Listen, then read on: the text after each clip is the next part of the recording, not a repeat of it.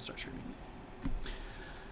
Hello and welcome everyone to another exciting session of Platinum Watch. I am your ever-present DM, WalkmanEXE, and it has just now occurred to me that I did not post this link in any of the places that I can normally post this link. I should go do that right now.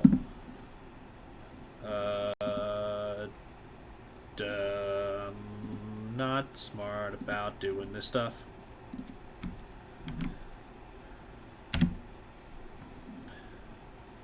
Yeah. And, we have a Discord server, BT Dubs. If you didn't know about it, we have a Discord server. So y'all should join that. I'm trying to remember where on earth to post stream notes in this other Discord, and I cannot remember. I'm just going to send it to them directly because I don't know.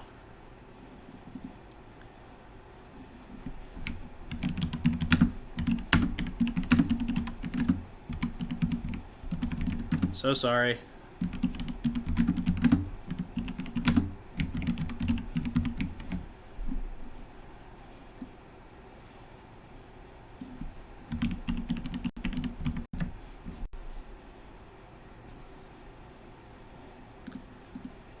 Anyway, while I'm waiting for a response, I will go ahead and get introductions out of the way.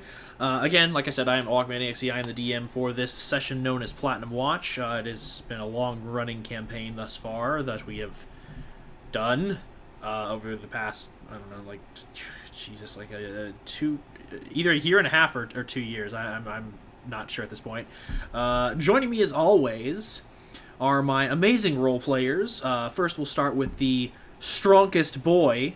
Well, I guess not technically anymore since Merrick drank that potion. But anyway, Avok Korik, our punchy boy, played by Red Beast 13. Hey, I'm not gonna lie, the monk. Heal me. Boy. I'm out of it today, I'm sorry. We all are. Then we have our druid boy, the nice, peaceful son who just met his mom last session. Zodiac Zach 19 playing Rando Mishorm, the elven druid. I'm not an orphan anymore, boys! Woohoo! You never were. We can fix that. Then we lead into the father of this orphan boy, Hawk Abridged playing Trappet, our high elven sorcerer. You were never orphan, boy. You've had me this entire time. It's a hard not life. Anyway, then we move into our newest addition to the party, not player-wise, but character-wise, Vex, playing his new character, Linsbor Reyes, the Artificer Ranger Deep Gnome. That's going to be a mouthful. I mean, I am also technically the newest player. Well, yes, but you've been in a couple sessions. It's not new introduction, but new character. But and then is he still muted? We'll You mean me? Yes, you. Yeah, I'm here. Then we have the not so ceremonious introduction of the strongest boy, Storm Sage 13 playing Merrick Gilder, the Blood Hunter Lycan, who is also a human. I took steroids, but don't do it, kids. Don't do it. The gold medal wasn't worth it. Don't do potions. Don't alchemy, kids. You lose an arm and a leg. Sadness. And sometimes your dad turns you into a chimera. Yeah, that's a fun time. We don't talk about that. That's a fun time, Zach. Anyway, The cow goes moo. The dog goes Edward. Sadness. Anyway, when we last left off, the party was still in the middle of their socialist session activities, getting ready for the Four Elements rally, because this has taken way too much time. But that's what I get for trying to organize a large-scale event that I didn't think through when I was planning it initially. But that's okay. It's a learning process, and kids, you learn by doing.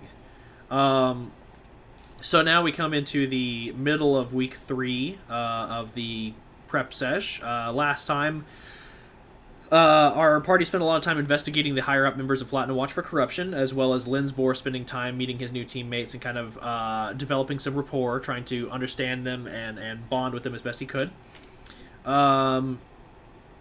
Trap it through a illustrious party that ended on a bit of a sour note when someone lost a toe. I'm not going to name names, Avok. But you know who you are. All of that blood got in the turkey. And then the rest of the time was spent primarily doing research and recruiting. And Rando spent that time discovering who his mother was and heading out to meet her. And we had a nice, emotional, heartfelt bit at the end of last session. It was beautiful, and I love it, and it completes me.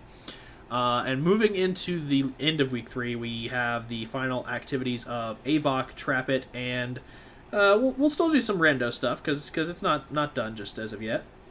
And then we'll move into the intermediary period, where Avok is going to be taking his Mark of Mastery test to get his true Keyblade Master certification.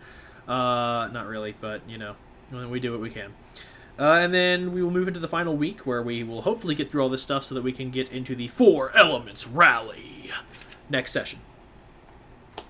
So, when last we left our party, of course, they were all scattered to the winds, and so now we shall resume upon their activities, and we shall start with none other than Avok once again investigating the good Sir Altus Bronwyn for marks of corruption.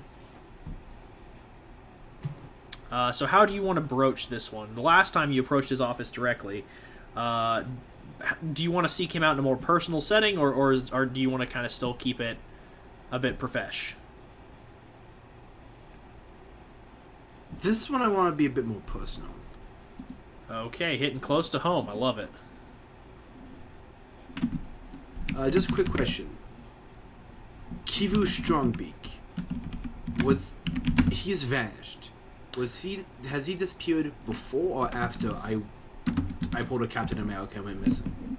Before you froze yourself in an iceberg, Was he still around before I died? Yes. Kind of. He was on a mission, more or less.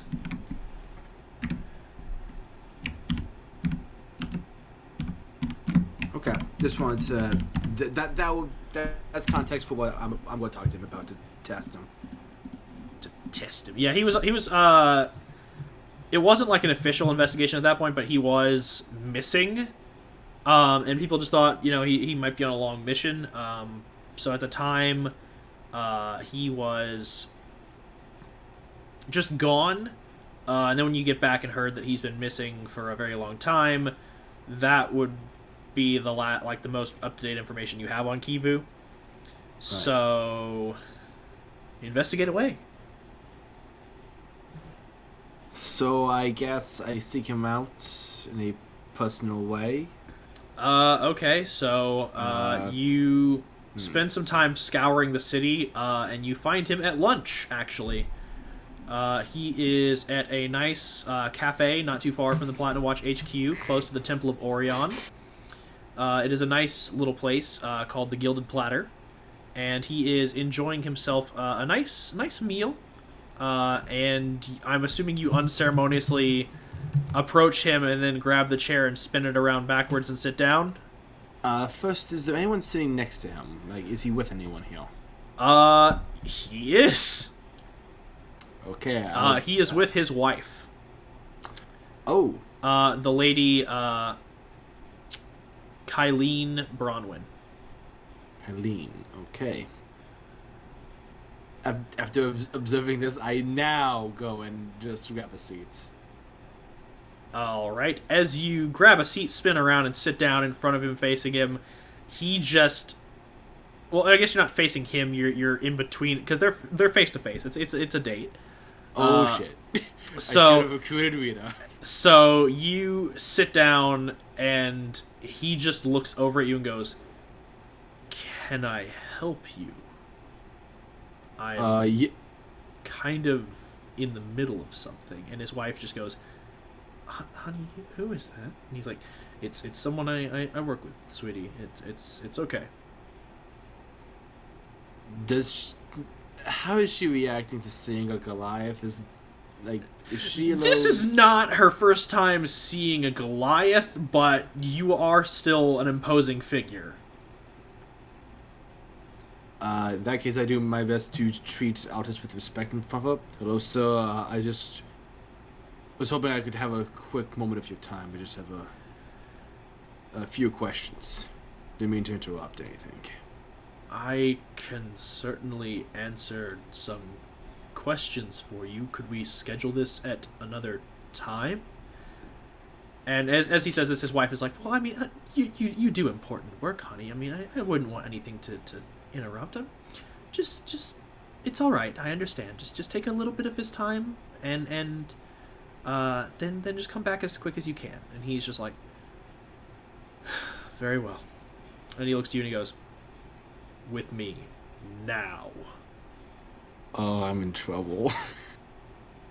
And he kind of leads you away from the restaurant, kind of in the alley off to the side, and he goes, I'm going to ask you just one time, Mr. Korik. What the fuck do you think you're doing? I am very sorry, sir. I didn't... You're sorry. I am. I'm sure that makes up for everything. And intruding upon my private moment with my wife and spoiling our food. I'm sure that a simple sorry fixes all of that. Well, it's all I have to really offer. Fair enough. What do you want? So it's been 30 years since I was... Just a few questions. I've been having my own difficulties readjusting since what happened. I can see your manners need to brush up. Touché. Well, out with it. Let's get these questions answered so I can go back to enjoying my dinner. Lunch. What happened Fuck. What happened to Kivu? I've seen Voss, I've seen Gareth and Janice, and when I left, I thought that Kivu was like on a mission or something, but since getting back, no one seems to have even acknowledged him. Lost in the line of duty. Lost? Lost how? He's dead. I understand what it means. I'm asking how. Kivu, all of you are renowned warriors. You're the leaders of Platinum Watch. You can see, like, as he's recounting this, his hand is shaking. And he is not meeting your gaze. This is clearly upsetting him. So, if this is a painful memory, I'll just escort myself out. I'm sorry. I don't know what happened to my friend. All I know is someone took his life, and that person is still probably walking this earth, and we have not found them. And that is inexcusable. I'd just like to insight check him. Sure. Okay. Just, trying to get a vibe of that he didn't do it, doesn't know who did it. Okay.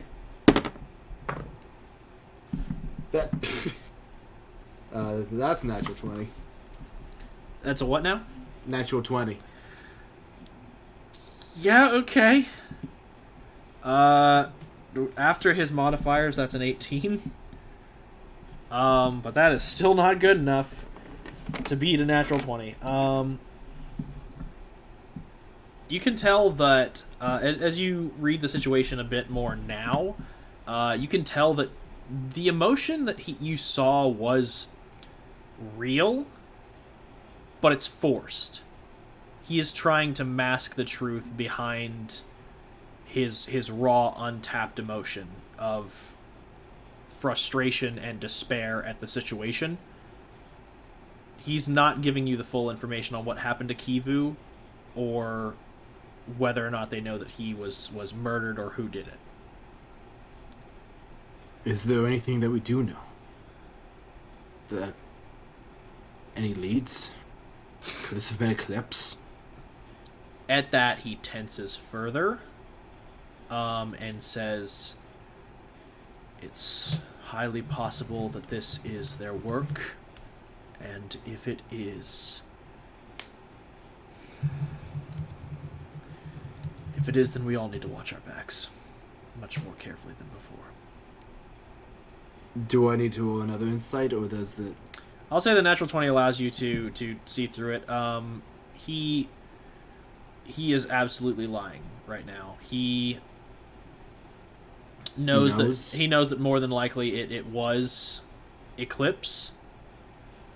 And that he is more or less, you can tell that even in this situation, even in this kind of relaxed setting with his wife, you kind of think back a moment on how he was treating the lunch, and you can tell that even while he was eating with her, his guard was up.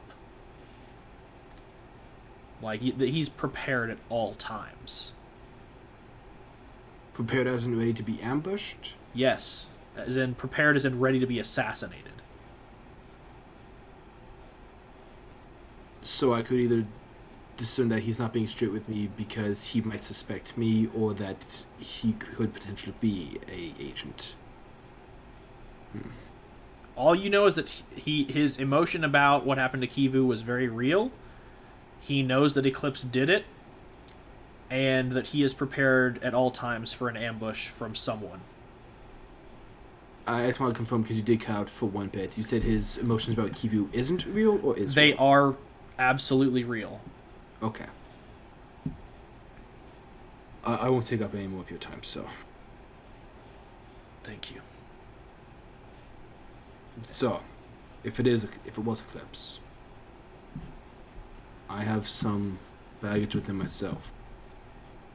If I learn anything, you will be the first to know. Thank you.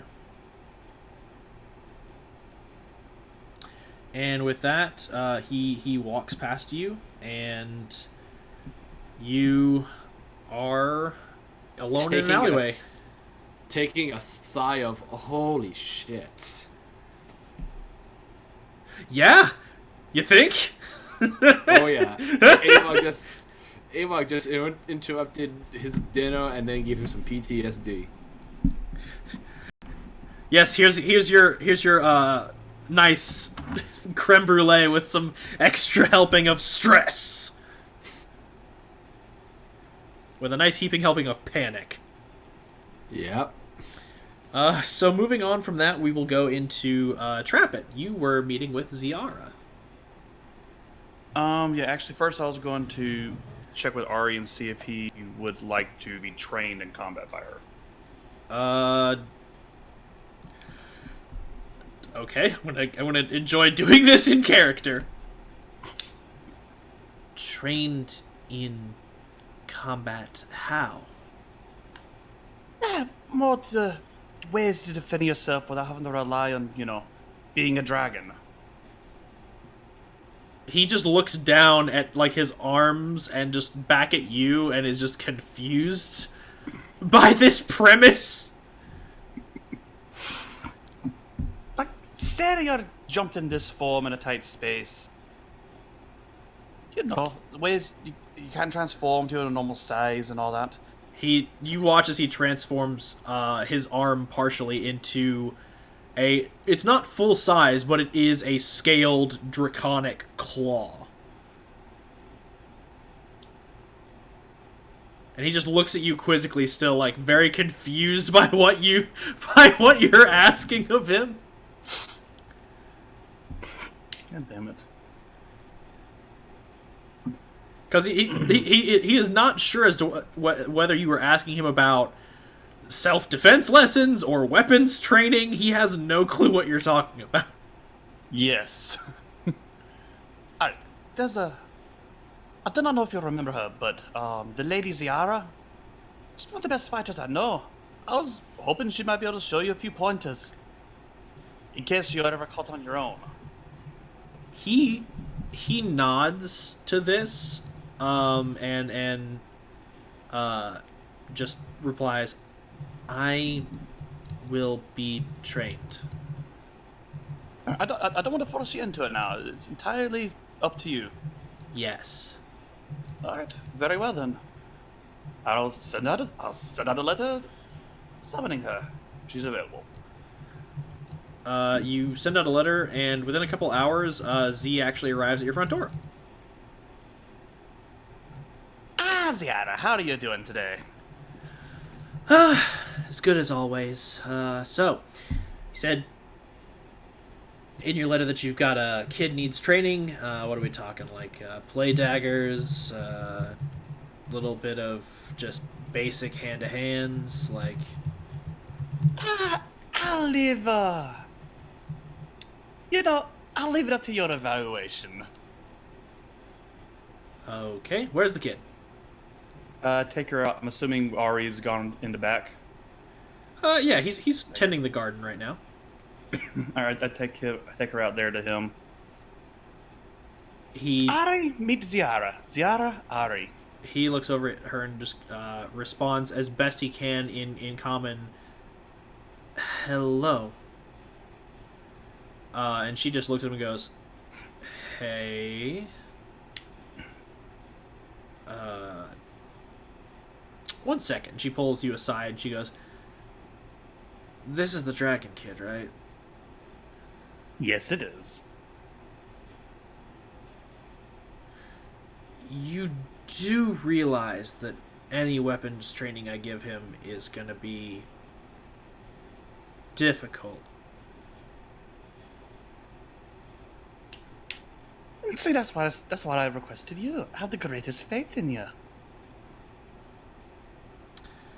All right, I'll try not to kill your adopted offspring. And she turns around and goes, "All right, kid, let's start with daggers and work our way up." And so you watch as Z teaches him some just basic knife techniques, like how to hold your dagger, how to approach an opponent.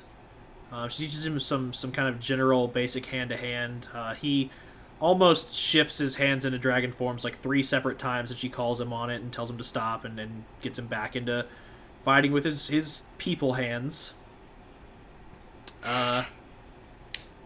And she teaches him just kind of like the basics of knife play. And then after that, she tries to get into the more advanced techniques, but Ari has some trouble kind of grasping them. He's not the most dexterous individual. Right. So she, like, as she teaches him just kind of like how to throw a knife, he's having some issues, so she kind of just leaves him to it and comes over to you and goes, "Okay, so seriously, why are you having me train the kid? He is, like, he could easily turn into a giant thing and, like, probably kill, I don't know, your other son." Well, I mean, most things could kill Rando, let's be honest. Well, I mean, technically he could probably kill you too, but...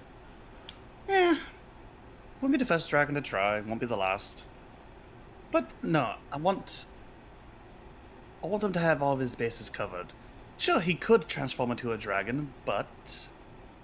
what if there is something preventing him from it? We live in a very strange world. For all I know, there's a spell that can trap a dragon in a form. Wouldn't put it past Rando. magic. Yeah, Rando knows how to fight. I trust him in that regard, at least. He's a good boy. He has bad judgments, but a good boy. Ari's good as well. I want Ari to be safe. Safest he'd be is in that dragon form. I agree, but again, as we just said, sometimes you can't really tell about magic. Yeah, well, having him stay in that form, she points to his mortal form as he's still trying to throw a dagger, probably not the best learning tool.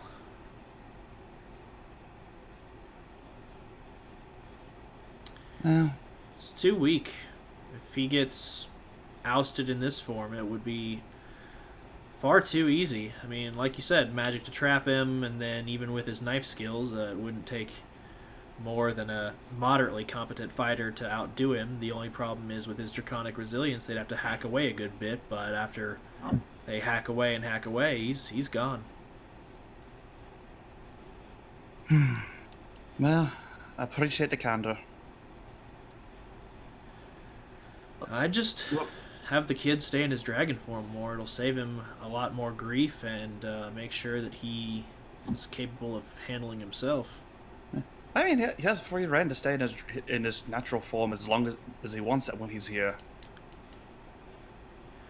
Yeah, well, I can tell that he's trying to build relations with you and Rando, which I admire the kid for, but sticking into that form isn't going to help do him any favors for diplomacy if one of those diplomats is wanting to put a knife in his back. True. I'm also especially concerned now because, well, after the incident with Marianne, I'm a bit worried about the Eclipse group. I wouldn't worry about him too much. Well, what makes you say that? Well, I mean, if they wanted to kill you by now, they would have done it.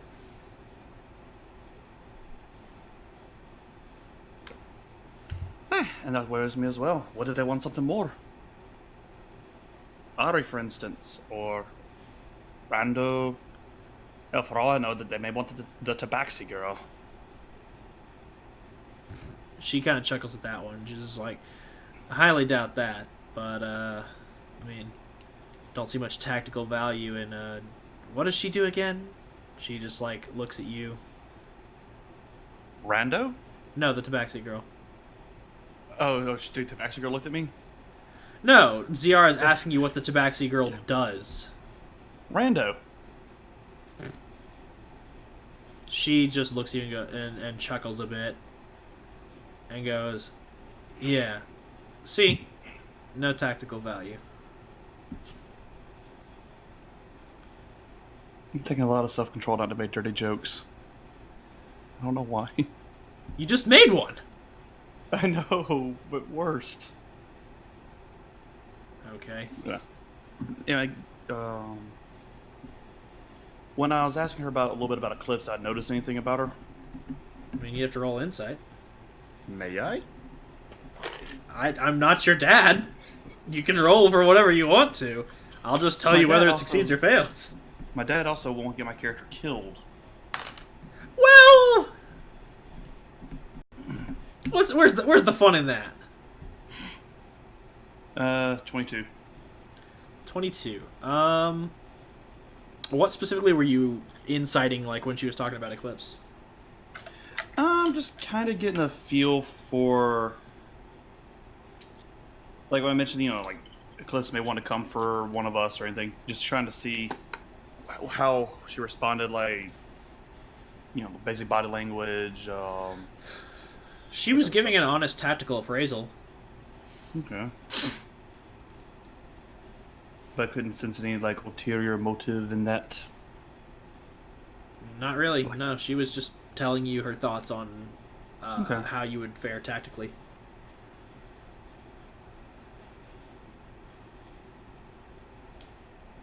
Trying to think of anything else to ask her. I have another question for you, actually, while we're on the subject. Yeah, what's up? Do you think there's...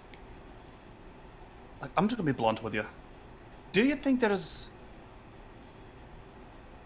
any way someone from Eclipse could infiltrate Platinum Watch? Oh, yeah, absolutely. I don't trust a lot of people. She looks at you and is just like, oh, yeah, absolutely. Organization as big as this wouldn't be hard. Do you have anyone in mind? I mean, where do I start? Hold on, I'll get a pin. I say, joking. she goes, well, I mean, we've always recruited shifty people, so it wouldn't be hard Aye. for a Present member of company Eclipse. Yeah. It wouldn't be hard for a member of Eclipse to, say, infiltrate a prison or already be a prisoner and do their best to prove their worth at Platinum Watch and get recruited. Or better yet, they could be someone who, like through the other methods, either someone of merit or someone who takes the entrance exam, and they could just hop right in. I mean, there's some background checks that go into everybody, but you scrub that hard enough, I mean, it'd be hard to catch someone without really knowing who to look for. So, I mean, a bunch of people in our organization could be working for Eclipse, or it could be nobody. It's kind of hard to say. Hey, but do you have anyone specific in mind? Like, say...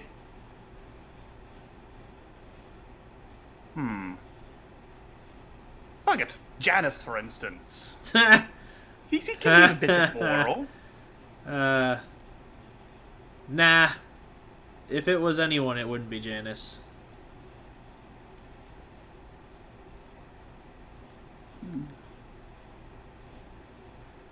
Why do you ask? Do you think I'm an Eclipse? Secretly Maxine, I see.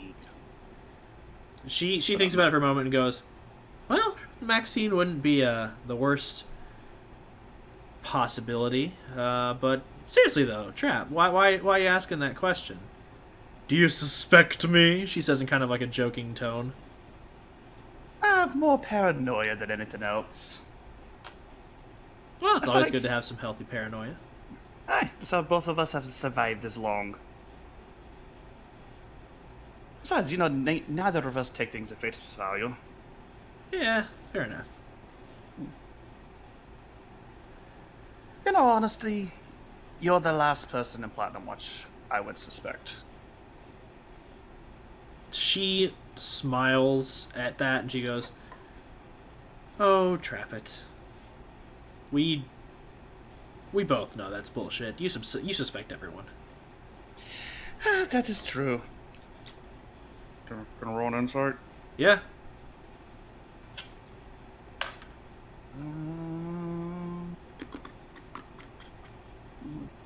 I need to just keep that pulled up, I think. 19. She honestly wanted to know if you suspected her. And when you said that you were that she was the last person you suspected, her guard went up immediately. It's weird because that's actually not Trap and lying either. Oof. Oh, I know, but she thinks you might be. Which is why her guard went up. An honest Trappet? I know, right? Crazy world. That is worrisome. What do you think I should do, guys? Well, you still have one more day to investigate, technically. Kill her now. Kill her. Just look over. Alright, do the thing! What are your plans with her blood? Was it like Vicaris? Like Game of Thrones. Jesus. Well, I appreciate your candor. Least I could do for an old friend. She pats you on the back and stands up, and she goes back over to Ari and continues training him. Alright. And we are going to move into the next day, where you were going to do some research on Pandemonium, and Avok was going to look into Voss. So, Hawk, I'm just going to go ahead and have you roll another history check. Or, actually, we'll have you roll an investigation this time, because you've rolled a crap ton of history on this subject. That is true. Investigation 21. Okay, I will get to your new information after I deal with Avok and Voss. So, Avok, you were confronting Voss. How do you wish to proceed? Well, first I'm going to give him the bad news that we can't bring him. Oh, yeah, that's...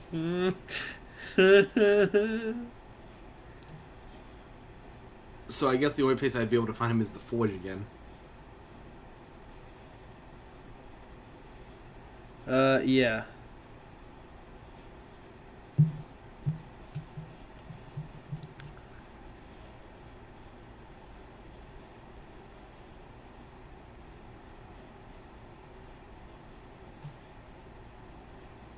Hello? 1 second. Just got a notification from Twitch that someone logged in with my password.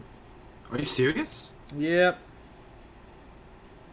Shit. Oh, shite. Fucking change them keys. That's what I'm doing right now. Too fast. Alright, guys, I have a new plan, by the way. We just kill all of Platinum Watch's higher-ups. Okay. Blood hunters forever. Are we gonna start with the fucking Get Me Gun King? We're gonna start with who? The King? Well, the Emperor. No, not him. Just the people in Platinum Watch. Okay. Or, hear me out, we go find an uncharted part of land on Volta. We corner it off and say it's ours. We run our own kingdom away from this bullshit. Our own independent state. Yes. We just go with a flag that says, mine. Welcome to the country of mine.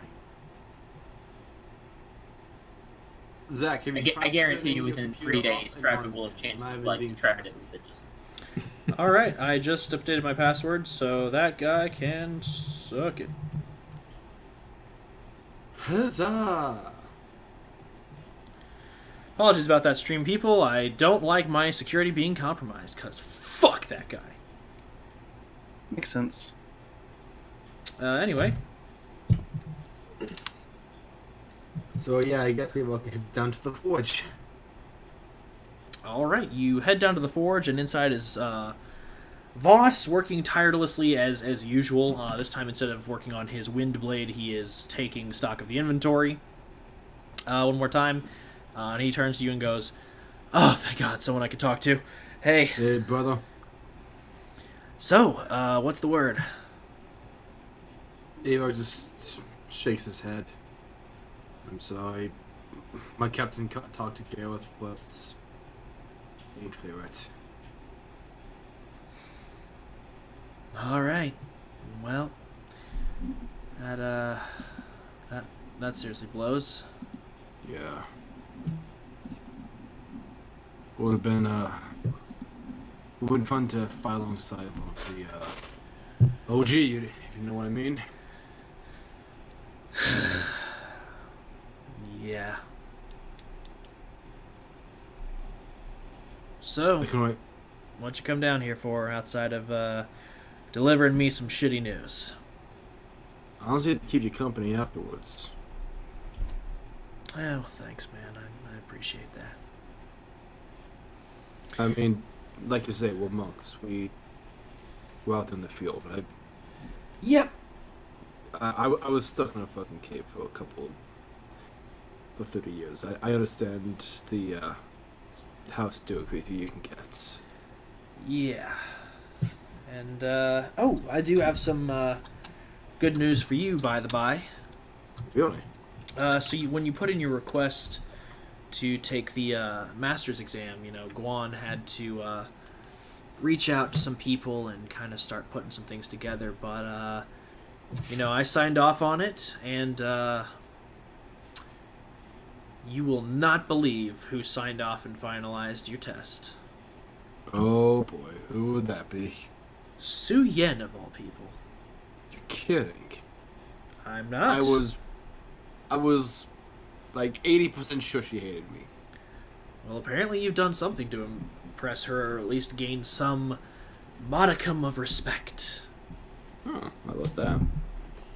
Indeed.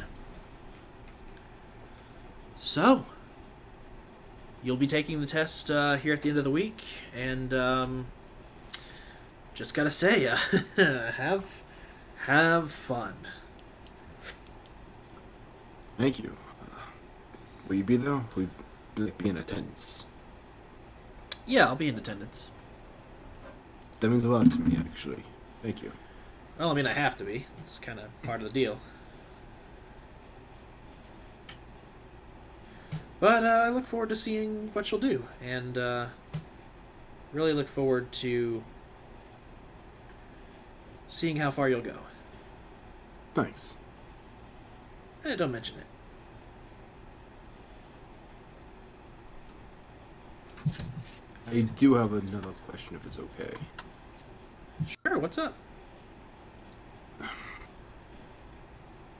mean, it's no secret that when I was first brought in, I was kind of a big fan of you guys.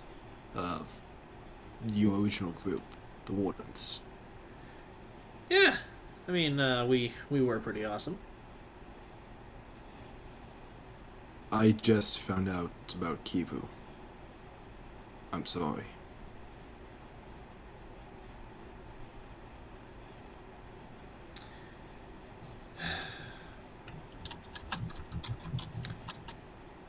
So how much did you find out?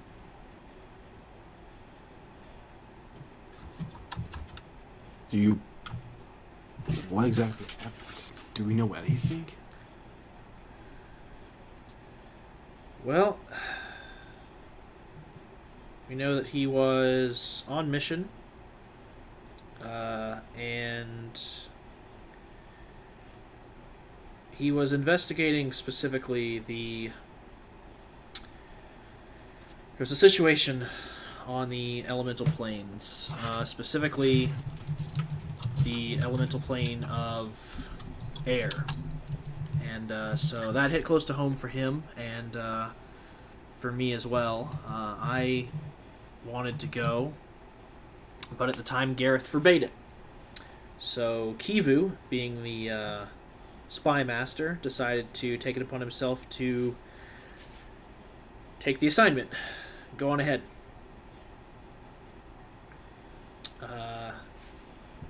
And, well, he went on out to the plains, and that's where we lost contact. We expected him to at least check in once he got there, or once he found what was going on, but we heard nothing. So for a while we waited. We were patient. Then we sent out some teams to investigate. And at first they didn't really find anything in the areas that he'd been staying, or that he said he was going to go to. Then we found, not too far outside of his home village, Aircroft, a bit of a struggle. We recognized some of the gear as Kivus. We kept investigating the area, asking around, seeing what we could find, but the most we got is that he was attacked by strange figures in black, and that's about all we were able to recover. But no body. Just a lot of blood and a lot of feathers. All you find was his gear. He could still be up there. We've been searching for nigh on 30 years, Avok. You'd think if we would have found something by now. But you guys didn't find me. It's possible. Eric Hokra don't live that long, and you know it. Even if he did survive for that time, he would have died of old age a long time ago. I'm sorry. He's dead.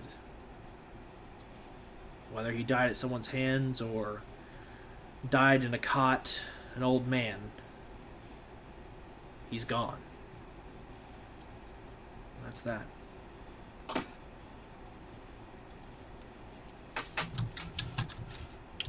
Do we know anything about these figures in black? Sounds like Eclipse to me. That's what Gareth thought.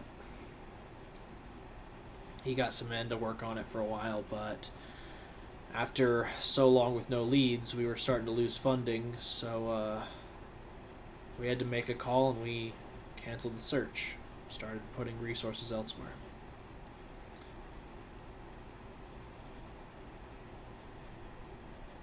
What do you think? I think whether it was this eclipse or a rival tribe or group of sky pirates. Either way, it's too unfortunate. Electoral insight now? Yeah, go for it. That's okay. Plus my modifier. Insight plus 8. That's a 24. Okay.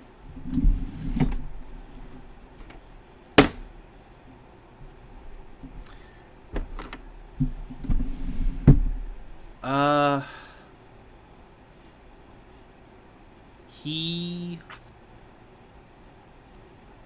isn't telling you the whole truth. You can definitely tell that the investigation may have uncovered more than he's letting on. But you can also tell that he's wary of you.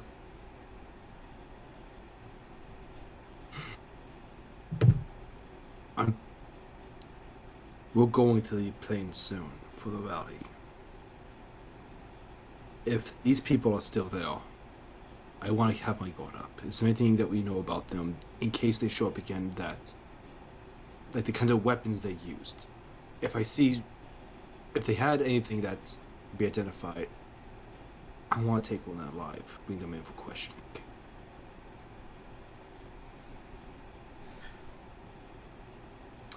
He turns and he goes deeper into the inventory vaults.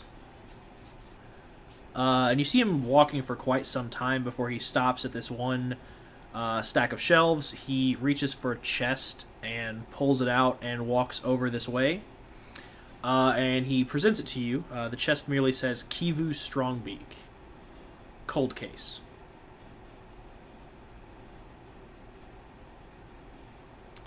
I take it. He hands it to you and he goes, "That's all we recovered from the scene. All of Kivu's gear as well as whatever we could scrounge off the attackers. So this is everything we've got. If you think you can turn heads or tails of it, I'd appreciate something."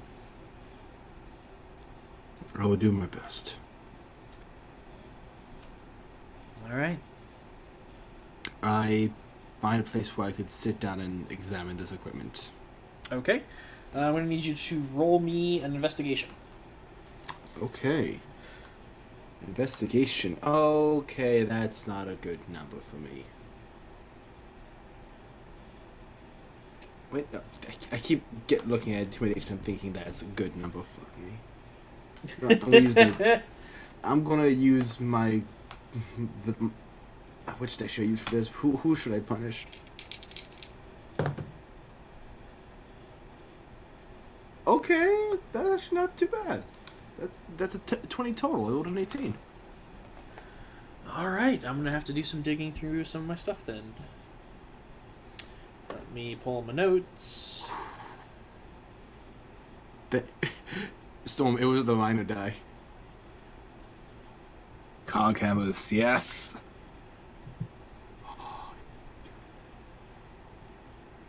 Trying to remember desperately where I stored this information. I found a handwritten list of all Eclipse agents in Platinum Watch.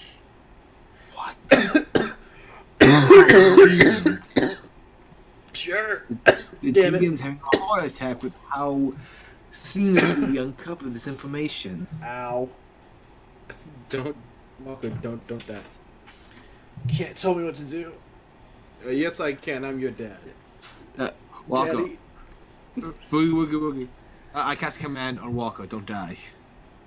Don't you Lelouch v. Britannia me, you bitch. Yeah. Well, Rando, you're about to lose your mother again. Yeah. If the DM dies, you can play her. What the shit? I had this written down. This is actually starting to frustrate me.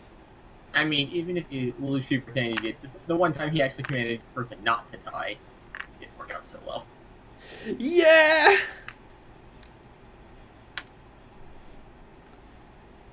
Okay.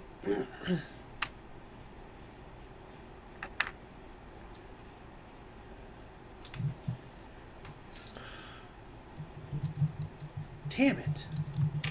Did I store it here? You got this, Walker. I believe in you.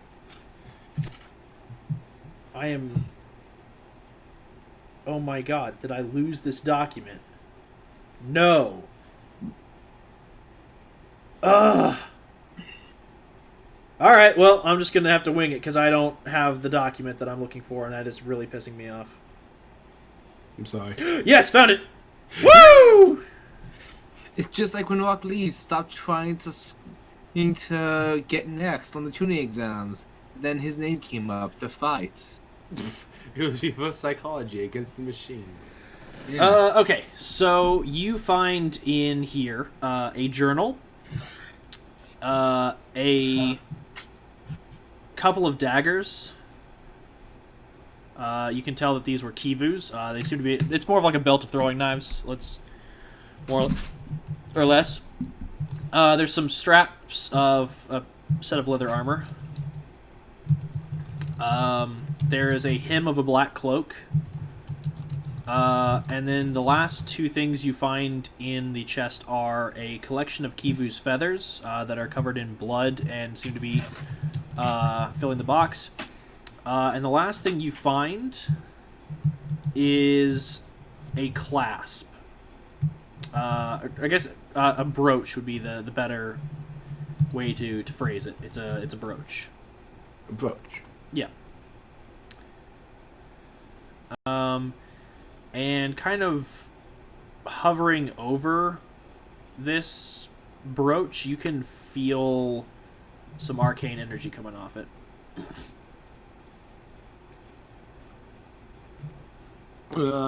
Boss. Did we get anyone to identify this?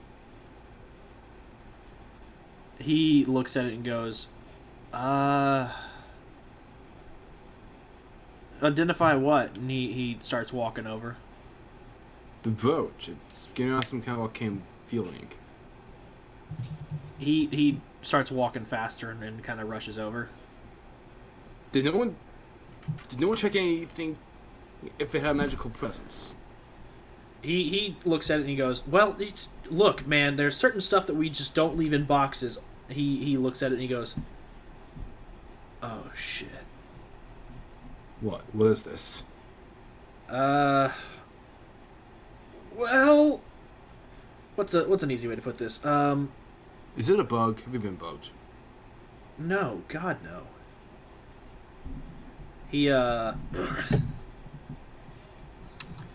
He reaches into his pocket, and you see him pull out a small blade. And he goes, each of us, we kind of took some spoils of war, as it were, throughout our time. And that's one of Kivu's. You can tell that, I'll say this, not with your insight check you rolled earlier, you can tell that he's picking his words very carefully. Be straight with me here, boss. Did someone come after? Like, was this revenge?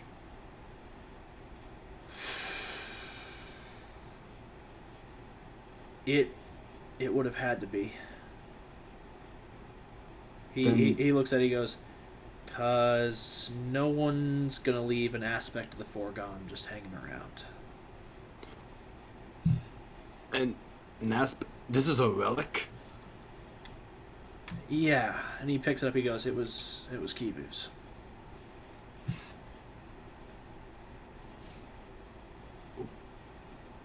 What does it do? Busting my balls on this one. No, I'm just kidding. He goes, okay. And he holds it out in his open palm. And he taps it. And in an instant, you see him. It's almost instantaneous. Before you was Voss, and then in this instance, he is suddenly gone. And I don't mean like invisible, like there is no trace of his presence at all. Boss. I just wave my hand through where he was. There is nothing there. Okay, this is an item.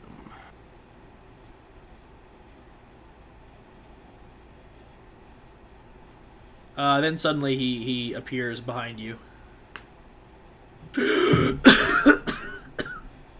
What? What? Would you? What? Not a lot of... Forgot to hold my breath. Not a lot of air in there. Now that well. What is this thing? So this is the Clasp of the Fens. And, well, it's a good tool for hiding. And he coughs a bit. And he goes, it allows you to more or less pull yourself inside of a pocket space for a short period of time. It is much different than invisibility, because this is... Let me break it to you this way, Avok. This is banishment that you control. You use this, and you banish yourself off this plane, but you are conscious of everything going on around you. You can see everything going on around you, but no one can interact with you. And you can control when you come back and where. Can you move? Oh, where? So you can move while using this thing? Yeah, it's a pocket dimension, Avok. You create it around the space you're in. This creates a 30-foot sphere of space where you can move freely and be unhindered. So, look at it this way. Kivu used this a lot when it came to getting around stuff that he didn't want to deal with. Paperwork, locked doors, the inside of a Titan. If you've ever wanted to see what happens when you watch a ogre suffer a heart attack from being literally punched in its heart, then this is the coolest thing ever. You could walk through walls with this. You could walk through people with this. I was literally just having fun. Well, fun is relative. I forgot that I couldn't breathe. But if I wanted to, and you see him touch it again, and he just vanishes from your sight. And then you feel like a weird sensation in your abdomen. And what you can feel, as far as you can tell, is the sensation of someone's index and middle finger caressing one of your kidneys. Stop it. Stop it. Stop it. And then you feel it no more, and he suddenly appears before you and goes, whew. Downside of it, no oxygen there, so you got about a very short window of time before you suffocate. Just gonna say, I could hold my breath for a while. Yeah, well, unfortunately this needs to be archived somewhere else. This should not be hanging around. Boss, hear me out. Do you think that whoever attacked Kivu was someone who might have been looking for that? Or... If they were, it would be taken. Yeah. But it's one of the relics of the foregone. Why wouldn't they take it is another question. Exactly.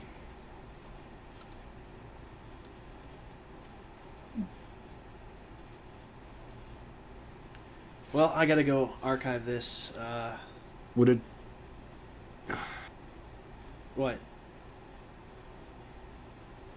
Would it be out of line to ask if it's possible for me to see if I'm worthy of such an item? My team has made enemies of Eclipse. I'm sure they won't be coming for us. If I can draw them out.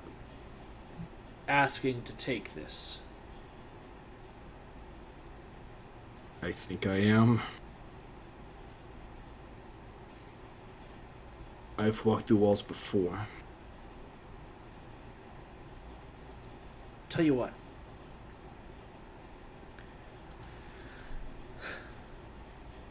That was filed away a long time ago, and we may have missed it, but here's what we're going to do. We're going to make a bet. If you want this item, and he holds it up in front of you, I am going to up the difficulty on your Mark of Mastery test. It will be harder than any other before you who has taken this exam. If, despite all odds, you can still complete your trial, I will give this to you. However, know that this will be an exceptionally challenging event. And if you fail, this will not be a simple slap on the wrist type deal, Avok. You will get hurt.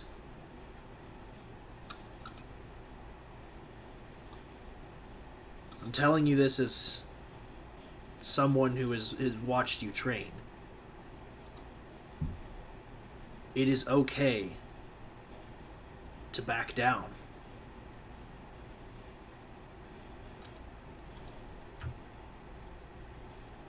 I like to insight check him. Okay, roll for insight. Oh, thank you. With a natural 17 plus 8, so that's 25. You can tell that he honestly doesn't want you to have this item. And that he is trying to... You know, I'm actually going to officially roll intimidation for him.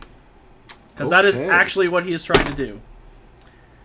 That is a 15 plus 6, 21. So you're going to roll a wisdom save to resist being frightened. So the DC is 21. Yep. My wisdom's plus 4, not proficient. I need to... Oh man, I'm going to have to roll at least a 17 in order to beat that. I believe in you, Avok.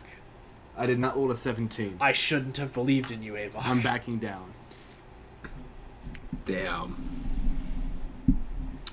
But with my wisdom, with my insight, did I get the feeling that he didn't want me to have it out of respect for Kivu, or did I get the vibe that there was something, like another reason he wanted?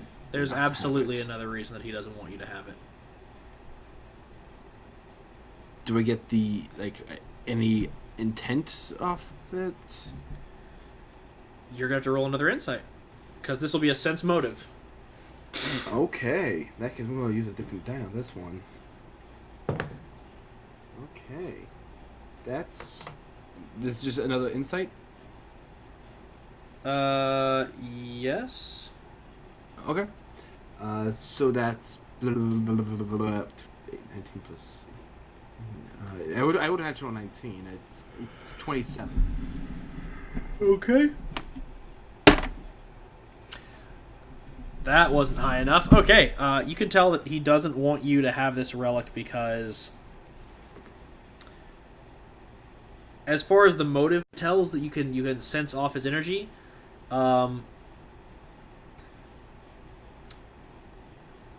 There's something he discovered when he used this relic that he doesn't want you to know about.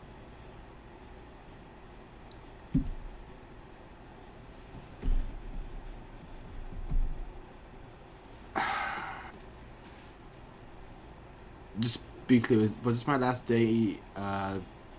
This Talk is to him? very much not your last day talking to him. I know, just because I lost track of the days, I want to ask. Yeah, this is your second day investigating him. Your third and final day will be on Sunday of week 4.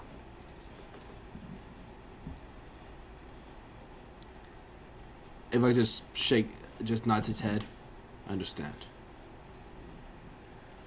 All right. Well,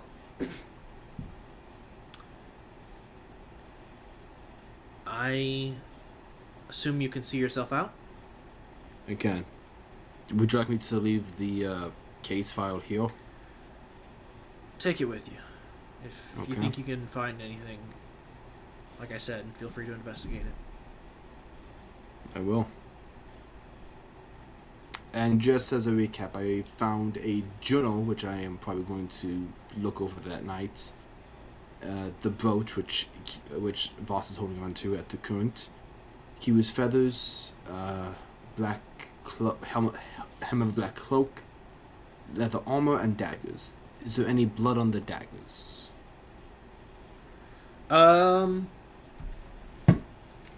There are some blood, but it's more splattered onto them, not like they were used to stab anybody. These knives are still in their sheaths. And the before I leave, I just ask, this cloak, we're sure it didn't belong to Kivu. Black wasn't his color. Okay. As I leave, I like to drink my potion of scrying. All right. And I like to scry on the owner of the black cloak. Because I'm using an item they held, they have a negative forward to the saving throw. All right.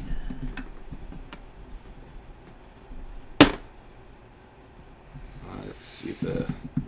I'm not sure. What they roll? That one. Okay. So this is fun for me because this works in one of two ways. Because you said you're scrying on the owner of it, correct? My intent was to scry on the person who was wearing it when they were... yes, in short. See, that's the funny thing about intent. Doesn't quite work that way. Okay. So your vision blurs a bit as you kind of stumble while carrying this case.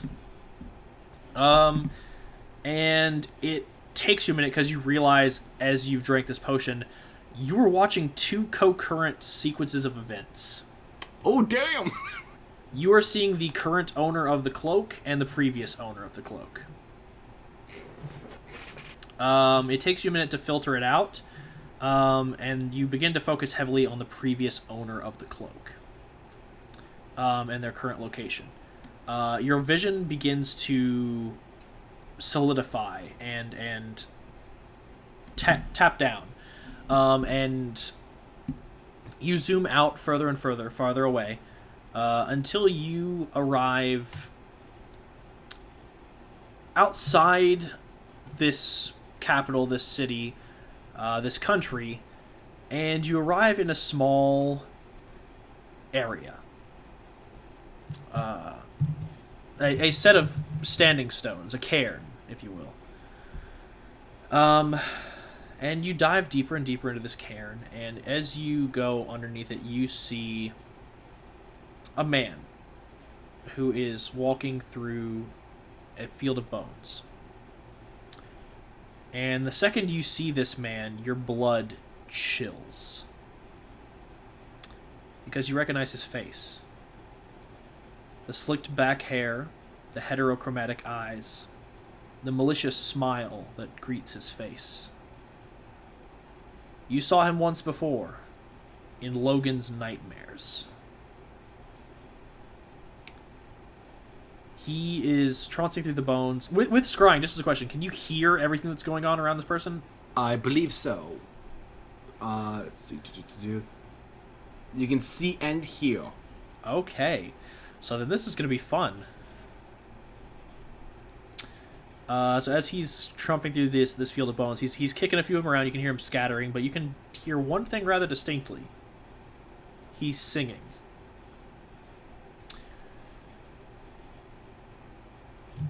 And it's less singing and more humming a tune, but he's vocalizing. He's just going...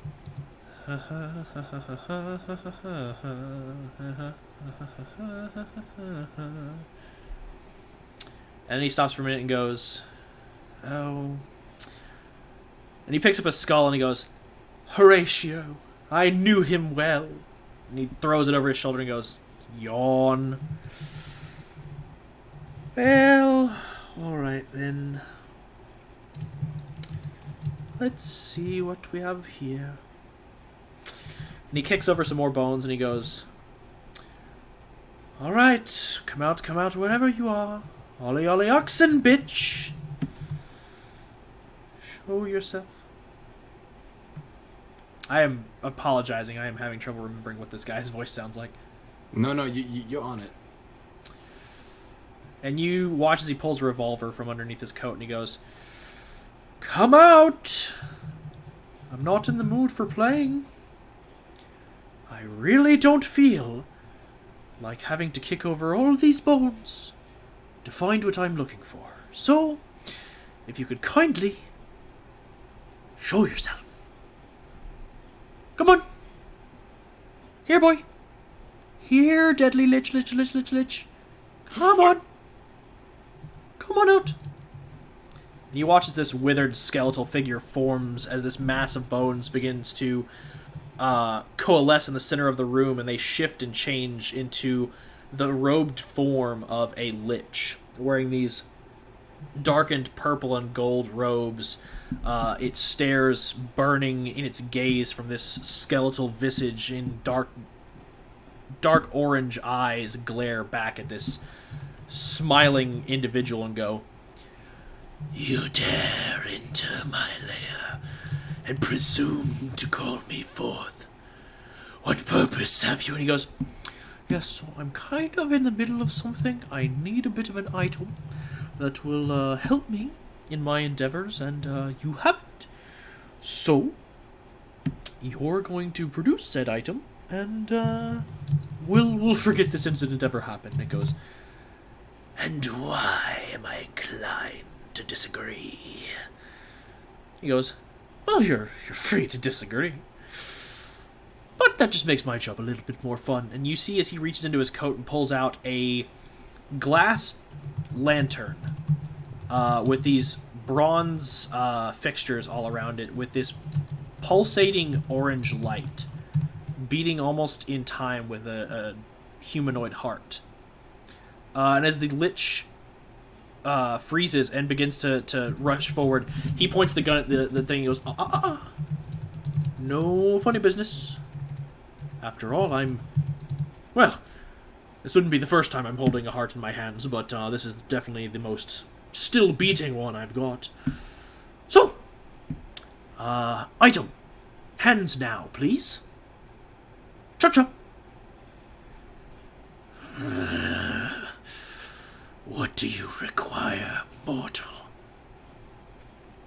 "Well, what I require is a warm bed, a buxom woman, a buxom man, and a nice vintage wine.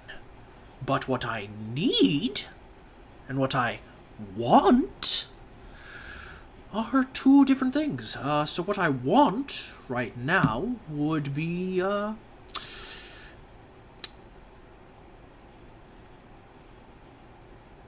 the key to the Zephyr Obelisk, if you don't mind." And you watch as the lich's face drops for a moment, and it goes, "What you ask cannot be done." And you see as he pulls back the hammer of his pistol, and the lich freezes and goes, Fine. No more bargaining, you shall have it."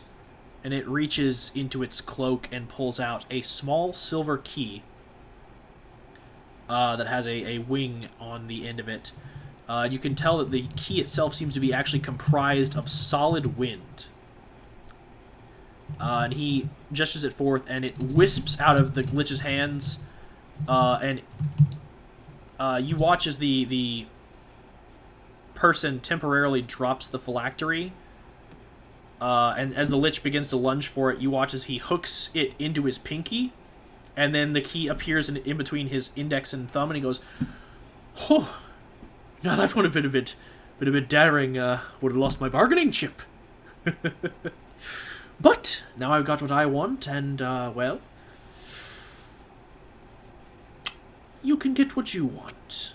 And he tucks it into his cloak, and he goes, "All right, here you go." And he tosses the phylactery high up in the air. And the lich rushes towards it, and you watch as he steadies his hand, aims clear, and fires, as the phylactery shatters, and the lich lets out a blood-curdling wail as it dissipates into ash and dust. And he holsters his pistol, and he looks at the Zephyr key, and he goes, "Great. Now, time to raid the rest of this dungeon." And he turns around, and you watch as a procession of other Eclipse agents enter, and he goes, "Alright, gents, you know the drill. Ransack the place. There's lots of magic items here, lots of gold, lots of knowledge, and I want all of it. So, get to it. Your lives depend on it. You know the drill. I will be in my tent with the buxom woman and man. Where's my wine of nice vintage?" And he just trumps off, and you watch as your vision begins to blur again as you then snap away from this image of the previous owner of the cloak to the current owner. Your vision takes you far outside this cairn of stones, this ruin, this country, this continent, this plane of existence. As your consciousness extends outward, you find yourself drifting through space. You see before you this mass of elemental energies clashing and colliding, smashing and being reborn. You see yourself hurtling towards the primordial chaos. And as you are about to enter its flames, you are yanked away and are pulled into a series of planes you find dancing in perfect harmony above this tumultuous sea of energy. And you find yourself on one that is full of floating islands and gusts of strong wind. Various inhabitants live here, of races you've seen before, wind genasi, air elementals, and you see as well tribes of Aarakocra, and you fly further and further and further towards the center of this plane until you arrive at a very small island. And in this island you find a central obelisk that towers into the heavens. And seated at the top of this obelisk is a small tower that seems to be broken, or at least eroded with the passage of time. And in it there are two individuals. You see a large black stone door that is sealed with arcane runes. And on the other side of the door, the main room of the tower, you see an old Air Genasi gentleman in these nice fine robes, and he goes, "The winds, they call in a different way today. So much tumultuous things happening in our world. So much chaos." And you see as he listens very closely for a moment, and then he turns and faces you directly, Avok, and you see that this Air Genasi's eye sockets are empty. And he has a single rune carved into his forehead, and he goes, "Yes, you are here. Of course you would be. The winds foretold your presence. Well, I guess you are here to speak with the prisoner.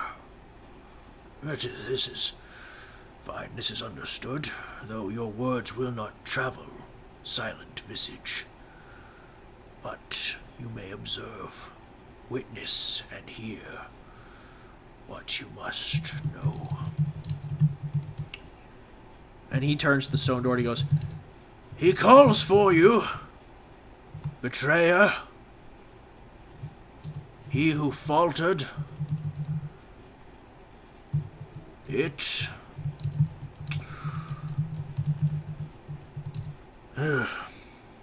is your time to tell your story. Go now, Spectre. It is your time to learn the truth."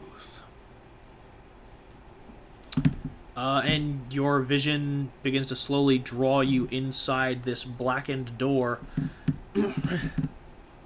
And you find yourself in a small cell. The only thing you can tell about this cell is that the cell itself is perfectly cubed and made of this blackened stone that you saw that the door was made out of for the cell. It seems that whatever this cell was, it was created specifically to house this individual, and that it was designed to be their prison. And as your vision kind of adjusts to this darkened space, before you, you see a single Aarakocra man, shackled to the wall itself, suspended there. He hangs with a set of tattered leather armor and a blackened cloak that he has wrapped around his body. You see as he looks up in your direction, you can tell that he can't see you, because of course this is a scrying spell. But you immediately recognize the face of one Kivu Strongbeak as he sits in his prison. And as he opens his mouth to speak, your vision fades. Damn it! And you are gone from that place, back to the material plane.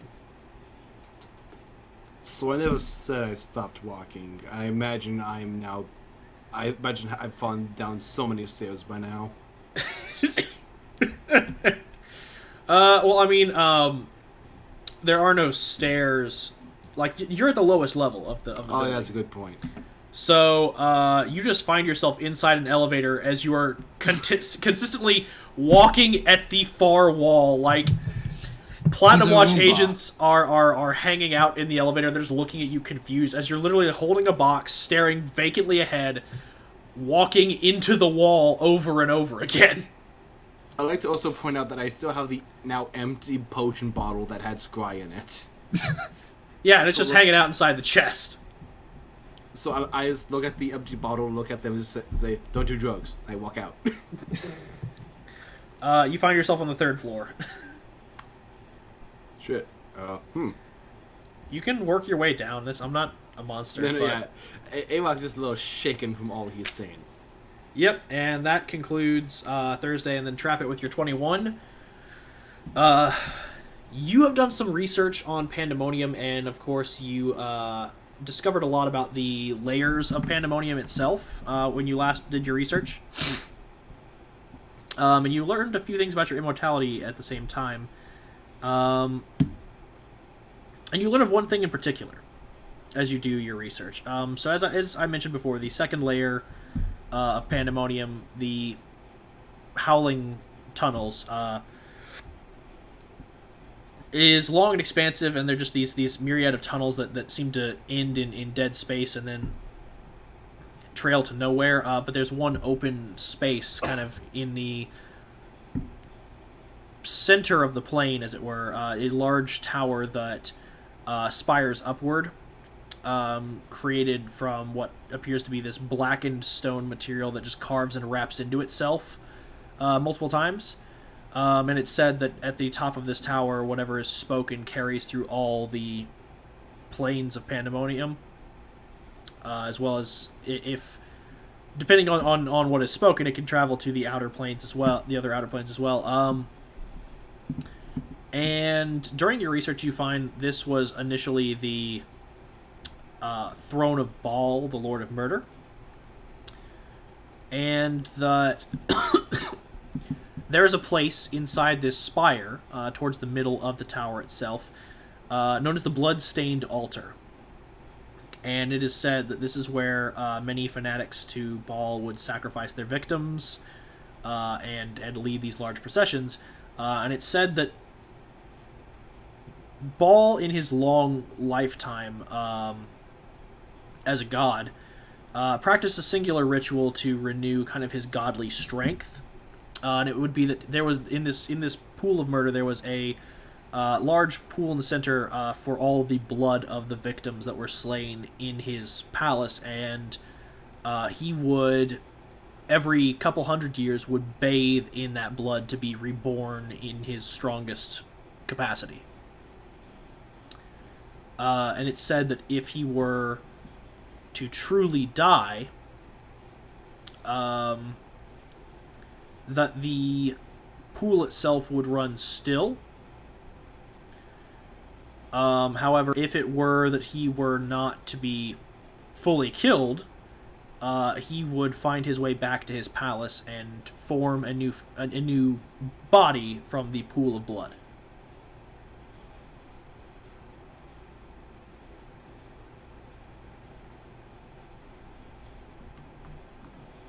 Does that assist in your researches, sir?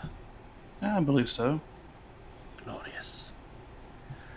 So we move into Friday. I realize we have taken a lot of time on some of this shit. I'm sorry my scoring kind of slowed things down for everybody.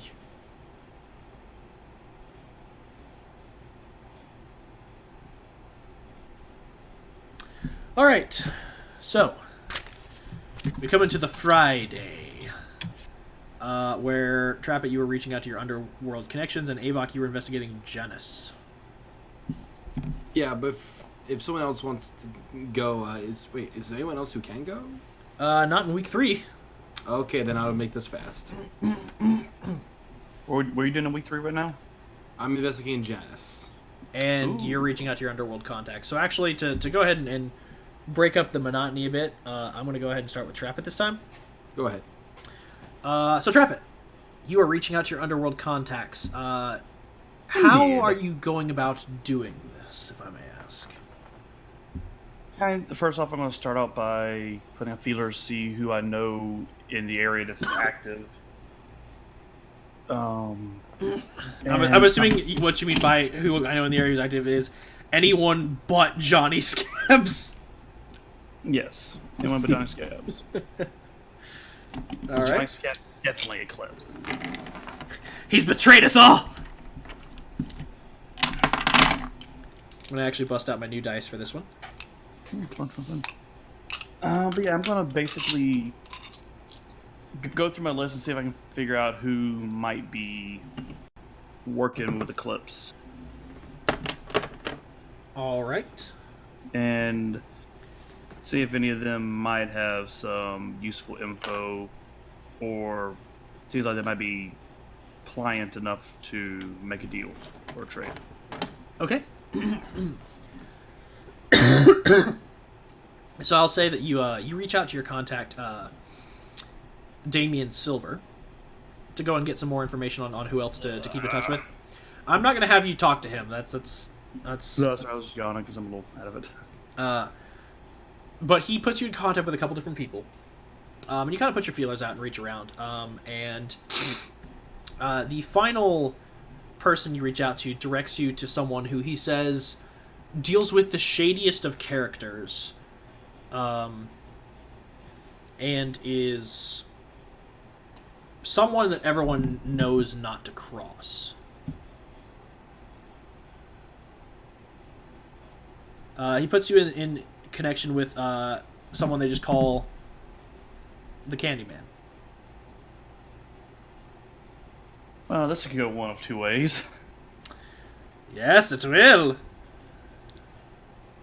Either the Candyman, either get, the Candyman can, cause he mixes it with love, makes the world taste good, or I've come for your soul, Barbara.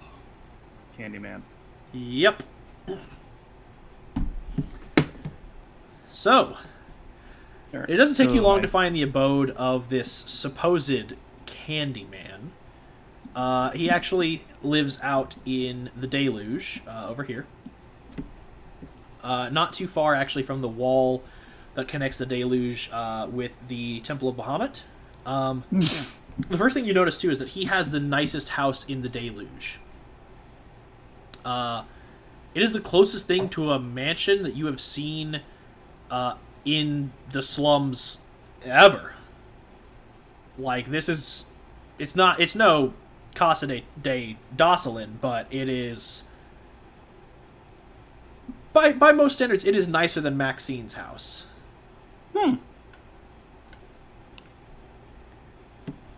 it is a sizable house with a nice bit of decoration and accoutrement, and it's got this very delightful garden as you approach. You actually find that there are a collection of lawn gnomes, and I don't mean like the porcelain kind. I mean like his actual entire lawn staff is comprised of gnomes. They are tending to his entire collection of flowers and rare plants and his koi pond.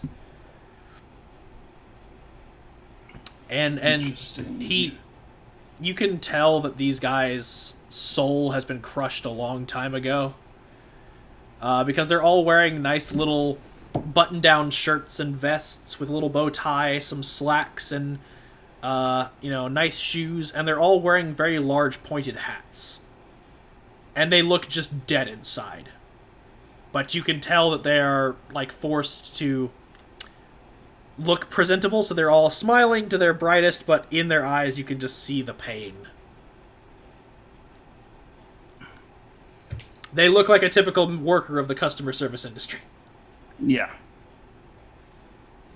And as you approach the house and knock, you are greeted by a kindly old human man in a very nice button-down suit, and he's kind of got a towel wrapped over one arm, and he goes, How may I assist you, sir? How's directed here, perhaps do a little business. Of course. What type of business do you wish to do today? Are you dealing in more plants for the garden? Are you restocking the koi pond? Did the taxmen send you? I'd never be caught dead working for the taxman. Oh, thank God. Please come inside, sir. Ah, lovely. So, what is your... Yeah, and he welcomes you and he closes the door behind you and goes, So what is your trade, sire? What do you see? I'm looking for... dealing in the sweets, perhaps, if you catch my meaning. Confectionaries, sir? Candy. Yes, quite. We like our sweets around here, sir. I will direct you to the master. Perhaps lovely. you can discuss confectionaries with him. Very well. Thank you, sir. and he leads you through this room, off to the left, through the large kitchen hall, and leads you off to a private study. And he goes, Now, before you enter, sir, 3 rules. Do not look the master directly in the eyes for longer than 5 seconds. Please make sure that if you help yourself to the brandy, you fix the master a glass. And thirdly, for the love of God, whatever you do, don't reach for a mint while the master is reaching for a mint. We've had far too many a guest lose a finger that way. What was that last one? I cut out. Don't reach for a mint while the master is reaching for a mint, or a candy, or a pastry. Just, best put, if the master is taking interest in a sweet, take an interest in the opposite sweet. We don't want you losing any ligaments. The master can be... Well, he doesn't look before he bites.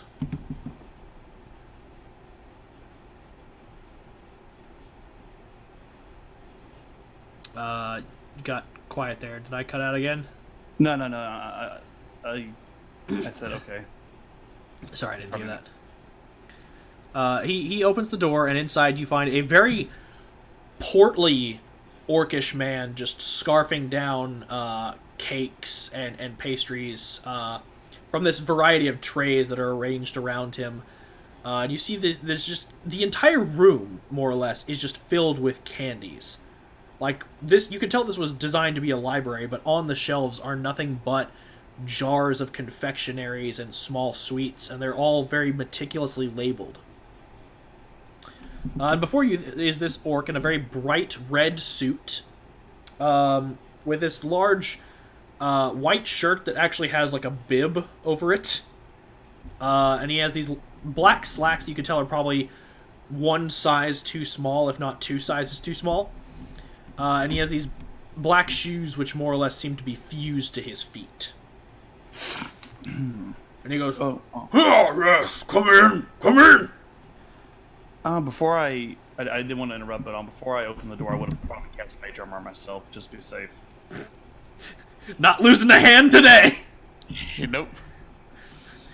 Need that +2 to AC, bitch. I mean, he's not gonna fight you. If he does, I'd be impressed with him. You might roll over on top of me.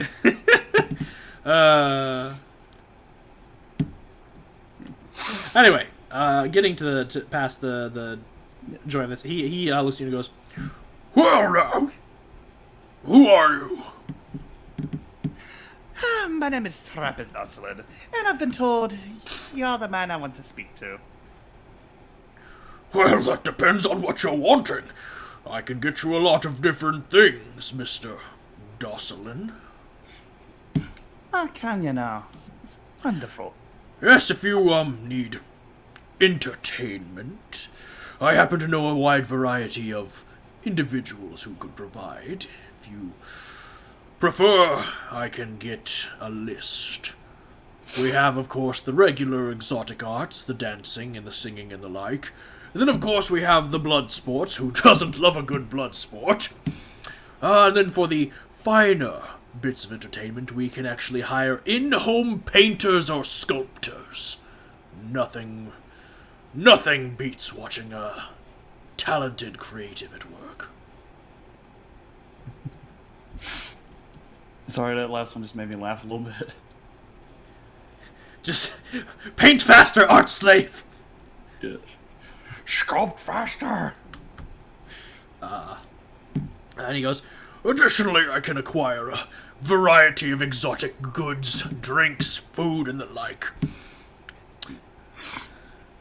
And if you need something a bit more off the record, I can acquire a variety of different relics or items of interest, depending on your fancies. But tell me,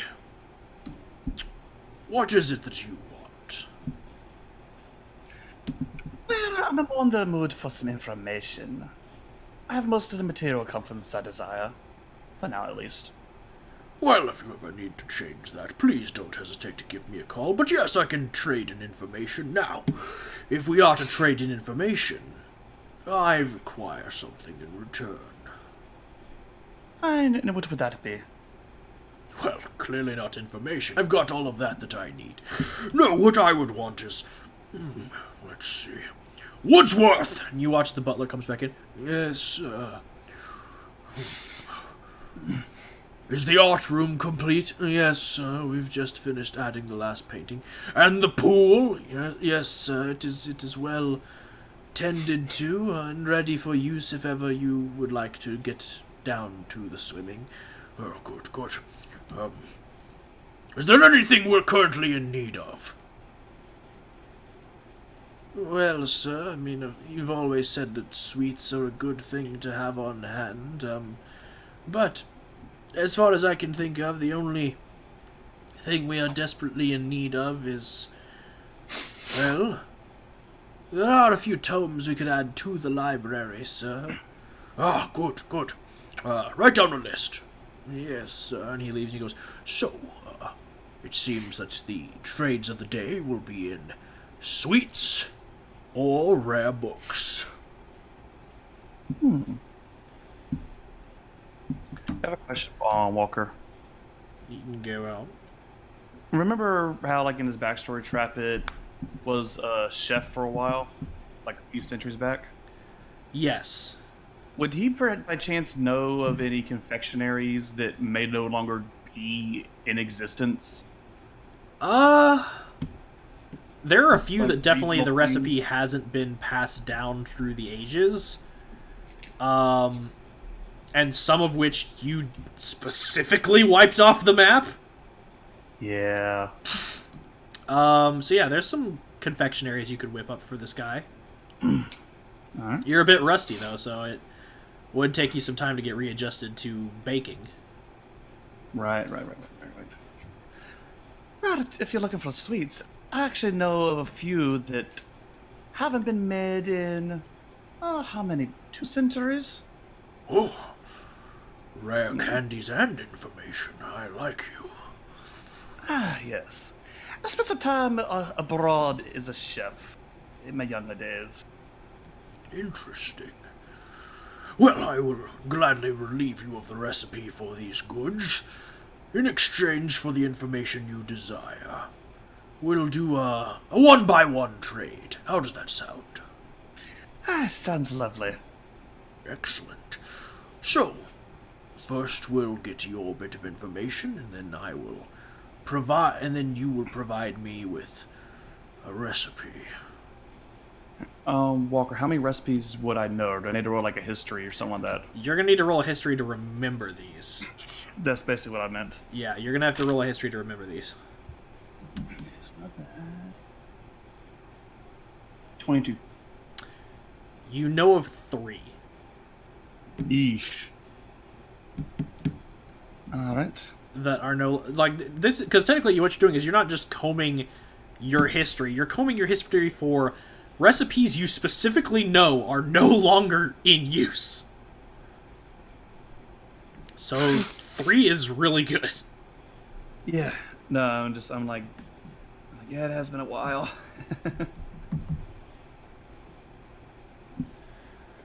So he's just like, very well. What would be the first piece of information you would require? Well, first of all, I'd like to have. I would like a list of names. Very well. I can do names. I would like. Yes. My apologies. Good. No. Proceed. I'm listening.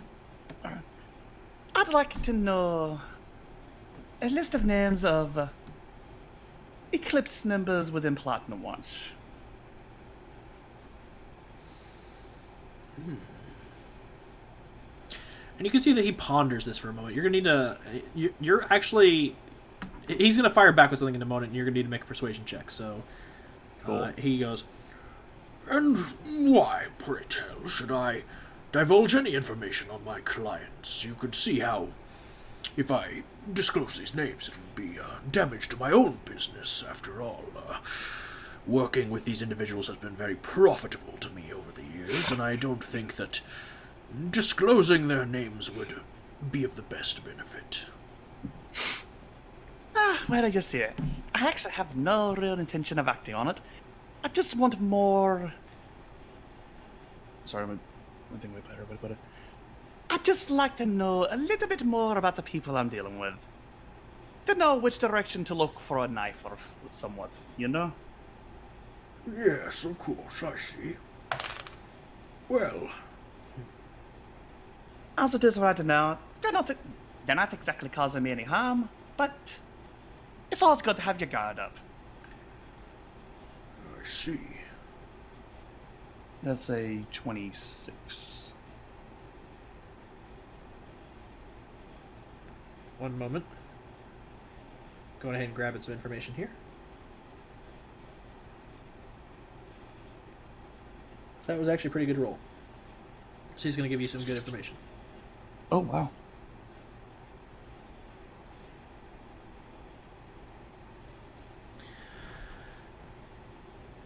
Very well. I shall disclose the information. Now, there are some beneficiaries that I must keep out of the light just because, well, it would be my head. But of course, we're both professionals here. But yes, I shall comprise you a list of names of agents that I know to be on the take from Eclipse. These will all be lower-ranking agents, those below the rank of 3.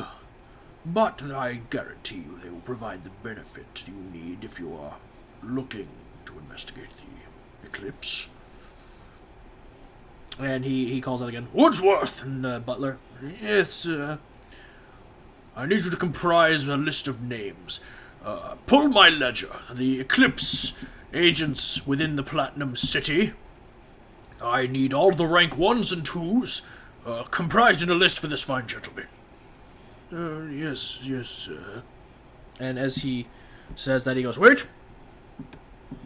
Before I get too offbeat, I pull the other ledgers as well. We are not unfair people here. Pull the ledgers of all agents within Platinum Watch throughout the continent of Volta that are ranks 1 and 2 involved in Eclipse. Yes, sir. And transcribe the list. Transcribes the list and, one moment. And he looks to you and he goes, If I were to give you locations, how many recipes would that net me?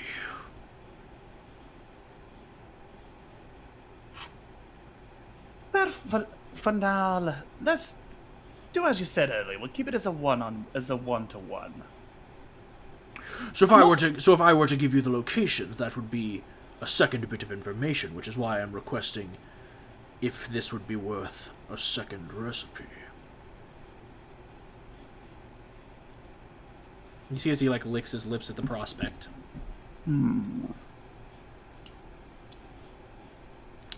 Me debating something. You can try and roll persuasion to haggle him down, but you have to roll really well. I actually got something I might be able to do. Walker, would Trappit have written any of the other recipes down over the years?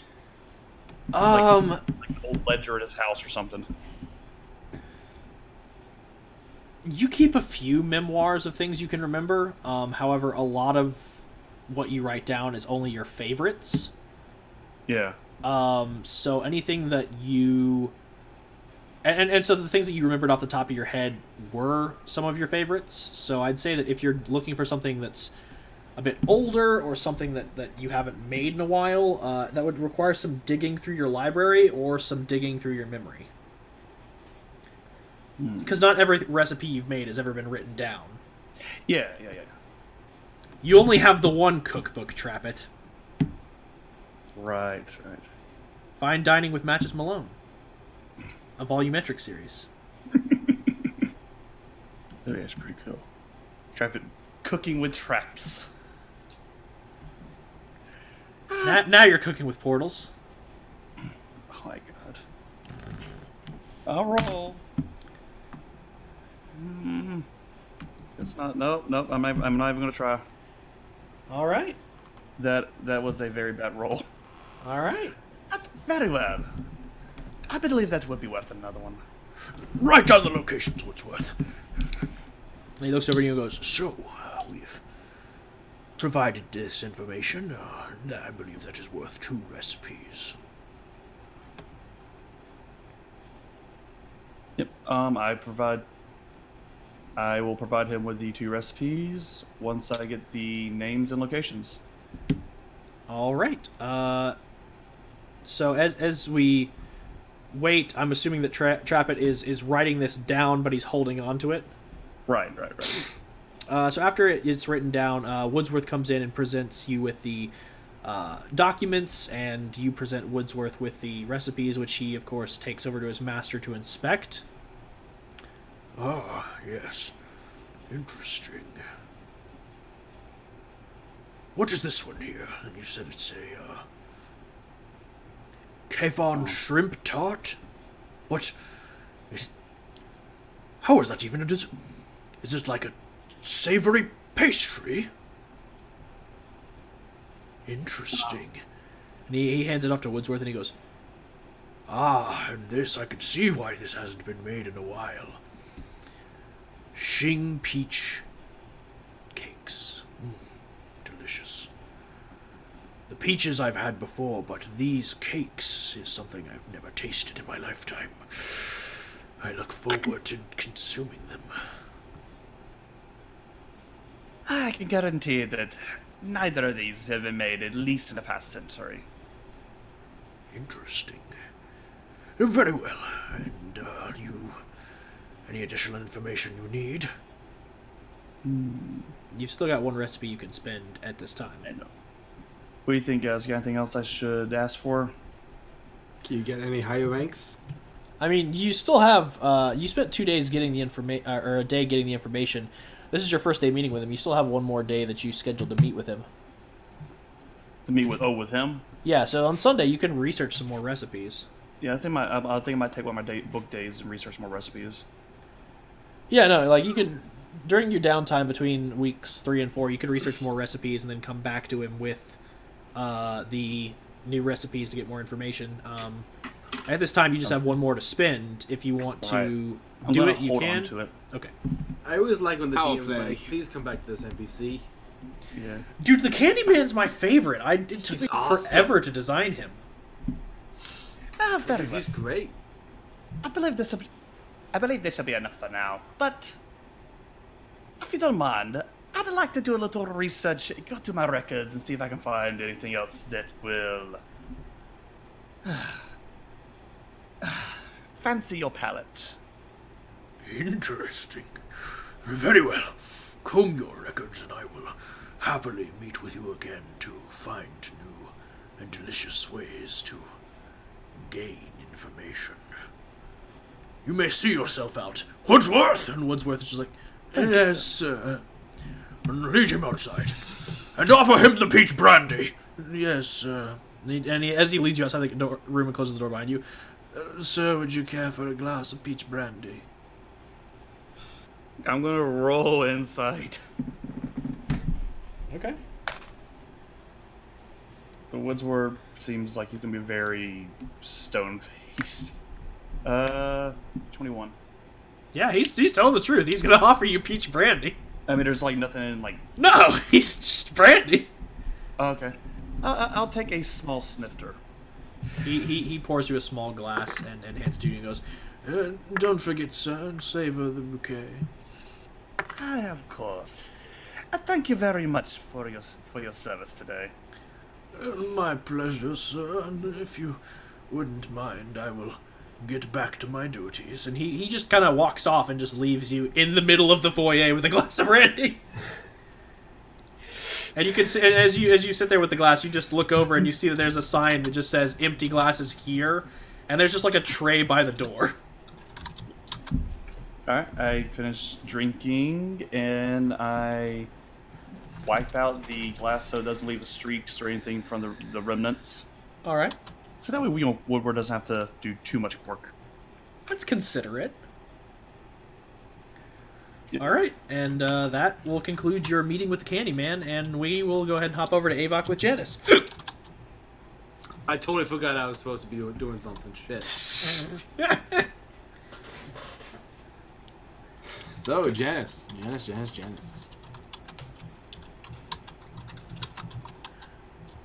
How does Avok approach you? With a knife. Guns drawn. You're on.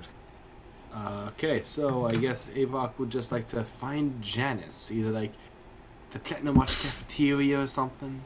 Maybe bring him a bagel. Okay. So you spend a good time picking out just the right bagel with not Damn too right. many seeds on it. Just the perfect sesame seed bagel. And you get what you assume to be his favorite cream cheese. You're not really sure. He's Janice- definitely not an everything bagel kind of guy. He's not really an everything bagel kind of guy. So, but you get him like a nice sun-dried tomato spread, and you kind of Excellent. bring it over to his. Are you like going to his office? Like, where are you bringing this bagel? I guess to his office, because that's the only place Avok knows where to find him.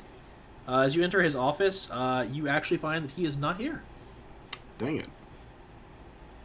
But this does provide you with an opportunity. Y'all have said you're going to investigate people, but this is a rare opportunity where you're in their workplace and they are not. And I am the stealthy one. This is true. So naturally, you're just gonna wait for about 6 hours until you suspect, right? Absolutely. Like, I'm You should going be- to wait outside the door. I'm going to be very polite and put all of his things back after I'm done ransacking it. I like to roll perception see if I'm alone. All right, roll perception.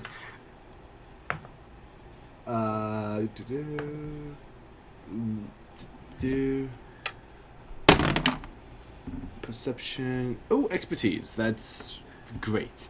So that is a 27. For all intents and purposes, you believe you are alone. Excellent. You scan the room and you can see no I mean, traces like in the of... hallway. Oh, of the hallway. I thought you were going to ransack his place. Well, no, I'm trying to make sure the coast is clear first. Oh, yeah. No, there's nobody in the hallway. Like, there's some people milling about, but I they're mean- obviously not paying attention. In that case, yeah, I close the door and I'm just like, let's go and start searching the place. All right. I'm going to need you to make me another perception check. Yeah. Wait, first off, what's your passive? Passive perception is 22. Okay, you find 3 surveillance devices. Okay. The first you actually notice as you step into the room, you're very careful not to trigger it. There is a magical trap on the floor. It is a magical circle designed to hold person, from what you can tell from your lessons with Rita. Yeah, that makes sense. Then you see 2 surveillance devices in the actual room itself, or I guess security devices. I shouldn't keep saying surveillance. One, Traps, essentially. yeah, one is a. You can. I'm trying to find a way to describe this. So you can tell that one of the plates or one of the tiles in the room is uneven, and you can hear kind of a squelching noise underneath it. Is the best way I can describe it. Squelching. I Yeah. just assumed that there was a live boar under there. I'm not going to touch that. Yeah, and then outside of that, you see at his desk that right above it there is a arcane eye. Well, not an arcane eye, like in the sense of the spell. More of there's just a floating like eye affixed in a silver case, and it's just floating in the air, and it's just like kind of darting about the room. And as it kind of begins to focus, I'm gonna need you to make me a stealth check. Okay. Just gonna. Do I have enough time to cast Pass Without a Trace? You do not. Dang it. I was hoping to cast that before I entered the room, but if you say so. Rolling stealth. Oh wait, I have advantage on that. Well, I mean, you didn't Oh, specify you I- were casting it before you entered the room. No, pass. I don't have my boots, do I? What boots? The boots that give me advantage on stealth. You mean the boots of Elven Kind that you combined with the,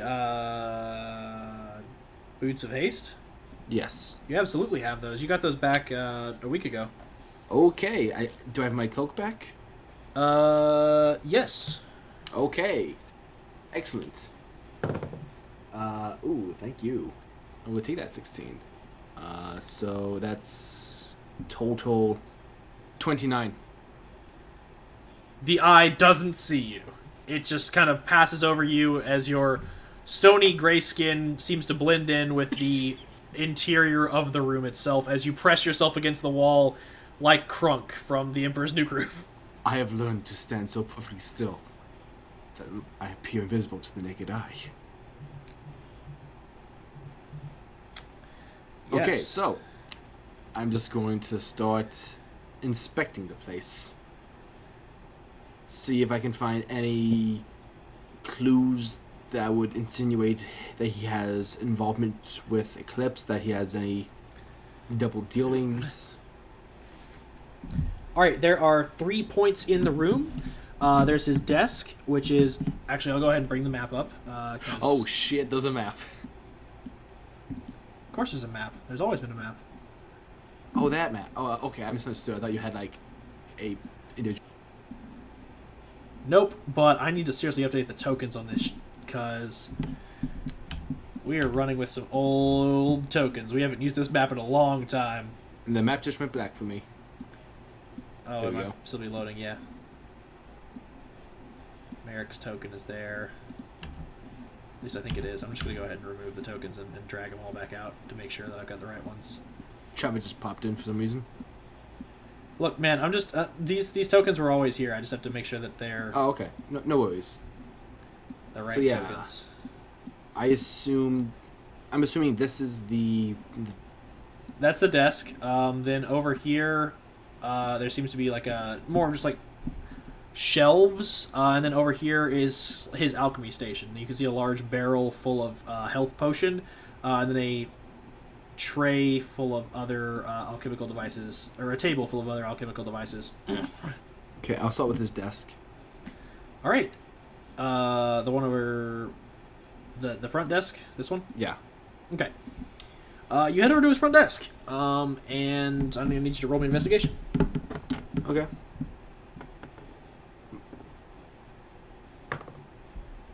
That's a 17 total.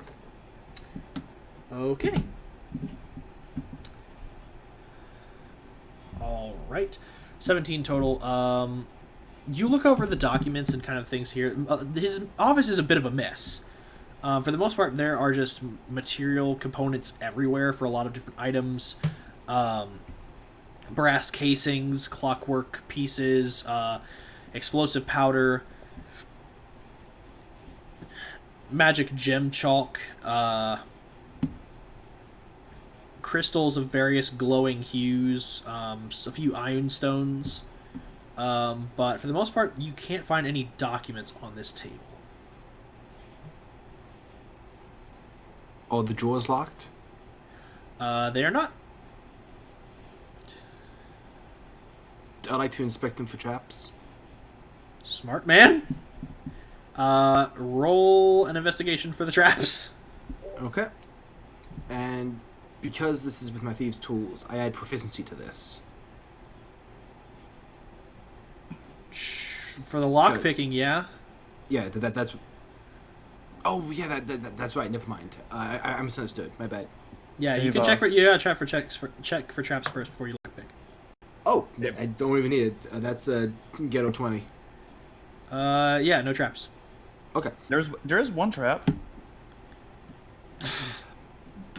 Boomch!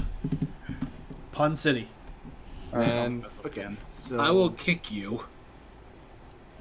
I will. I We're gonna. I will Here's what we're gonna do. We're gonna just very politely GM layer everybody. There, happy.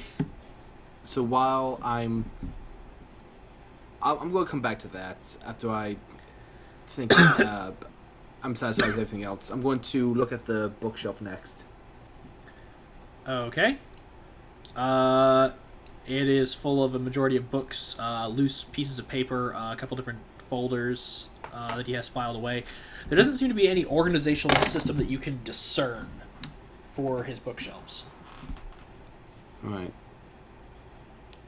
Do I need to roll investigation to figure out if there's anything here that catches my eye? Yes. Okay. Rolling. Ooh, natural 1. It's a bookshelf. Okay, alchemy station. That was the Hawk gift die. Not using that for the rest of this. Ouch. You doomed me, Hawk. Oh, is that the nat 1? Damn it, trap it. He had to get you for this. So I'm just going to look at the alchemy station then. Alright. Oh, another ghetto 20. Thank you, Ava. Yes. Okay.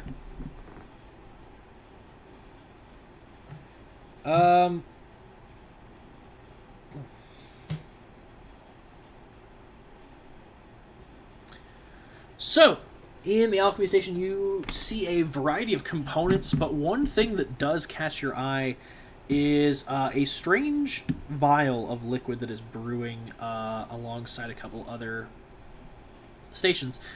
You recognize it with familiarity. It's the same clear, kind of silvery liquid that you have found encased in the teeth of Eclipse members. Seems to be the This- poison that they use to kill themselves.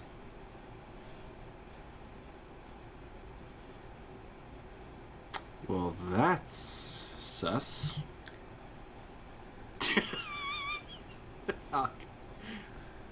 Okay. So, and if my memory serves correctly, we have not given them any samples of that.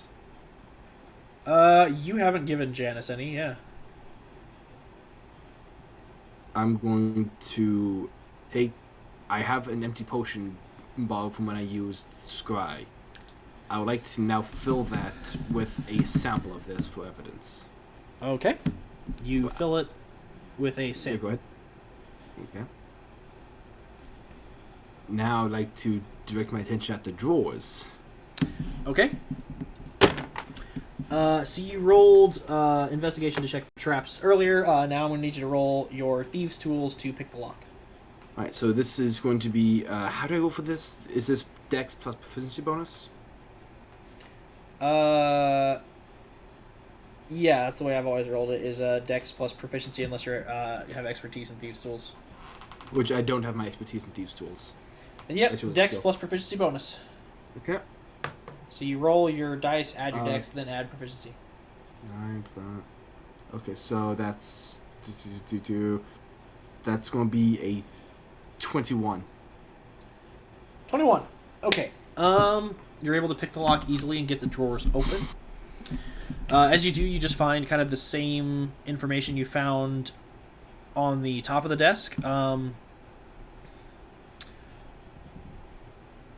A lot of just components and things. His drawers seem a lot more organized than any other part of his workspace. Here, things are very clearly labeled, categorized by item type and what their effect is. But there's one thing you do notice. Pushed back into the back of one of the drawers towards the very bottom right shelf of his desk is a picture of his old team. And I mean, like, shoved to the back. I take a look at that. You pull it out, and you can see, for the most part, that the team looks pretty happy in this photo.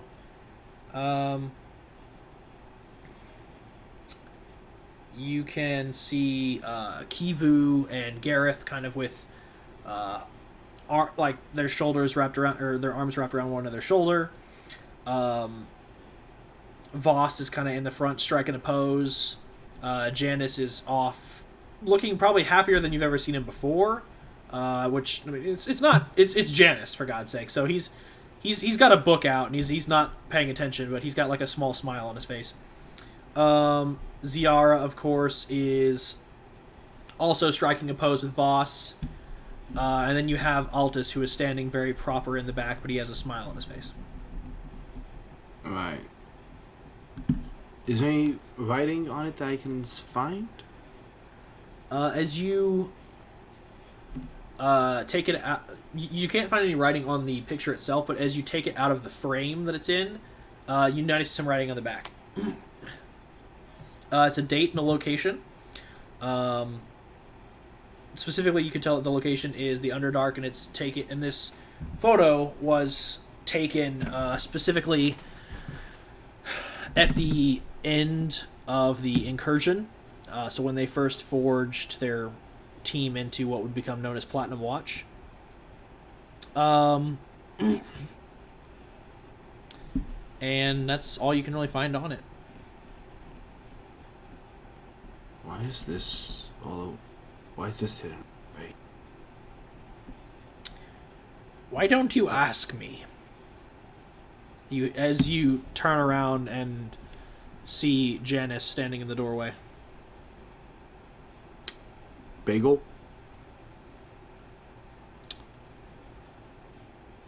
Why are you going through my things? I have a few questions for you. Likewise. And he waves his hand, and immediately you are held. I'm sorry, you count for me. Immediately what? Immediately you are held. You cannot move. Oh, no save? Do you want to try and beat that DC? Sure, nothing ventured, nothing gained. Alright, roll a d20, add your wisdom. I don't think I saved. Probably not. What'd you roll? Not a natural 20. Which is why I assumed it was going to take. What'd you roll? A 14 total. No! No! Yeah. So yeah, you are now held.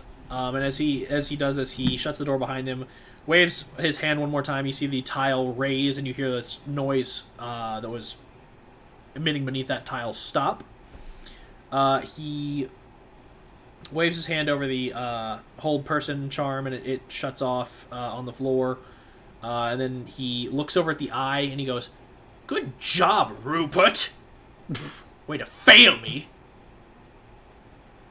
He looks at you and goes, "So, you break into my office, you rummage through my things, you disturb my work, and you have the audacity to touch my personal belongings." And he walks over and snatches the photo and the frame out of your hand, reframes it, shoves it back in the drawer, and kicks it so that it shuts.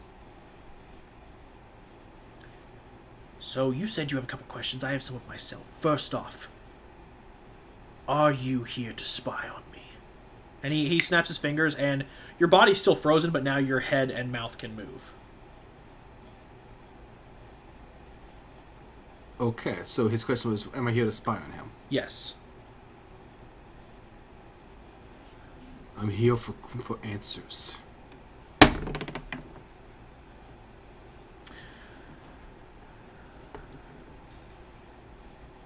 That was not my question, but you dodged it effectively and decided to provide an answer of your own, so I will repeat in a different way. Are you here to undermine me? I'm here to figure out which team you're on.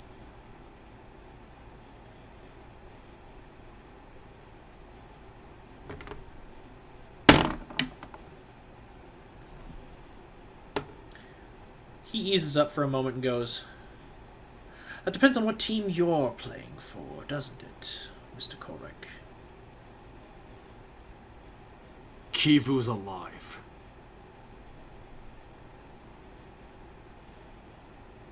And I would like to insight him to gain any reading off of his reaction. Okay. Roll your insight. Okay.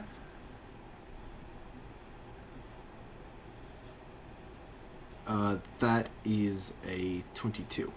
Not surprised nor phased. And you knew this, apparently.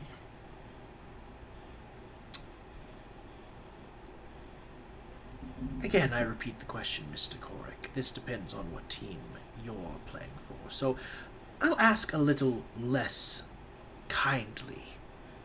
And you watch as his hand erupts in flame. What team do you represent?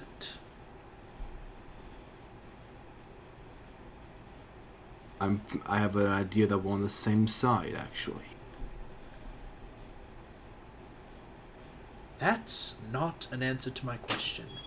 And he takes one step forward. 5, 4, 3, 2. Is he watching? He pauses for a moment. Who is he? It's not about who he is. The watch is the question. Is the watcher watching?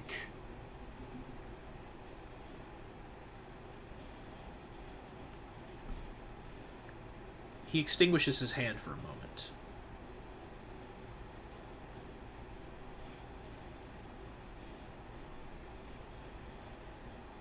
Going to ask one final time, Mr. Korek. And this time I want an honest answer. Are you an agent of Eclipse? I am not. And like that, the whole person is released. And since I'm not dead right now, I'm assuming you're not either. Well, either I'm not or I'm someone who thinks you could be valuable. It's true. So, let's get the niceties out of the way and get straight to the point. You're investigating me because you believe that I am with Eclipse. More of a verification on my hunch that you weren't. I honestly, of everyone, I assumed you weren't. I just wanted to make my certainty a fact.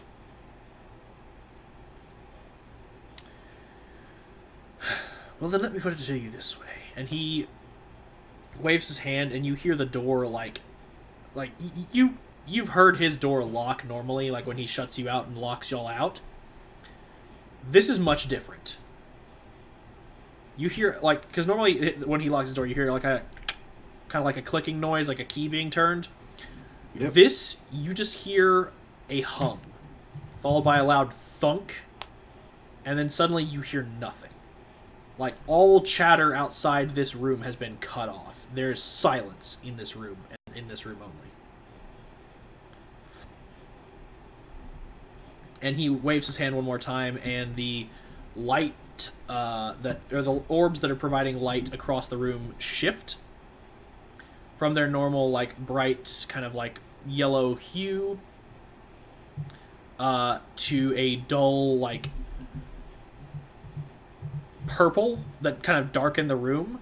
And as they do this, you watch as the room itself now darkened. You can see a variety of notes scrawled across the walls in faint kind of luminescent ink. Can't be too careful these days. Oh.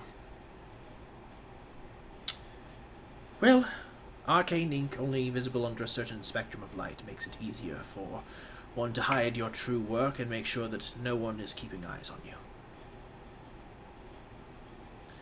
Plus, if you're the only one that knows the secret, it really helps.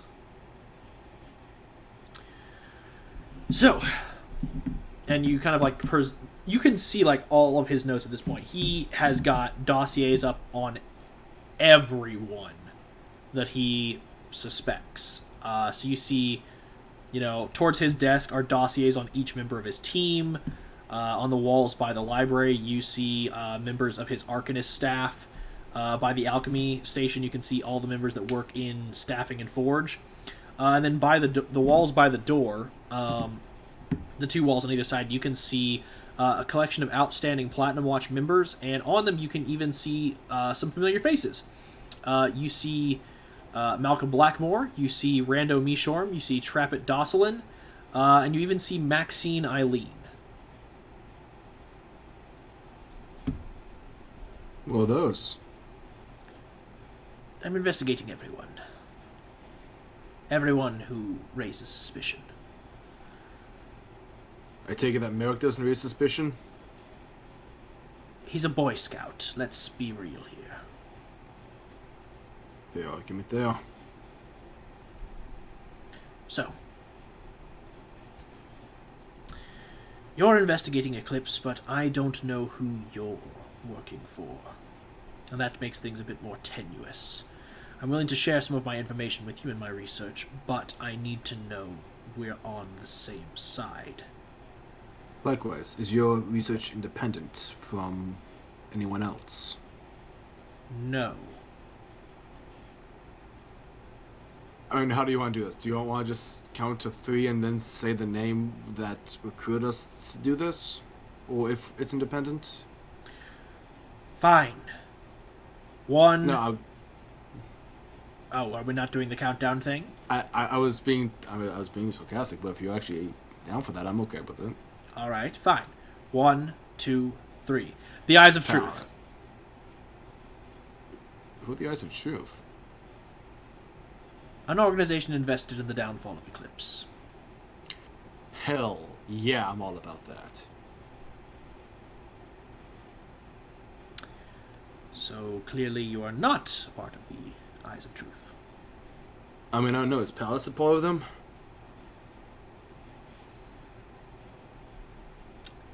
I don't know. That's part of the thing with the Eyes. We don't share names. We just share information. I see. Unlike Eclipse, we don't use names or titles. We are merely referred to as numerical values or other indicators. I am referred to as 37. Okay.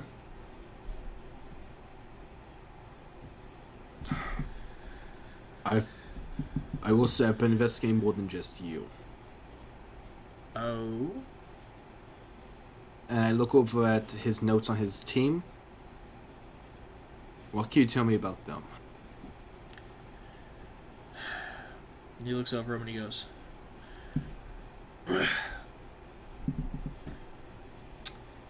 well, I have my suspicions on Altus, but I don't suspect he is truly... If he is working for Eclipse, he has no idea that he's doing it. He is a man who is first and foremost devoted to the well-being of this country and its people. So if he is a pawn, he is not aware that he is one. Or he could have some kind of misguided ideology that he thinks that Eclipse might be best for this country. He chuckles at that and he goes, "Yes, sure." Devil's advocate, just saying. Can't rule anything out. Fair enough. Gareth, and he points to Gareth, he's like, "I'm not sure. He's a bit like Merrick in the younger days. He was foolhardy, headstrong, bit by the book, and very, very devout, but lately I'm not so sure. He has made a lot of exceptions for this organization, which I understand. It's the price of leadership, and additionally, when working with nobles, one must appease them. Prattling imbeciles. I have someone, I know looking for a into- fact that of all the members of my group, I would trust him the most.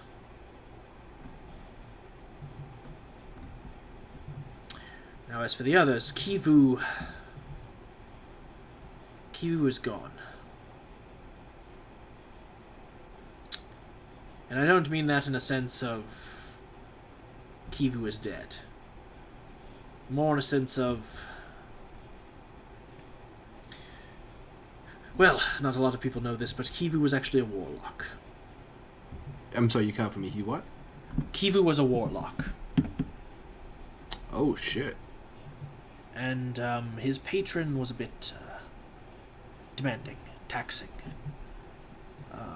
And over time, Kivu became paranoid, eccentric, fanatical. And so, we dealt with it.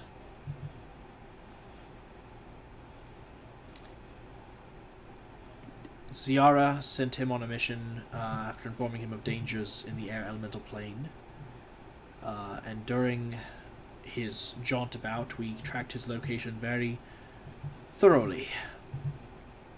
And once he arrived in his home village, we worked with some independent contractors and members of his village to subdue him. And we then imprisoned him inside the Zephyr obelisk. Then we have a problem. In what capacity? I saw Kivu.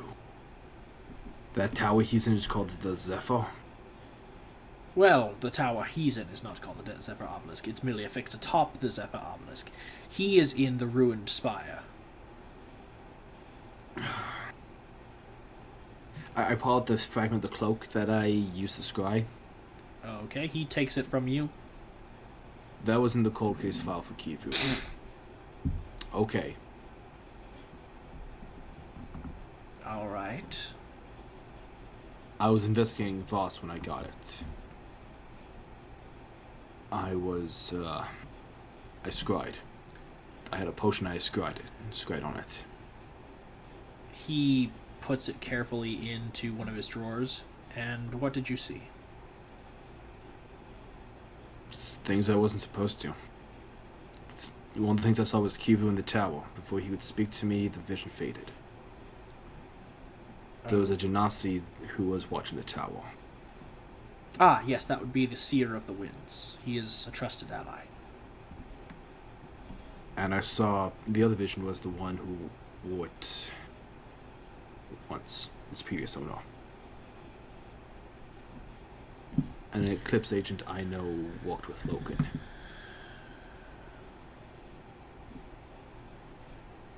Was the key to the Zephyr obelisk guarded by a lich? He pauses for a moment. He goes, "It was not my I'm sorry, idea." He pauses and says, "It was not my idea, but the consensus was to leave it with a entity of great power."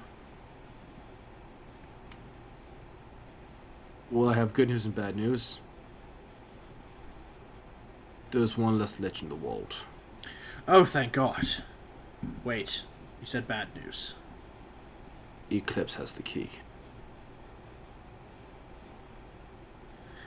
You seem to have mistaken bad news for apocalyptic news. This is really bad, isn't it? Well, and it's bad for me. This is in the air elemental plane, isn't it? Dodoy.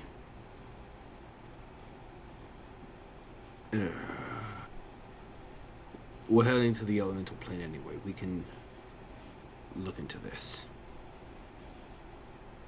I'm guessing that there was a particular reason you guys didn't just decide to kill Kivu. If he was this powerful or this deranged. Yes. Very good reasons, in fact.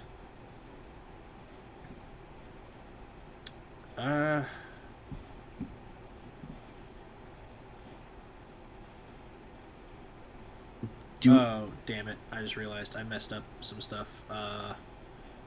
What? Never mind. I'm just gonna... I messed up some stuff. Not for that. For something... I mixed up my Eclipse agents a while back, so I made some wrong information, but that's fine. It's whatever. So he looks at you and he goes... What did this man look like? Heterochromia, slick back hair, creepy fucking voice. Faint, sing-songy, touch. Oh, absolutely. Oh, yeah. Touch of a Northern High Rock accent. I think that's Northern High Rockish. Did it sound like Maxine? Kinda. Northern High Rock. Walker did it? Yeah, I mean, it's Irish, so yeah. Okay, just wanted to verify. He goes, fuck me. Who is this guy? That would be Edmund Hargrove. One more time, Edmund what? Edmund Hargrove.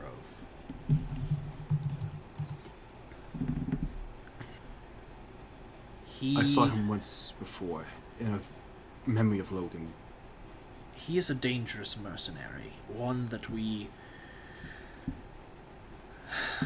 I recommended we not rely on him. He was kind of a greedy bastard when I knew him, but as the years went on, I've heard he's garnered a bit of a reputation as a bit of a psychopath. Absolutely. He was able to threaten the Lich. Well, it's not hard to threaten Lich. Did he have their phylactery? Yep. Then yes, not hard to threaten a Lich. This is... You don't need to warn me about this guy. He is very much...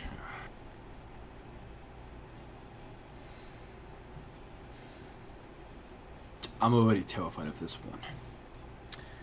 You should be. He had a go-between name, which I have... Back when he worked as a mercenary, he had a go-between name, and it appears to have followed him to his... If you say he works with Eclipse, I'm assuming it probably followed him to his now present organization. Yeah. And he pulls out a small folder, simply just labeled Strongbeak Acquisition. Uh-huh. And it has in it a list of the mercenaries that they had hired, third party. It was a very small team. You can see like no more than 6 people outside of the main members of Platinum Watch, or the Platinum Wardens. His specific code name during this operation was the Reaper.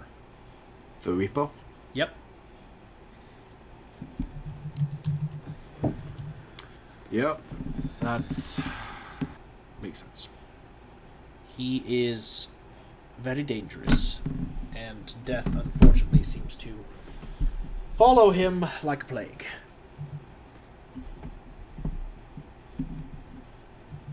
He's going to be a problem. He has the key. I think he intends to release Kifu. I imagine Kivu's not too keen on being imprisoned by you guys. He's not too keen to be in a right state of mind in any capacity, but unfortunately it seems that this is the situation we find ourselves in. Does everyone on your team know about what happened? They all are on the up and up with what happened with Kivu?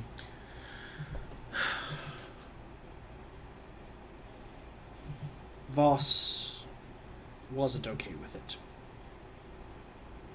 They were battle brothers. But he came to understand, and Gareth was equally scarred by this event. Took him a while before he could trust again. Altus and Z? Altus was shaken by this, but then again, Kivu almost killed him. Oh shit. So it weighed its own toll on him. And as for Ziara, well, she's never been one to get emotionally invested in too much. So I was unable to determine how she was feeling after the event. But an arrow crook, they don't live that long. How is he still alive? Well, that would be due to... Well, it's actually a bit of a funny story. A long time ago, we went on a quest for the Fountain of Youth. Suffice it to say, we actually found it. Are you telling me the wardens are immortal? No. We just have... We don't age as easily as others. The Fountain of Youth doesn't necessarily prevent you from aging. You would still suffer its effects, but it keeps you in your prime for longer. That's why Gareth, despite being the age of, well, 80, is still swinging a broadsword around like it's nothing. Fair argument. You know,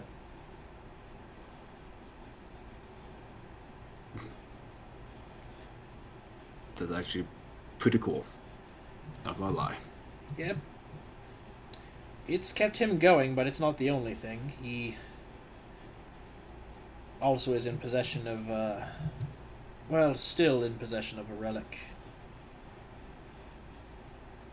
that unfortunately lends its user a preternatural lifespan.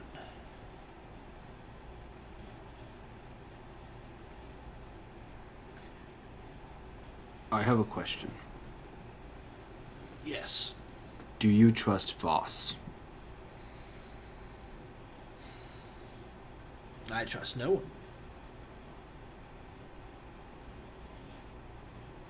It's the unfortunate side effect of this line of work at this juncture that we find ourselves in. Where once I did trust my allies, it is now clear after the various subterfuges that we have suffered that I cannot maintain a trusting capacity with any individuals I encounter. You are probably the first who has come closest to breaching this trust.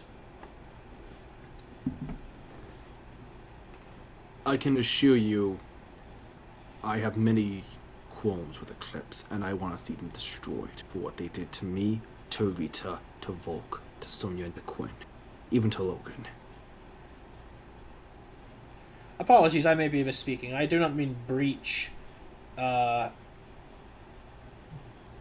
in you are the first to break my trust. I mean breach as in you are the first to get close to me in a long time, Mr. Korik. Oh, I'm sorry.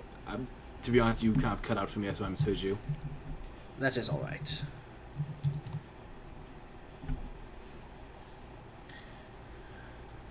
So, it seems we now find ourselves in a bit of a predicament. Both of us with too many secrets on our hands, and in a situation where we are surrounded by enemies.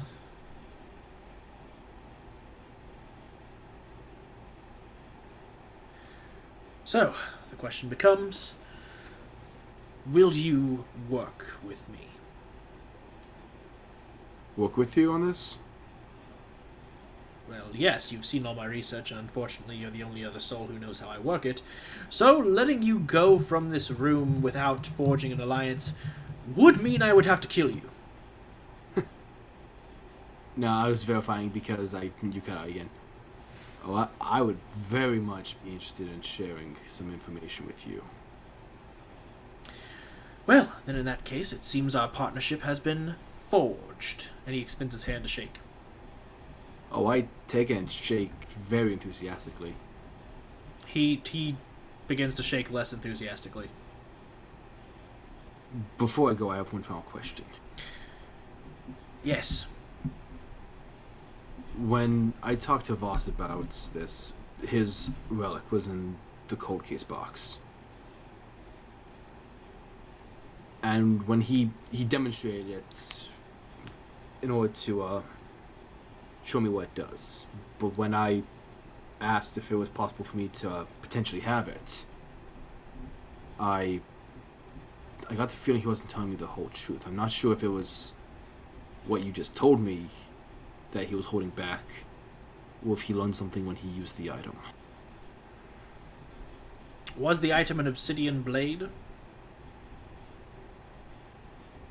I mean, he had an item that I think his item was an obsidian blade.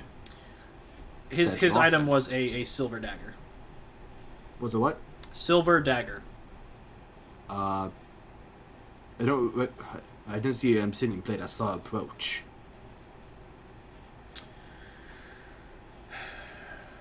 Then we need to be very careful in our conversations with Voss. I'm sorry? Because if the clasp of the fins is what he found and he didn't want to reveal what he saw inside, then that can only mean one thing. Kivu left something for one of us to find.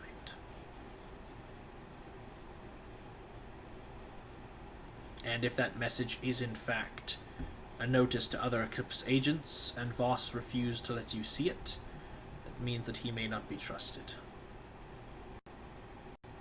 I Keep can your have my guard team up. I can have my team confront him.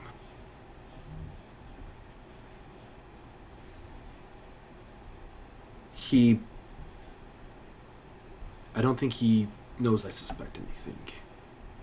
Be careful. You got it. I'll have my...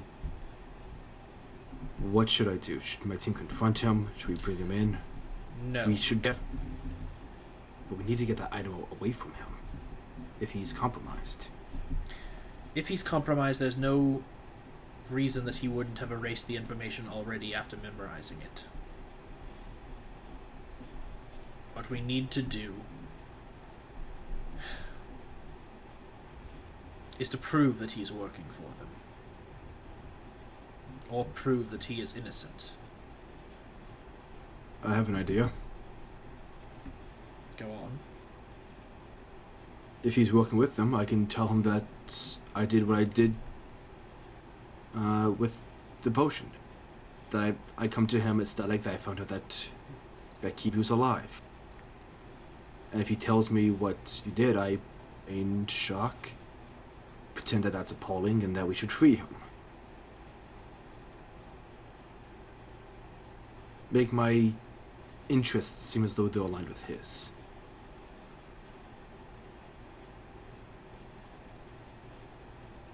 No.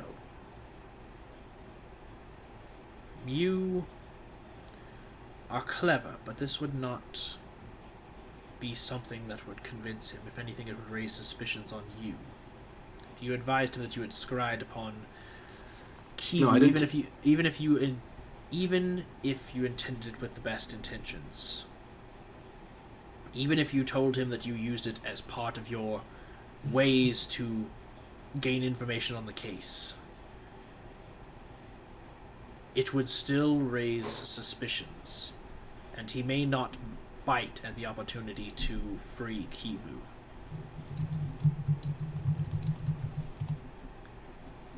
point. We need to be careful. You may want to have someone else approach him. Speaking of, I may need to talk to you about an idea I have later. Interesting. I will... This room will come in handy in the future. I will tell you very much about it then. Very well. I just need to clear it with some involved parties. I look forward to this continued partnership. Likewise. And with that, he waves his hand, and the noise begins to flow again. He goes, "And furthermore, Mr. Korek, if you are to investigate my belongings to find unmentionables, you shall see yourself from this place. Now go!" Does that mean you don't want the bagel? You just see him snatch the bagel from you and just go, "Asshole!" And he winks. Jeez. Try to do something nice. And with that, you leave his office. Awesome. Forgot to ask him about the poison. Totally. I kept reminding myself, hey, ask him why he has this poison. Totally forgot to do that. It's fine. You can ask him the next time you're in the silent room. Yes, I can. Alright, so it's about 11 o'clock Eastern. We've been running for, about 3 hours now? Give or I think take? so. We finished up week 3. My question is, do y'all want to keep going, or... Kinda. Yeah, I can keep can. going. I mean, poor Vex, Zach, and Storm didn't get a chance to do much. Okay. Okay, then. And if you guys want to do a speed round, let's go. We'll do Merrick, Rando, and Linsbor stuff, and then we're gonna go into the... We're still gonna have to do the Mark of Masters at some point, so we're gonna have to do it this session, unfortunately. Okay. No, that's fine. But we will... We can do all my stuff Yeah. last if you want. Go ahead and roll for the Border Plains knowledge. We're gonna go ahead and speedrun that. Okay. Just one straight roll? Yep. Oh, it was just him. Oh. Oh, God. Bullet plans. Fill out. Border Plains, when in doubt, dab it out. God. Walker? Yeah? What do I add to my natural 20? Motherfuck. I'm sorry. Okay, your third eye opens, you transcend reality, and you understand the ice elemental, ash elemental, swamp elemental, and... Fuck, what's the... lava elemental planes. Not really. I'll fill you in on the information later. Like, you're basically just going to have advantage when passing through those planes, and you will be able to confer 1 die of inspiration to 1 ally when passing through those planes. Got it. And it will be the same ally for each plane. So you pick, once you enter the once you all start out in the Ash Elemental plane, pick whichever ally it's going to be, because they're going to have, inspiration each time they enter one of the border planes. Right. Anyway, moving on, we're going to actually get to Merrick, because I am interested in seeing how your investigation of Gareth plays out in its final day. Yeah. And then we're going to get to Rando, because we got to resolve some mom stuff. I'm going to dive right into those feels. Yeah. Alright, so, Merrick, as the weekend closes and you begin your week 4 tasks, you realize you haven't seen Avok in a while. Like, he's kind of dropped off the map, as it were, for quite some time. He's ghosting. He's going ghost! Yeah. He's gonna stop him all, because he's Avok.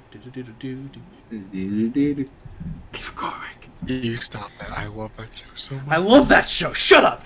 I own that show! So, Next convention. Bring it. what I Bring it. ghostly whale? Deal. Doing a Lycan whale. Jesus Christ. Anyway, getting off of my absorbent hold love on of... with any phantom. Look, there's a good reason. I wasn't hating. So you're investigating Gareth. Where are you going to look for Gareth? I'm going to start looking at the Platinum Watch HQ and go from there. Okay. I know that he tends to go to some of the other barracks and the temple, so if I don't find him at Platinum Watch, depending on people's directions, I'll go from there. So you kind of begin asking around, and as you ask around the Platinum Watch HQ, you find out that he actually left his office early this morning. He went to the Temple of Bahamut to attend Sunday worship.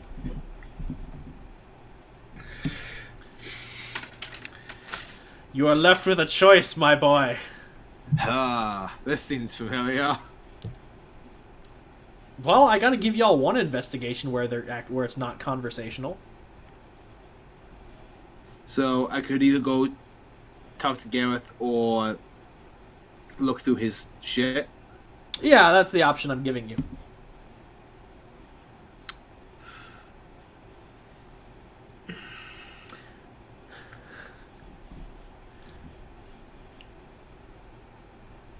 Just thinking real fast, because I know what I think Merrick would do, but do I want him to do that? It's up to you. Flip a coin if you're not sure. Fucking odds are I look through his shit, evens are you fucking go find him. Fuck, it's odds. So you're gonna go through his shit? Yeah, I guess. Welcome to the school of Malcolm Blackmore, breaking and entering the head officer of the Platinum Watch organization. He's proud. I really don't think Merrick would. No. Yeah, he's gonna go fucking. He's a fucking good boy. brother. That's it. He's going. No. Fuck it. He's going in. I think someone's having a brain hemorrhage. So, okay, you said going in. Going in where? You're gonna have to specify. He's going to check. No. Merrick wouldn't fucking do that. He's gonna go find Gareth and get rid of his character. Damn it. He's just a fucking good boy. Damn it. You fool! He's Who's a good so boy? mad that he knows what his character would do. No, Here's the thing. it's I physically can't. I tried just now. I mean, like, either way, you would have gotten more or less the same information. But yeah, you go find Gareth at Sunday worship, and he's wrapping up talking with the priest of Bahamut. You can tell that the service just kind of ended. Lots of people are kind of filing out. There's still a lot of chromatic dragonborn praising inside to the savior Rook, who allowed them to be welcomed with open arms into the loving gaze of Bahamut before leaving. Mm-hmm. And Gareth notices your presence, but he does not engage. He keeps his discussion with the priest of Bahamut. Do you decide to wait, or do you approach? Is there any way with my because of my liking stuff, I have advantage on hearing perception checks. Is there a way I can sort of eavesdrop from a distance on what he's talking about before I move in? Yes. Up then, just jot that on my keyboard. Okay. That's the same freaking number. Perception. That's persuasion. No wonder that one's low. That is 16. Okay. So with a 16... Sorry, yawning. Jesus. That's fine. With a 16, you are able to perceive bits and pieces of the conversation. They are honestly having a discussion about the sermon and going over just kind of Gareth's monthly tithe. Like, they're just talking shop. Okay. Merrick is just going to wait until he finishes his conversation with the Dragonborn. Okay, as he finishes up his conversation with the Dragonborn priest, he walks towards you and sits in the pew next to you and goes, "So, you following me?" No, so actually I was hoping I could ask for some training. Interesting. He pauses and thinks about it, and he goes, "Well, I'll have to see what my schedule holds. What type of training were you looking for?"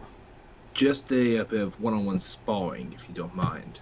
Just Duncan seems to respect you highly, and I'd like to test the steel of test your steel if you don't mind.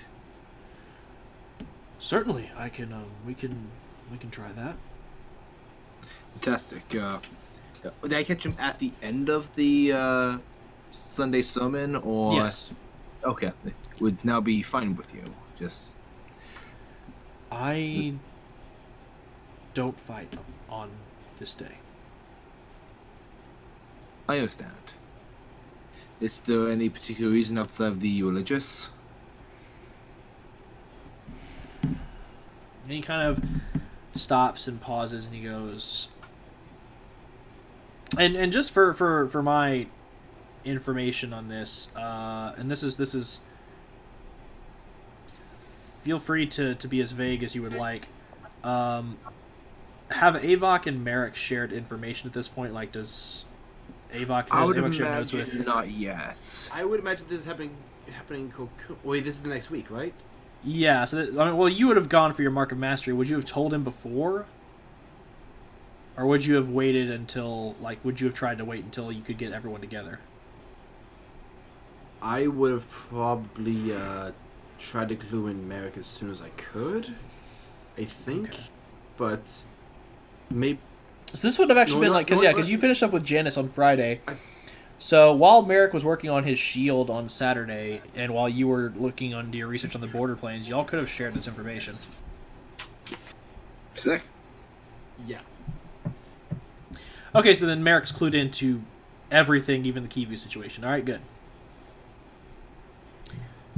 So in that case, he pauses and just goes, "It's not just religious." And he's like, and I didn't refer it to this day as in this day.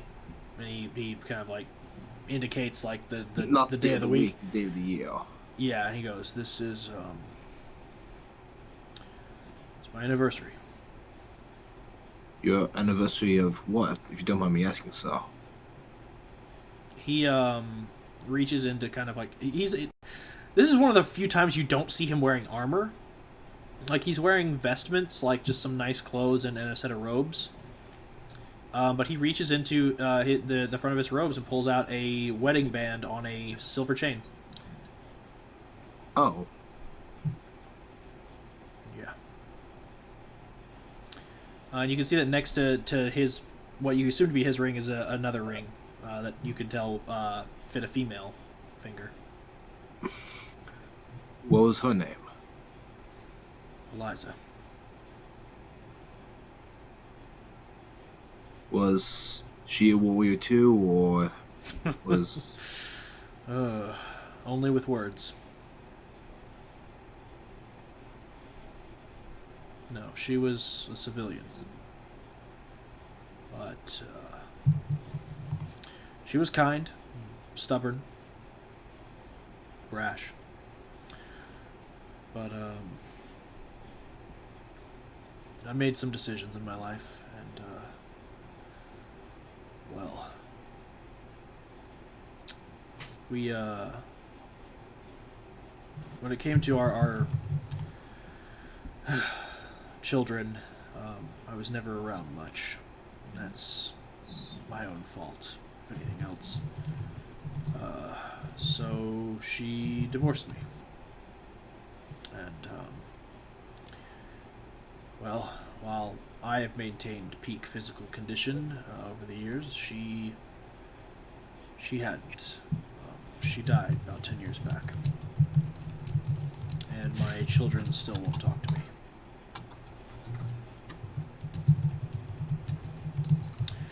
So, at this point, all I've got is the job now, so might as well make this country a better place for them, so that at least, even if they view their old man as the bastard who couldn't make time, they can at least appreciate the world I built for them.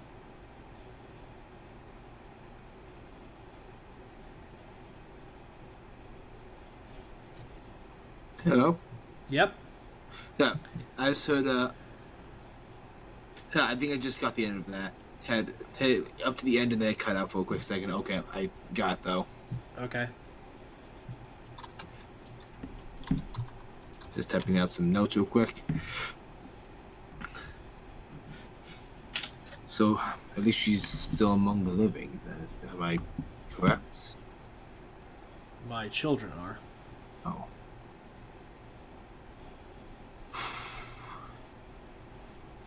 Duty isn't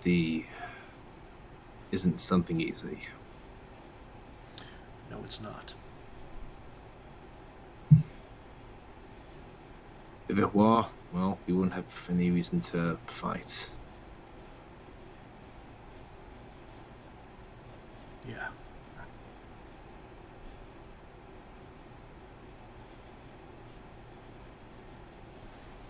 We could pick up those lessons whenever you would like, but I'd prefer not to do it this week. You actually just want to get a beer.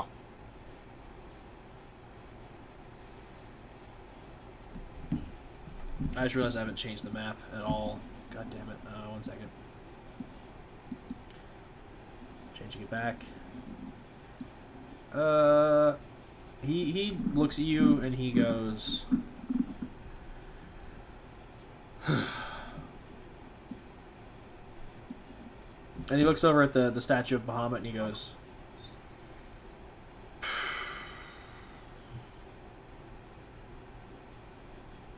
Not today.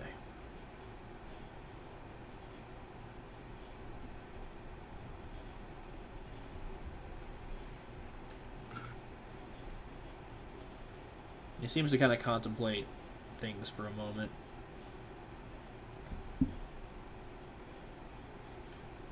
And It's he okay. And he just goes, so you recently reconnected with your father. Yeah. So tell me, do you think he's better off now? Now that you all were able to clear the air? Honestly, there's still some stuff to talk about. I left in a bit of a hurry because of my duty. Kind of ironic if you think about it, but I spent a long time being angry instead of thinking about what he was feeling. The pain he was going through while I was suffering, which we were both hurting, and I didn't stop to think about that.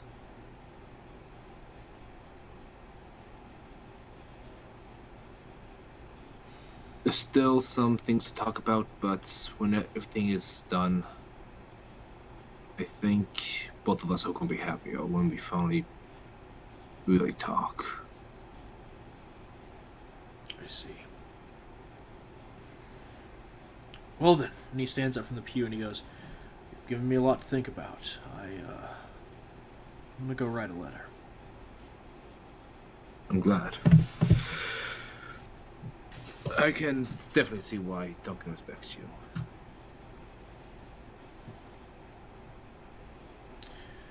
I'm not someone you should respect. And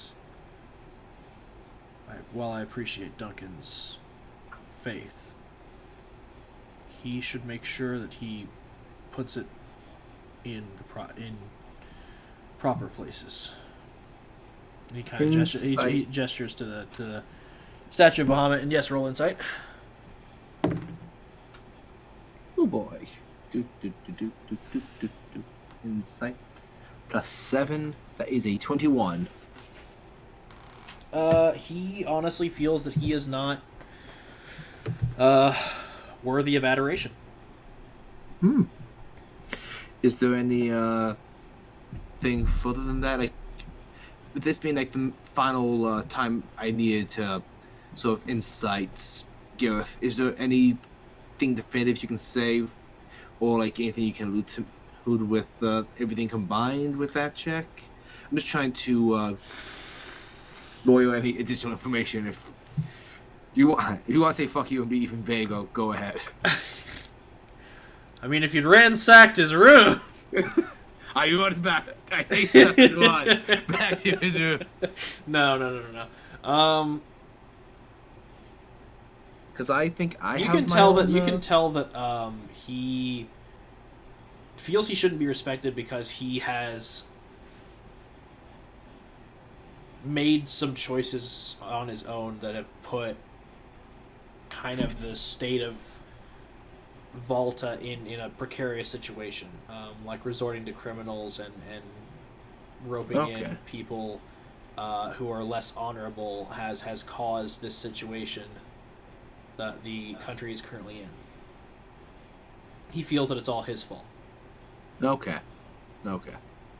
Whether that's valid or not is a different matter, but he feels that he is solely responsible. In that case, as Merrick leaves, he's just going to mention that. So, you have a team that you can rely on for a reason. You put the weight of everything on yourself, or you're just going to break your back over it.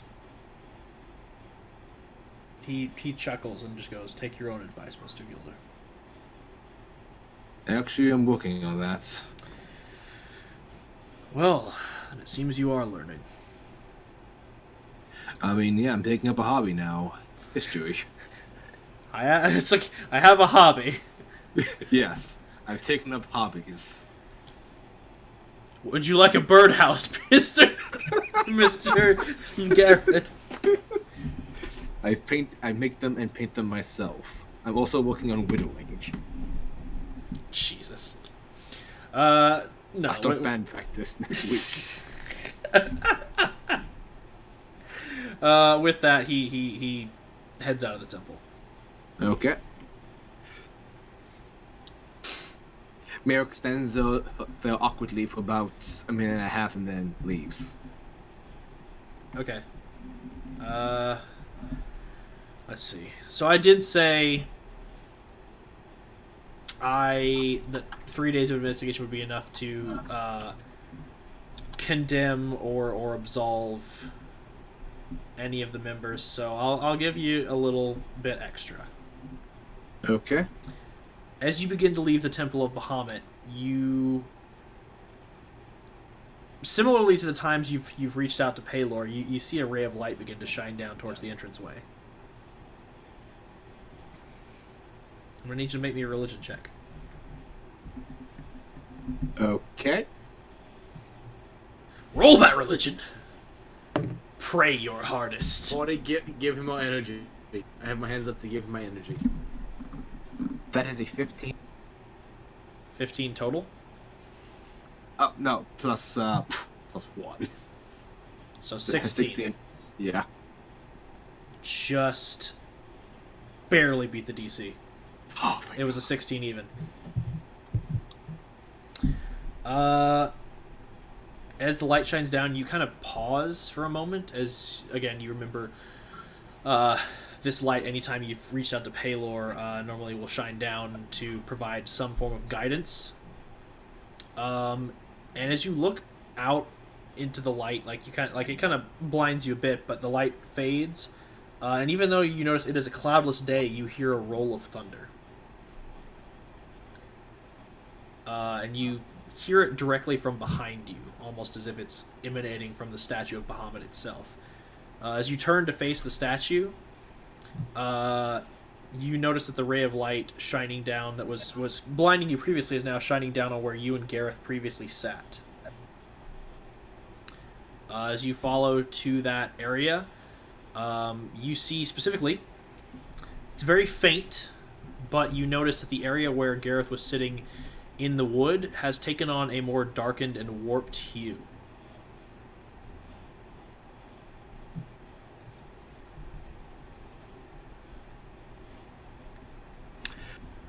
Son of a bitch. Like I said, you've been given an omen. So an omen is not like factually accurate. Yes. But if you consult with a historian to read these omens, perhaps you can get some definitive factual information. Well, I'm on my way to a historian to gain that proficiency. See ya, guys. Okay, thanks, bye! See ya. I don't know, I'm kind of tempted to tie up this thread, but at the same time I really want to get to Rando stuff, so I want to get to Rando stuff, and then we'll come back to this. Yeah, we can come back to me later. Yeah. I'll come back to Merrick's prophecy last. That's after fine. Avok's The test. prophecy. The prophecy. Okay, so we're gonna go to Rando. We're gonna spend some very brief time in week 3 with Rando interacting with his mom, and then we're gonna get right into your fireplane research. You know, it's literally just gonna be like Rando, just trying to figure out like what his mom has been doing. Yeah, I'm socially prepared for that. Okay, just want to make sure. I just want to fucking make sure you're ready to be my mom. That sounds weird. Hey man, you're the one who made the character. I'm just the one who's stuck playing the NPC. Yeah, you're right. Okay, I'm ready. I'm ready.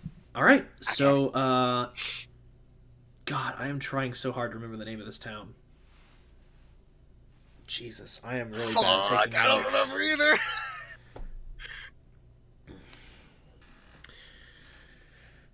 Well, we'll just skip past the name of the town and get right into the thing. So your mom is We the have to, mayor. look back. No, we don't. I'll have to watch the videos back. It's just gonna. I forgot to take these notes when I was in the moment. I'll look back and create formulated notes and circulate them. But you are spending time with your mom, the mayor, and her wife,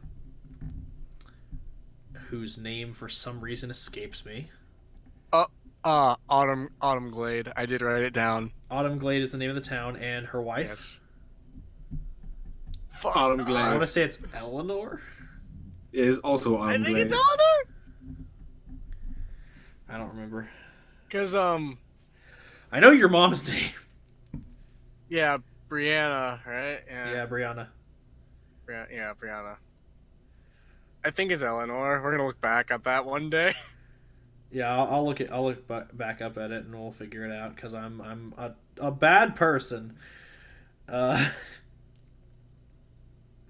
see. Did I put it in your sheet? I feel like I might have put it in your character sheet. I did not. No, I'm just patiently waiting to. Jesus Christ. It's okay. I've been typing everything in. Mostly. I don't take. I should have taken these notes. So we'll just, for the sake of this, just refer to her as Brianna's wife, just because I am a bad person, and I don't apparently listen to the notes that I should. So you spend your time. How would you say you spend your time? You said you were getting to know her, but how specifically would you spend your time? I want to get to know her, like, what she's been up to, what she's all been doing for the town, which I kind of have an idea because she's been working at the bar. Obviously she's mayor.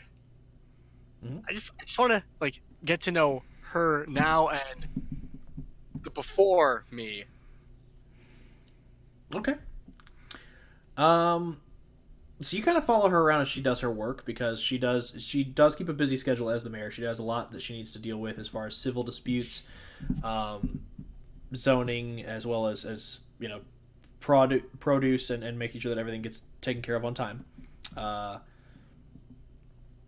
So she spends a lot of her time going around the town and kind of like you tagging along, and she answers your questions as you ask them.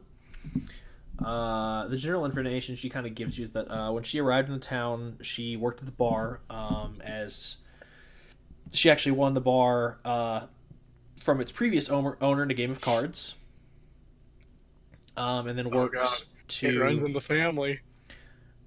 Who do you think she learned it from? Exactly. So she won the bar in a game of cards, and then spent the rest of her time actually making it into a much better place, making sure that the inn was always well kept, making sure that the ale was always properly cared for. You know, she made sure that all of her supplies went to good use and that nothing was wasted. And in doing so, she made that tavern kind of a central attraction to the town. It brought in a lot of business. And as the rest of the town began to flourish and grow, she began to kind of like take on other businesses if she had the, you know, coin to afford purchasing them, or she would work as a consultant with these other businesses to make sure that their profits grew. And then over time, as she, you know, kind of grew to be this central figure in the town that was, you know, relied on and respected, she was elected to the position of mayor, which now she spends her time full time as a consultant to all these businesses, as it is now her job as mayor to do so. Nice, nice. And that's kind of what she tells you. She's doing her job, and she tells you a bit about her life as well. Her wife was her previous secretary, who she was assigned when she first started in the office of mayor. Over time, she felt that the job didn't necessarily suit her wife. Not that she was a bad secretary, but she just took a more romantic interest than a professional one. And so she decided it would be best if her wife left the position of secretary, if she hired on a different secretary, so that they could pursue a romantic entanglement. And they did, and her wife pursued her passion of more or less trading in antique goods. So she opened up her own shop for curios and antiques, and began trading those in town, and became also a popular tourist spot. They live pretty simple lives. Nice, nice. Is there anything specific that you wanted to like socially No. like? No, I just wanted to just get to know what your life was like now and then. Like the whole before me thing. What? So like before you were born? Yeah, I'm just curious. Well, I mean, it's kind of a personal question. Like asking me about my life since I came here. That's all business, but well, I guess before you, we should start with the other half of this equation. So, don't take my initial reaction as a sign of foul endorsement. Your father, for all that I did know him, was a good man and a kind man. He wasn't one to stay in one place. And unfortunately, I knew that. I recognized his type before. I've seen them in the type of work I used to do. But unlike the others, the time I spent with him wasn't an exchange. It wasn't transactional. It was sweet and enjoyable, and I fell in love with him and his tales of boisterous adventuring and his grand exploits on the high seas. And, well, one day he went off on an adventure, and when he came back, something bad had happened to the people he was traveling with, and I could tell he didn't want to talk about it. I tried to get some information, but he lashed out a bit, and that was the last time we really spoke. And a few weeks later, I found out that I was with you, and I tried to reach out to him. I don't know if he ever got my letters, but when you were born, I gave you to Port Bellows, and then I made my way out of that town because I decided to take the only good advice your father ever gave me. I was too good for that kind of work. So I left that line of work and came here.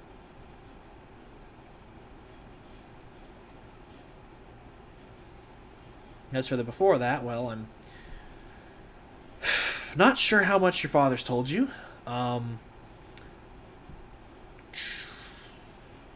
What do you know of me? I honestly know nothing.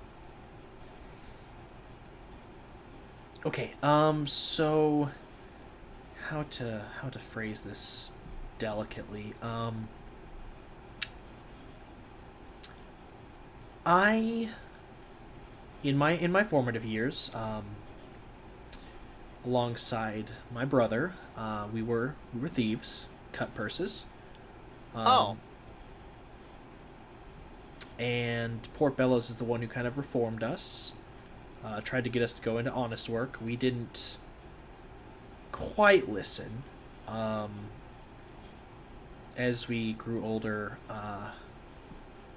I began to see profit in spending time with local adventurers. And my brother sought the same, except he would adventure out with them, whereas I would tend to them when they returned. Okay, I get what you're saying, but let's back up. I'm not proud quick of here. that. I have an uncle. Had an uncle. Oh. He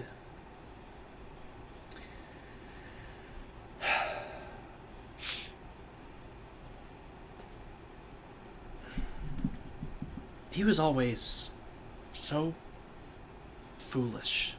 He was always going on about these get-rich-quick schemes and how adventuring would pay out for everything we could ever want. So he'd gotten this tip about a dungeon, and I told him it was dangerous. And he formulated a party. Actually recruited your father for this outing, and well, suffice it to say that your father is the only one that came back. And then that was the final conversation that I had with him.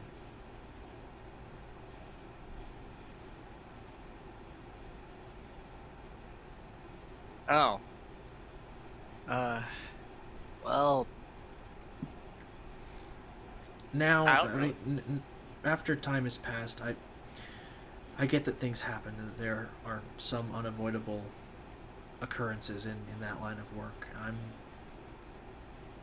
content with it now, but at the time I will admit I was very angry.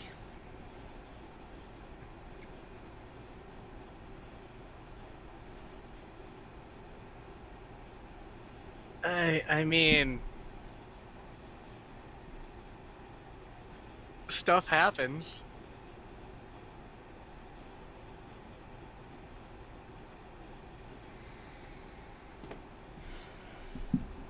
God damn it, Storm. I'm sorry, I'm reading the Discord chat on my phone. Yeah, so she No regrets. fuck you. Emotions.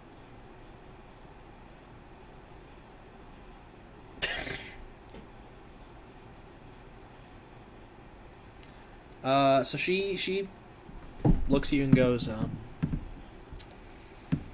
but it's all fine now, cause you're here with me.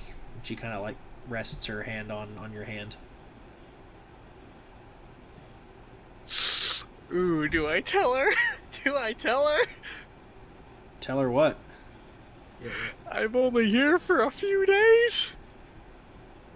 I mean, it's Ooh. up to you.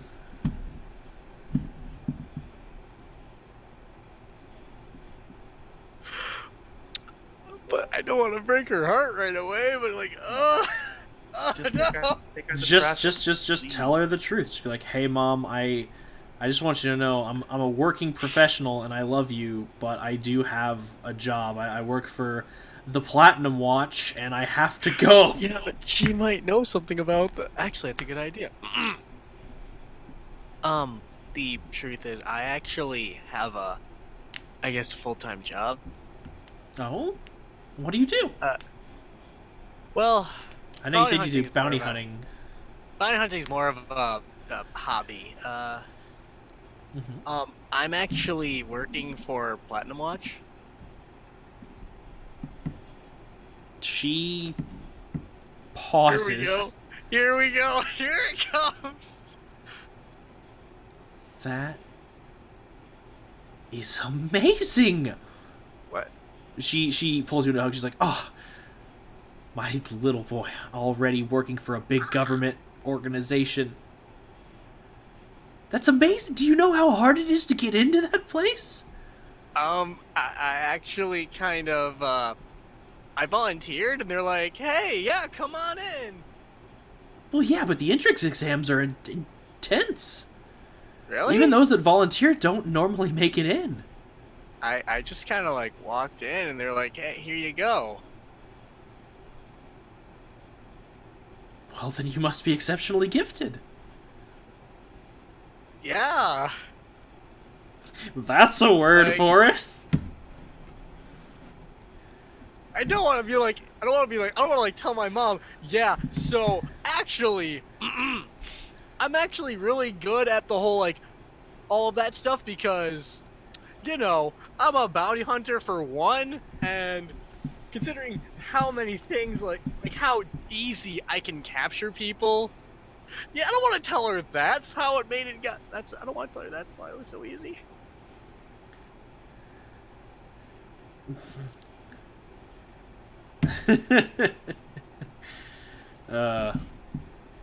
I mean, just tell her that, you know, you I'm just didn't have a saying it was difficult easy. time, and yeah, no, that's. I just said it she's- was easy. I'm Yeah, and just like, she's and "Oh, here you she's go." and That's she's what I said. accepting that at face value. She is proud of you, Yes. Now I have two proud parents of me. and she's like, we should celebrate.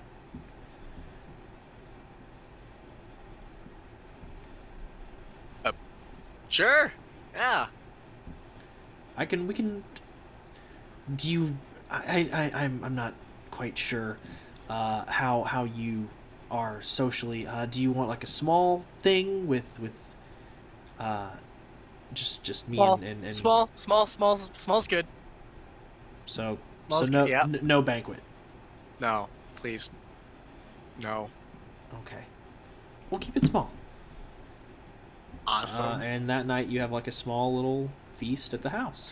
I'm patiently like, oh, I'm not gonna lie. Part of me was expecting her when she says small, only invite the town. Yeah, no, she just invites. You know, it's just you, her wife, and that's it. You I'm not gonna lie. Part of me was kind of expecting, like, oh hey, by the way, we have a child. Here's your sibling. Nah, I'm okay with this. No. I'm okay with this. I As already far have, as like, as far as I 7. know, bone marrow transplants didn't exist back then. They could adopt. You never know. Well, I mean, I'm just kidding. they're work-oriented, independent women, and they don't need no men or children. How dare? Oof. Okay. I'm just kidding. Fucking, who gives a shit? I just didn't write that in, okay, man? Yes, I have, dude. I'm just kidding. Oh. Damn. Damn. So yeah, that's kind of more or less what you get out of the experience of hanging out with your mom. Is just she dotes on you, she fills you in on the past, and Yay. you feast. Yay. I got a full tummy. I got a full heart. Positive reinforcement, my one weakness. Yay. Trap it, come like you get back. Trap it's like, welcome back, bastard son. You're like, and there it is. What the? Right. Okay, I didn't finish watching that GIF. I'm sorry. Jesus. Okay. Back in. All right, and we'll go ahead and do your research on the fire plane.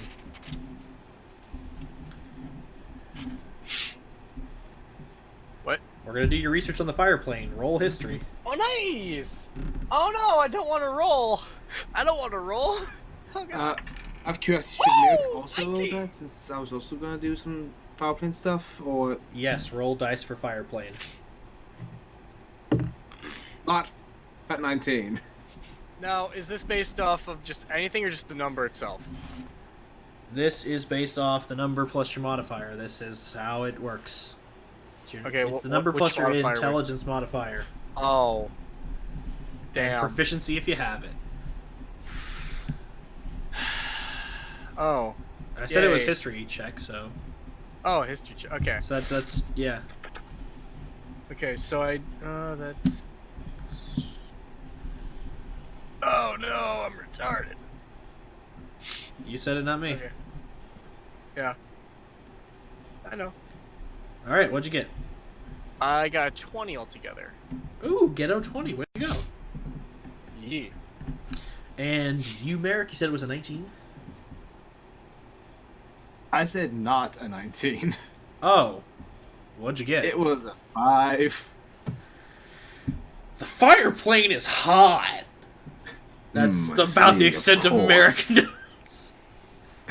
Merrick went to the library, saw fire, was like, I'm tired. I want a nap. Let's roast marshmallows. Starts chucking button. He just starts imagining laying in front of the fireplace, falling asleep. Merrick's in the library. Something passes by his periphery, like, Alpha's not you? Goes off to follow Alpha in the library, even though that's a different fucking timeline. Yeah. I'm Lily Anderson! Please tell me that this means that Merrick brings marshmallows on the trip. Yes. Yes. Oh, guys, we're making s'mores.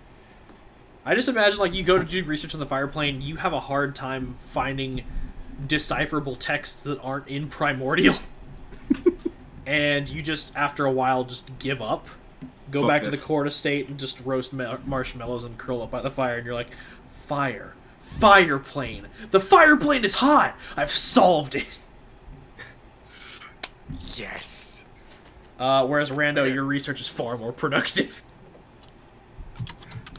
You learn that inside the fire elemental plane, it is more or less a vast churning sea of lava and fire. There are spires of igneous rock and obsidian glass that seem to jut from this lake, and there are communities that are built on islands in this ever-changing sea of flame. The biggest settlement, of course, is the Bronze City, which is the central government, more or less, for all the fire elementals. They all gather there under the kind and benevolent rule of the current Scorch King. Previous iterations were not as kind and benevolent. There were a lot of incinerations. Ah. And you find that the average temperature of the fire plane can reach between at its lowest 300 degrees up to possibly 400 to 700 degrees. You know what's rough? I'm a wood elf. And, well, you're not made of wood. I know. I was about to say he's not made of wood. No, Rando's going to spontaneously combust. That's canon. Rando just steps in, he's like, neat! Call me Martian Manhunter, here I come. Jesus Christ. So the one thing you glean is that during your traverses in the fire elemental plane, you all will need to stay consistently hydrated and cooled, or you will suffer exhaustion quickly. It's a good thing we have, you know, a lot of water. Yeah. With your fucking create water spell. And doesn't one of you have a decanter of endless water? Yeah, I I, mean, have a we also decanter of have, endless water, so we don't We need also big have spells. jugs. Oh, alchemy jugs, yeah. Yeah. Yeah, but since we have the canter, we can use that. We can use the jugs on booze. Let's pop a hydrant, boys. We'll just light the sky on fire. So we can... Hydration. Wait. I have an idea. I don't even care if Walker hears it. Go on. I'm listening, Zach. I know. I'm looking for my spells. I will say a decanter of water doesn't doesn't burn a spell slot. This is true. Right, I think Merrick even has like, is I create think water create or destroy destroy water Yeah, water. is I have create and destroy water, so that'll be fun. Is that level 1 or 2? Level 1. Oh, then yeah, Merrick can cast that too, because you're a cleric. Neat. I'm a druid, but No, well, yeah, but you can both cast it. Is what I'm saying. We Oh, yeah, have 3 yeah, sources yeah, Saying of can water. back you up. yeah. Yeah. I haven't used that one ability, and I'm salty about it. Okay, then it's all you, man. No, like, okay, that too, but like, I'm referring to like something else. Anyway, you... Okay, but yeah. That is what you glean from your fire plane research. And you spend a good amount of time in the library getting additional information. I will say this, when you enter into the fire elemental plane, you will have advantage when traversing the ash elemental plane, the magma plane, and the fire plane. Nice. That's just rando only. Alright, so, let's see. I'm going to try and get through a few of these quickly before we wrap tonight, because I am feeling a mighty sleep coming on. So we'll get through a few things. Specifically, I want to do Linsbor's requisitions, because there is something fun that I want to go ahead and do. Linsbor, you still there? Yes. We're going to do your requisitions. What? Your requisitions, your gaining of the items. Oh, okay. But first, I must open your backstory. Oh, yeah. Yes. Oh God, indeed. Okay. Let me get the fucking doc. Right, so, Let me make sure I've got the right one. I've got 3 of them.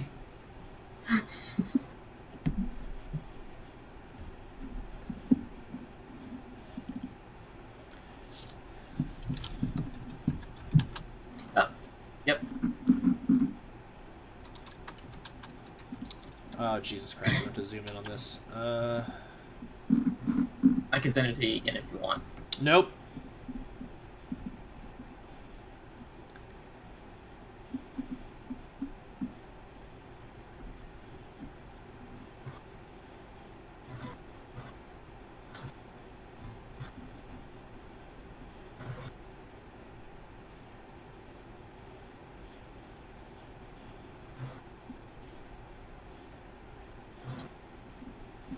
Okay. So as you are out and about gathering your requisitions, making sure that you've got the proper supplies, you know, getting some information as well from the captains on more or less what your situation is going to be like once you get there. Because a lot of the information on the Four Elements Rally has been a bit hush-hush, since it's a mission that was specifically assigned to the Platinum Wardens by the Emperor. But as we're coming into the final week, you gain a few bits of information, specifically regarding the person you'll be working with entering the Four Elements Rally. And it's actually an old rival of yours. Not in a sense that, like, it was someone who actually made an impression. I feel like they consider themselves your rival, but you're like, who the fuck are you? Were we competing? I think I know who you're talking about, but I don't. Well, I'm not pulling that character from your backstory. I'm the character that will be helping you with your requisitions. I'm pulling from your backstory, but the person I'm about to introduce is not in your backstory. Like I said, They left that little of an impression. They consider themselves your rival, but you're just like, who the fuck are you? What do you want with me? Do you want an autograph from the man who designed this construct? But yeah, so you find out that the person who is constructing this is Torvan Ironbeard. It's a dwarven engineer who is known for creating a lot of the Magitech engines that run a lot of the newer airships that patrol the coast. In the wake of the war with Eloran, he more or less became a pretty big deal. He kind of led the team of researchers that built these engines, but he himself has kind of faded into obscurity as some newer artificers have been on the rise. Specifically one that's been kind of catching up on his coattails, to your pride and joy, is your daughter Felviva, who has been kicking his ass in the engineering department. Because her constructs are making it a lot easier to man these, as well as maintain the systems for a lot of the works that are being designed.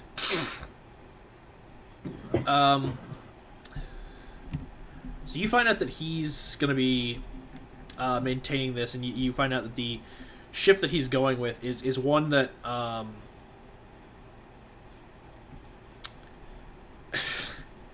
to find a way to describe this. It's a design that you threw out.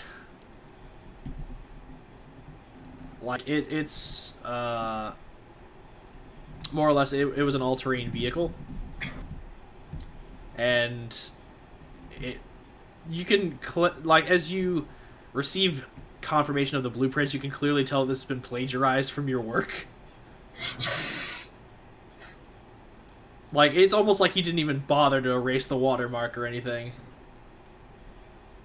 It shows the lens bore right there. It says it right in the middle of the page. That bitch. It's practically covering up the whole fucking thing.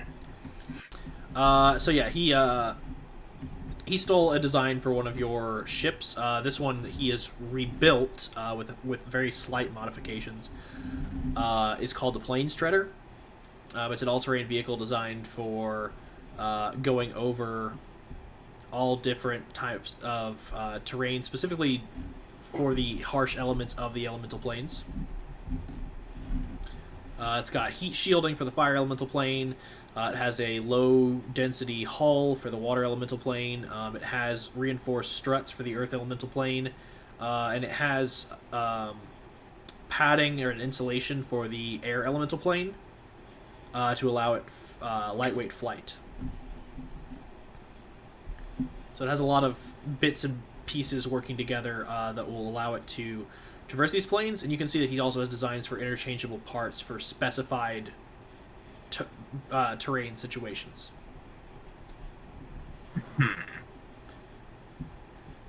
But a lot of it still kind of borrows from designs that you and your daughter have made.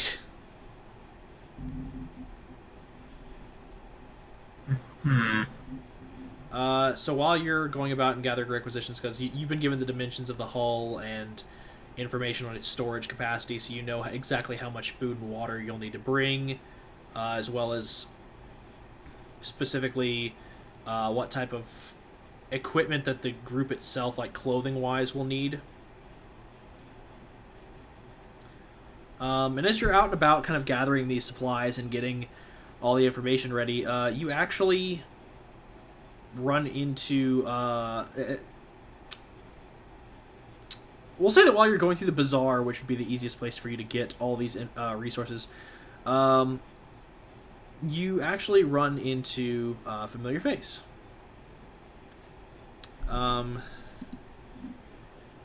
It is a rather young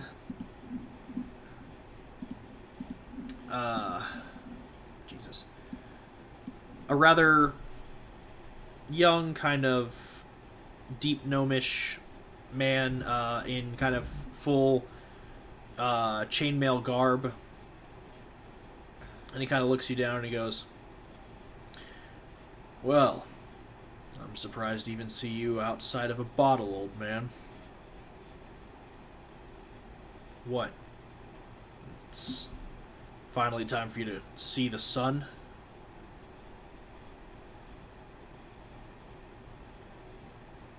I'm sorry, Walker, you're cutting it a bit for me. Oh, yeah. You're confronted by a deep gnome man wearing chainmail. He's got holy insignias on him, and he is kind of scowling at you. And he said to you previously, what? So I finally find you out here out instead of the bottom of a bottle? Finally time for you to see the sunlight, old man? Not all of us are blessed with your gift for light. Yeah, well, not all of us are recluses who wall themselves off at the first sign of trouble either. I have only done such things only 3 times in my life.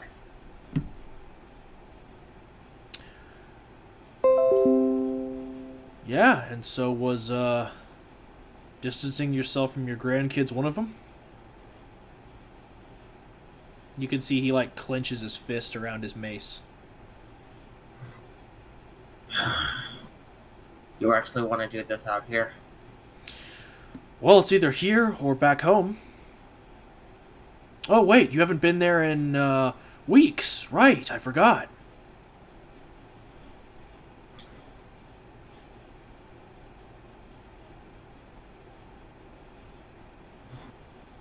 What do you want? What do you want from me, Boris?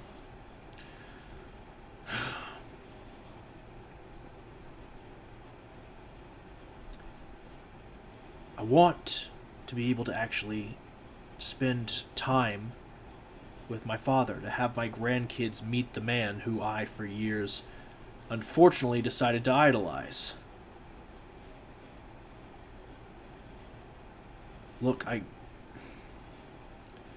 we're all hurting after what happened. But running off and just leaving us doesn't help anything.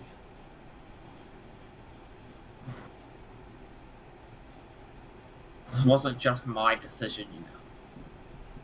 Yeah, I know. They called you back.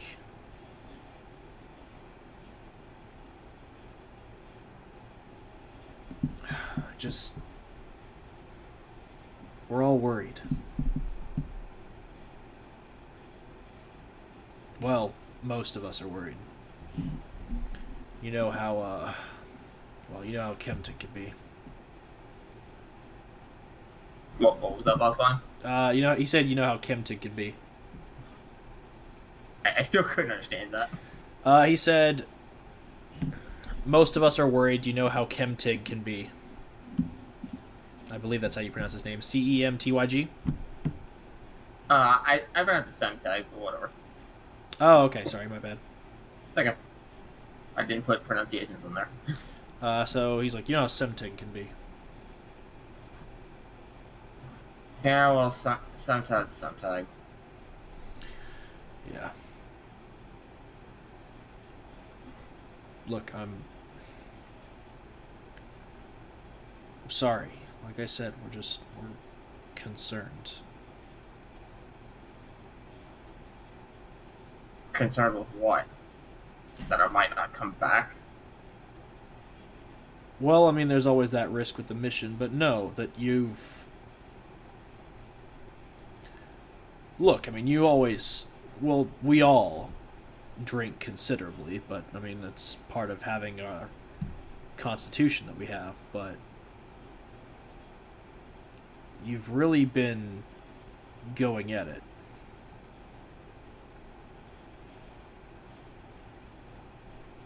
I don't think I've been doing it much more than usual. I mean, I haven't been around, so I wouldn't know. Just be careful.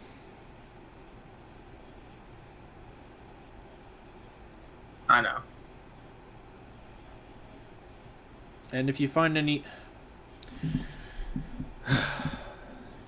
souvenirs, just bring some back. The kids have been asking for something.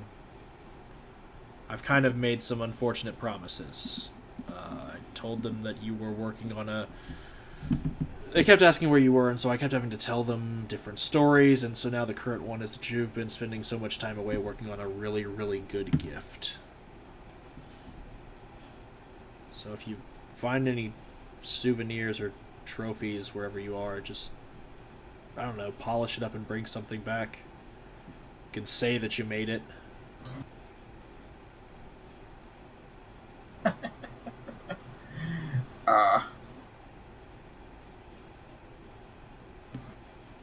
Okay. I'll be sure to do that. Alright, well. And he looks over, like, the supplies that you're getting, and he's like, Don't pay that much for that. And he points to, like, the climbing gear.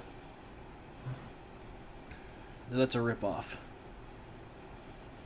I mean, yeah, I know I don't need it, but the others don't have, like, aura. Well, yeah, but I mean, like, 40 gold for a harness, that's a bit much.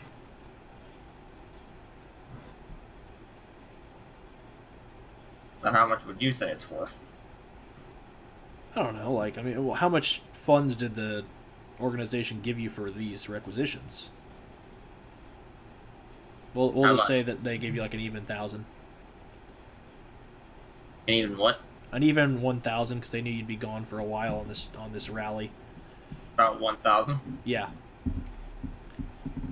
Yeah, okay. They gave me about 1,000. He thinks on it for a minute, and he goes, well, how about we go do some bargain shopping together, and whatever you have left over, you just comp it as expenses. He kind of gives you a wink. Count it as a what? Comp it as a necessary expense. Sure. I like that song. Hey, Dad, let's go steal from the government. You know how I think. And with that, he spends the rest of the day with you shopping. God damn it, now I can't not picture two deep gnomes holding hands skipping down the street. Wouldn't it be nice if we hold... And then just as they hit the sunset, Lensborg's back gives out.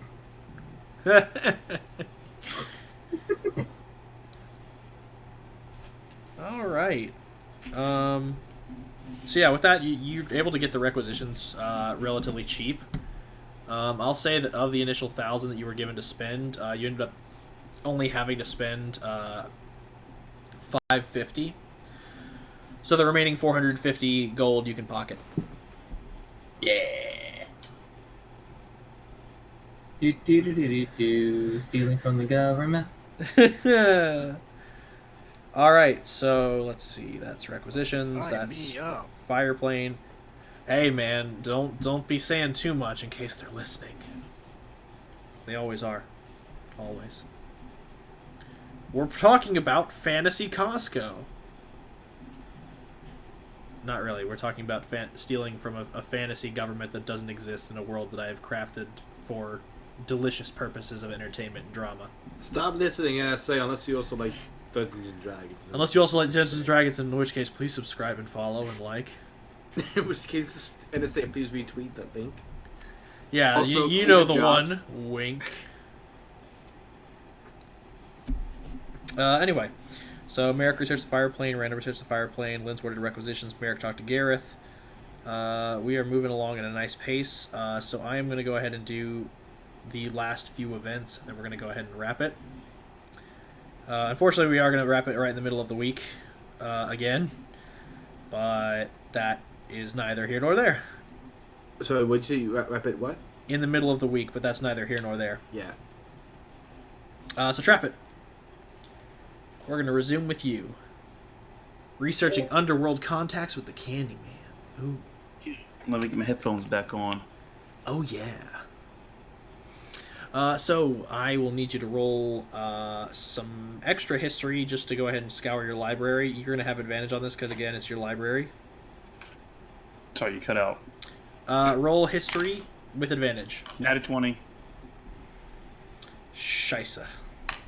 Do we roll again with advantage? If you got a 920, you know, that's it. It's done. Alright, I got it. In addition to the one recipe you definitely had, you now have an additional 4 for a total of 5.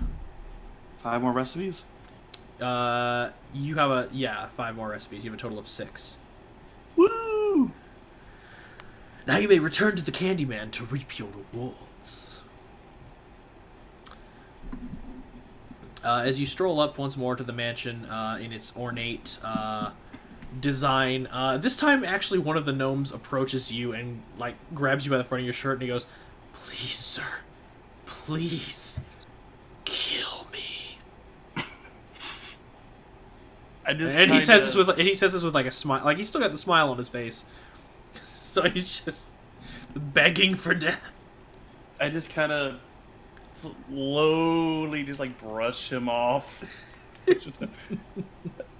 He just still smiling collapses in the middle of the field crying. That's technically murder. Legally I don't do that no more. He's just still weeping uncontrollably, and Woodsworth comes out and goes, Sir, the master is ready to see you now. Oh, good. And he as he motions you in, he just looks at that one gnome and he goes, Get back to work. and the gnome just curls up in the fetal position, weeping and smiling and weeping. Woodsworth closes the door. Fun fact, back in the 1800s, English people would just straight up pay people to pretend to be homeless people sleeping in their yards. That's where we get law gnomes from. Ah, neat. The more you know. Yeah, knowledge. So as you enter once more into the lair of the Candyman, the orc in his boisterous attire greets you. This time he is not wearing his previous red suit and black slacks. He is now wearing a delightful flowing purple and gold robe with these nice little bunny slippers that are bright pink. Alright. And he goes, Ha! My friend, welcome, welcome. You just caught me after my morning nap. It's always good to get some rest in when you can. Yes, it is always good to make sure that I am well rested, especially when dealing with people who would rather slit my throat. Need to stay alert. If it wasn't for Wordsworth, I would be dead many times over. I'm he- glad that Wordsworth has seen to your longevity. Ah, yes, well, that and the cakes. The cakes are very delicious. And nothing like euphoria to make sure you live a long life. Now, I believe we had initially set up a trade. Information for recipes. I do have a few more that may interest you. Delightful. And pray tell, what do you seek in exchange?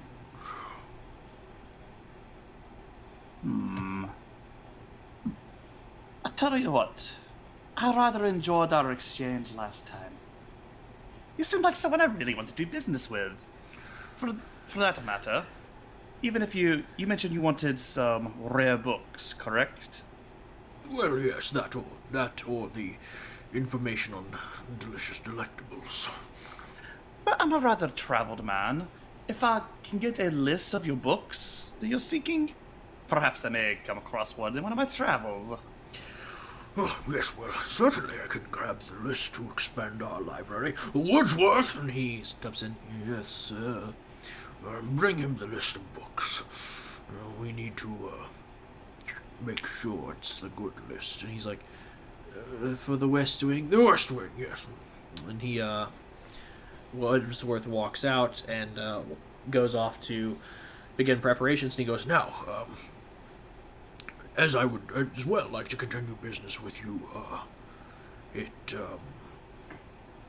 Wordsworth will fetch our lists, but if there is anything that you do need in the meantime, I would be happy to exchange for those delectables. Walker, I meant to ask earlier, would I've had time to look at the list he gave me before? yeah, you would have had time to look over that list. Did I recognize any names on the list? Several. Ooh. As individuals that you have either seen in passing or have heard mentioned. These are just kind of like when Trappit's just hanging out in the Platinum Watch cafeteria, eating a delicious sandwich. He just picks up some conversation. So these are names that you'd absolutely recognized. Some of them you didn't, but you know that you could probably run them by some people and try and find out who they are. And I know that, I know it's a pretty safe bet that this guy's info is going to be legit. Yes. This guy is not in the business of providing false information. That wouldn't do well for his credibility.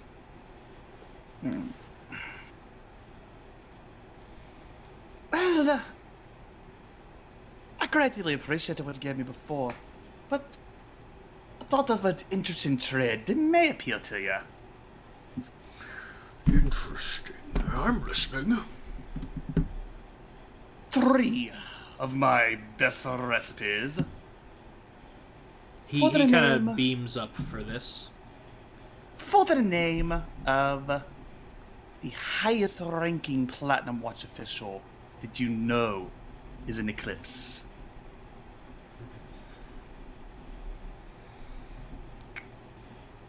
Four recipes. I'm going to roll that persuasion die. He's going to also roll his persuasion die. This is going to be a charisma competition. Now 20! What's your modifier? Do it, Rabbit. Oh no. So proud of you, Dad. 28. So 28 after modifier. His is a 26. So that beats. Did he roll that 22? No, he rolled a 14, but he has a 12 modifier. Oh. Rabbit, you beautiful bastard. So yeah, he's just like, Very well, 3. and he kind of grimaces and he goes, You said highest ranking. Aye, I did.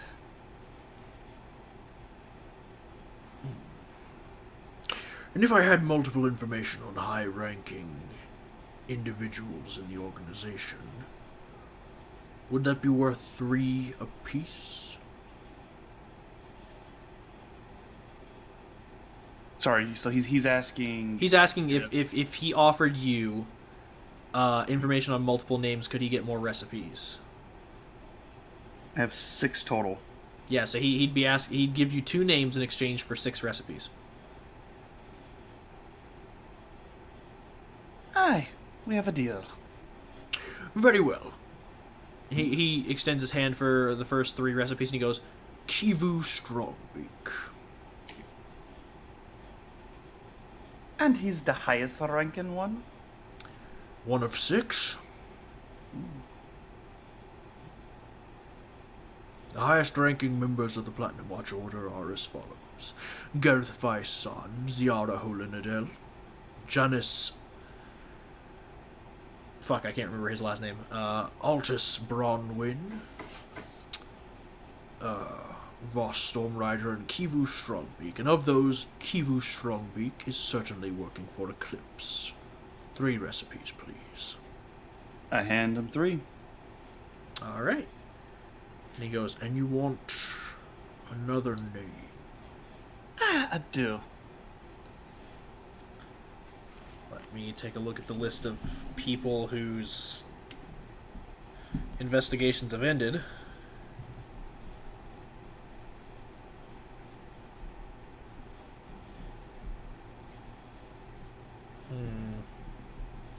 Damn!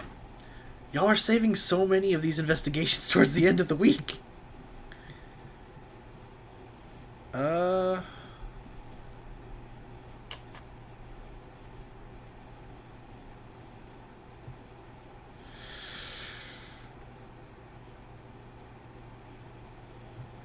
Actually, this is going to amuse me. Because this interaction is about to go down. Plus, it'll be far too amusing for me to get to do this. He says, Tell me something, Mr. Trappett. If I were to give you the information that you seek, one of the highest ranking members of Platinum Watch, but I also gave you their specific title amongst the Eclipse organization, what would you pay me for that? And I'm out of recipes, right, Red? I mean, Red, Walker. you are out of recipes. However, you are still gathering that list of books. However, if you get this information, he is going to expect you to deliver on those books. I'm not going to give him all the books. Oh no! He expects one. He expects even exchange. Y'all have set that expectation for one another. Yeah. I'll seek out some books from your list. Very well. In that case, I will give you the name of one of the members of Eclipse, and I will also give you their title, and you shall owe me 1 book. He said 1 book? Yeah. In addition to the Alright, recipe, cool. you're gonna owe him 1 book. Cool, you're just cutting out a little bit for me. Yeah, I know. I keep cutting out. That's kind of the unfortunate theme of today. Sorry.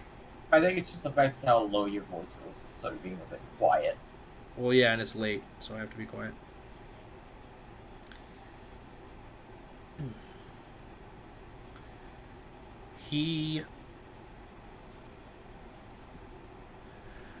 God, I'm trying to think of how I want to do this.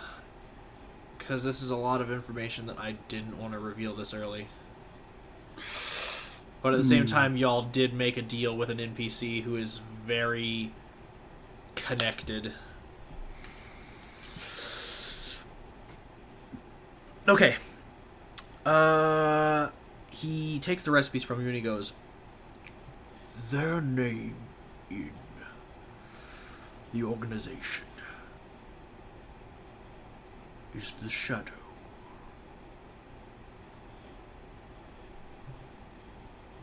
And their identity... and he thinks for a moment and he goes, No. No, that would be too easy. I'll give you a better one.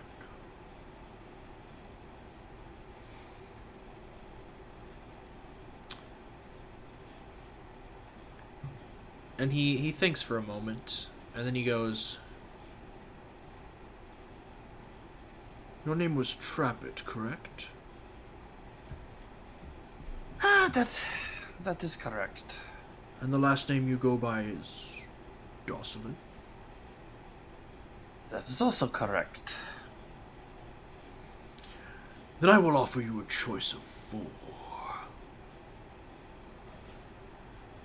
Because I have heard a great deal about you through the grapevine. You will get your choice of any of the Shadow Council of Eclipse. I will say this, of the names I will provide you, only 2 are going to be highest-ranking members of Platinum Watch. But you will have to guess. I shall give you some titles, and you can make your assumptions or guess, and it will be entertaining for me to see what you come up with. So, the stipulation is that I will not provide you the title of anyone who I've already listed. For example, for free, I will give you that Kivu Strongbeak is known often in the Shadow Council as the Madman.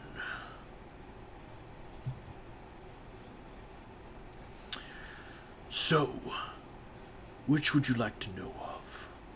The Shadow, the Huntsman, the Serpent, or the Watcher?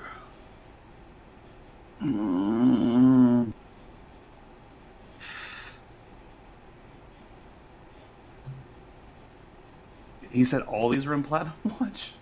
he said that 2 of them are in Platinum Watch, and you get to guess. And the Watcher's a name we've heard before. The Watcher's a name you've heard before, the Shadow is new, the Serpent is new, as is the Huntsman.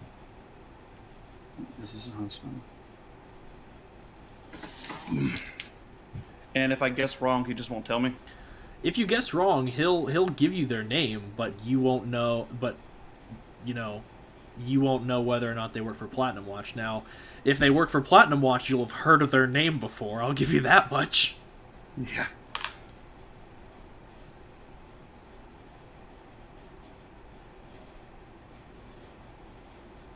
And you can feel free to out of I mean, because this is a decision that Trappit has to make, but also out of game, if you would like to consult with the party, I will allow this in this once in a lifetime only situation. Alright. I think Okay. Gareth is probably the Huntsman. I'm worried Z might be the Shadow. That's where I'm at on this. So, just to be clear on the parameters, he guesses the name of the agent and the code name, or just asks. He guesses the name for the code name, and the Candyman will give him their real name. Okay. So he has to guess one of the 4 is the one that he is exchanging the information for, and he will guess which one he wants. Then he will be provided with their real name. Okay. And he can choose between the Watcher, the Shadow, the Serpent, and the Huntsman.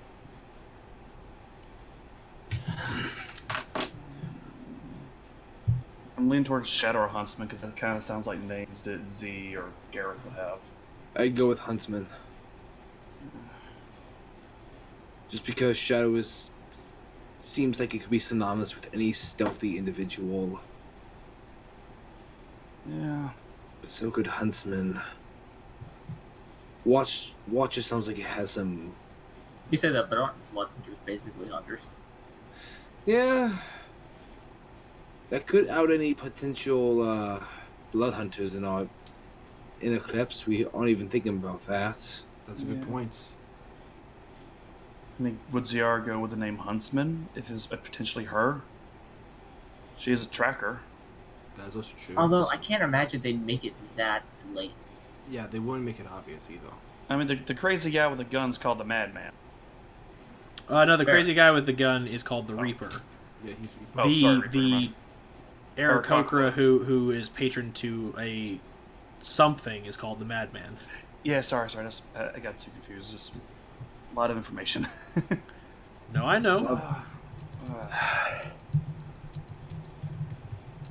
Alright. I For think I might me- just do... Sorry, go ahead. No. It's your character. You make the decision. I will say, just off what we know, Z has a dagger with what I believe is some kind of serpent venom in it. That's also her value. You thinking it's a serpent? I'm saying if we're going with what could have a connection, all of these have a connection to Z. Yeah. If it was her. Yeah, because with her long lifespan, Watcher could apply too. Yeah. It might actually come down to you rolling a d4. Yeah, that's what I'm about to do. So, what do you want to say? 1 Shadow, 2 Huntsman, 3 Serpent, 4 Watcher?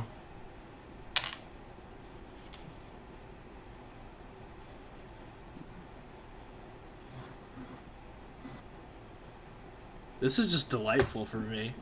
You are a bastard, man. I know. Also, the Reaper's name is Hargrove. That reminds me, Walker. Well, I to be fair, I got it mixed up.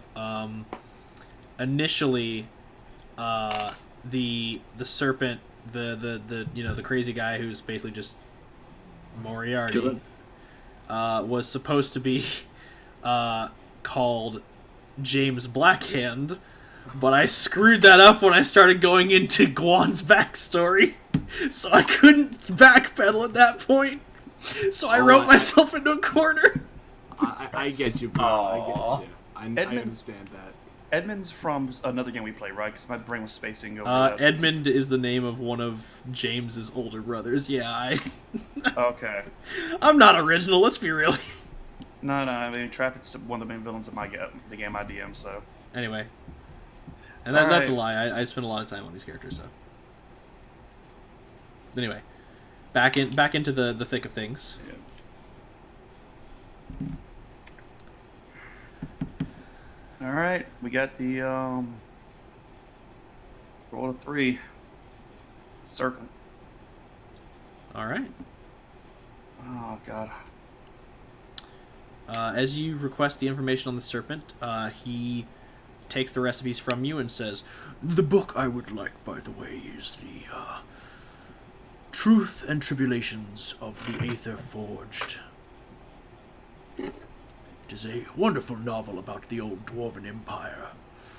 Some say that it hasn't been glanced upon since the late Third Age. It was originally a tome written during the First. I'm quite interested to see if it's survived.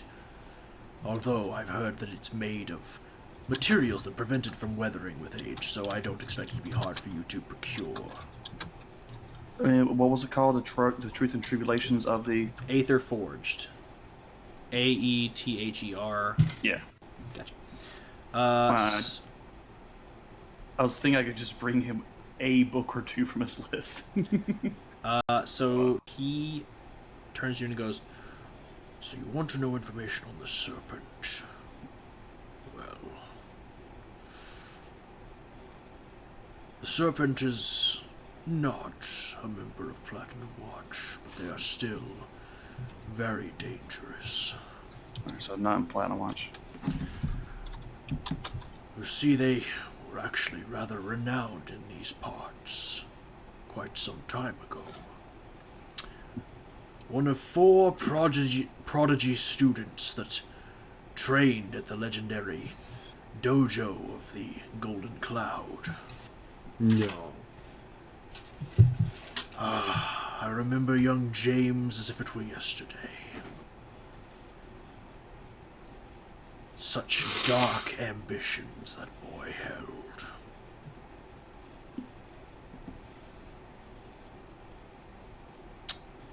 If you need to seek out the serpent, you know that his name will be James Blackhand.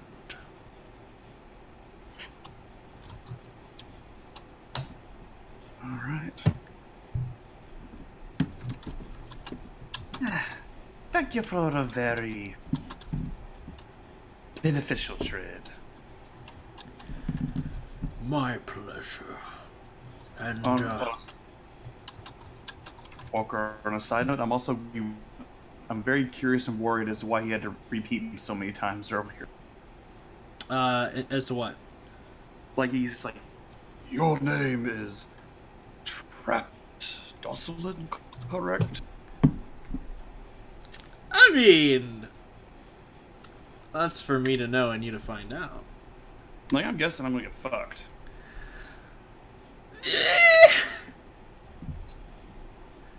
I didn't say that. Inside. Yeah, I mean, sure, whatever, man. No, I mean the damage is done at this point. No, man, I mean, like, honest, for real, like, I'm fucking around a bit, but yeah, there is a reason why he is inquiring about your 23 though. name. You can tell that he was asked by someone to confirm your name. Mm-hmm. So it seems that someone is looking into you. That's always fun. And you've given me some very interesting news. At least now I know a couple daggers to watch out for, potentially. Ah, don't we all? Everyone's got a blade with their name on it. Mine's is Chrysanthemum. Drabbit chuckles. If I ever come across any more obscure recipes or sweets, I'll be sure to bring them by. Much appreciated. And as always, take care. Woodsworth! And Woodsworth comes in. Yes, sir. And he turns to you and he hands you the list of books. From the West Wing, sir, I've acquired 5 tomes of which you may wish to apprise. And he turns to you and he goes, Did you tell him about I told him about the truth and tribulations of the Aether Forge. Ah, good, sir, very good. I will lead him out. And he goes, Peach brandy? He's like, yes, I know, sir, the peach brandy. And he leads you out and he goes, again, sir, would you care for a glass of peach brandy? Before I take my leave, I once again thank my host and add, and if you know of anyone looking for someone of my skills, send them my way, perhaps. Discreetly, of course.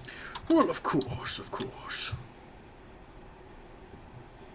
My current position's a little stifling, shall we say.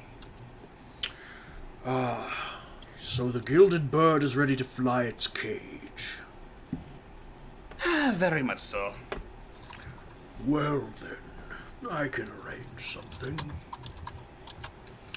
This will just be a freebie on me, for giving me such delectable delights of which I may apprise myself. Thank you sincerely.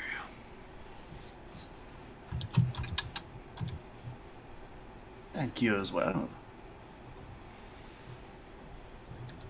and with that, that concludes your underworld dealings. So what did he say? I just heard him say thank you sincerely. He said thank you sincerely for the delectable delights of which I may apprise myself. Yeah. Okay. I thought he had like told me information I missed in my bed. No, he didn't. Okay. So let's see. That just leaves 3 final events in our docket for the night. So Including investigating Z still. Should we get to Vex first? Yep. Vex is gonna have to leave soon. okay. I mean, the only other things that y'all had were investigating the Earth plane, which I was actually gonna put on hold until next week. Okay. The only other things we had were the AVOC stuff, which I haven't gotten to yet. Do you mind if we put it on hold until next week? The trial? No, your investigations of Voss and Eclipse. Certainly.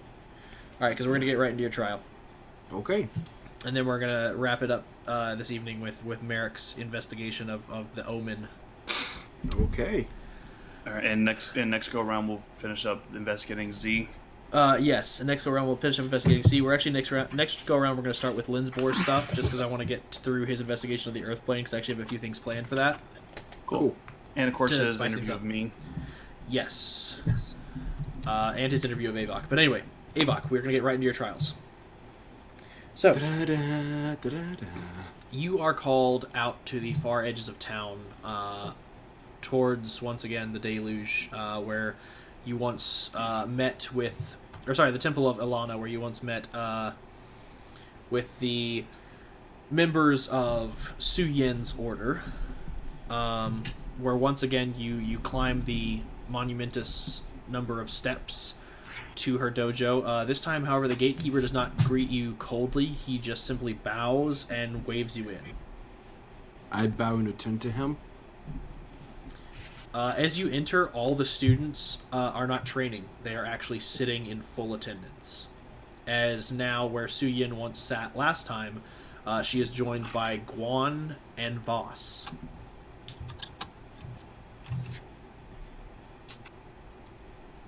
Whew. So they all rise as you enter kind of the center of their dojo, and Su Yin, Guan, and Voss all bow to you. I'm really wishing I was married to get blessed before this. I bow in return. They stand up straight and they go, "You wish to seek the next step in your training, the perfection of your craft." And Su Yin, by the way, Su Yin is the one delivering the speech. She goes, "You seek to attain the rank of master."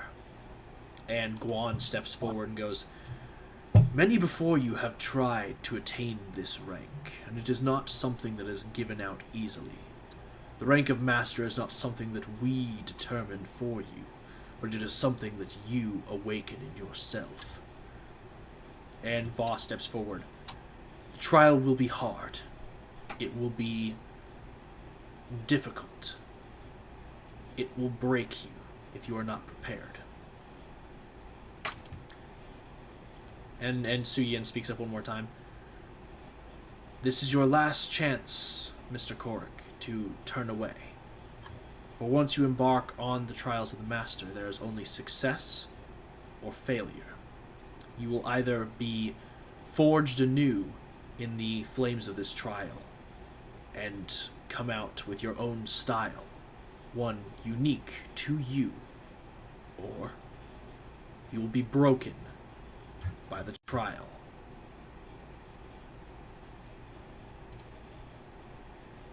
And they all sit down, and Guan is the first to speak. He goes, "Avok Korik, a student of my dojo, the dojo of the Golden Cloud,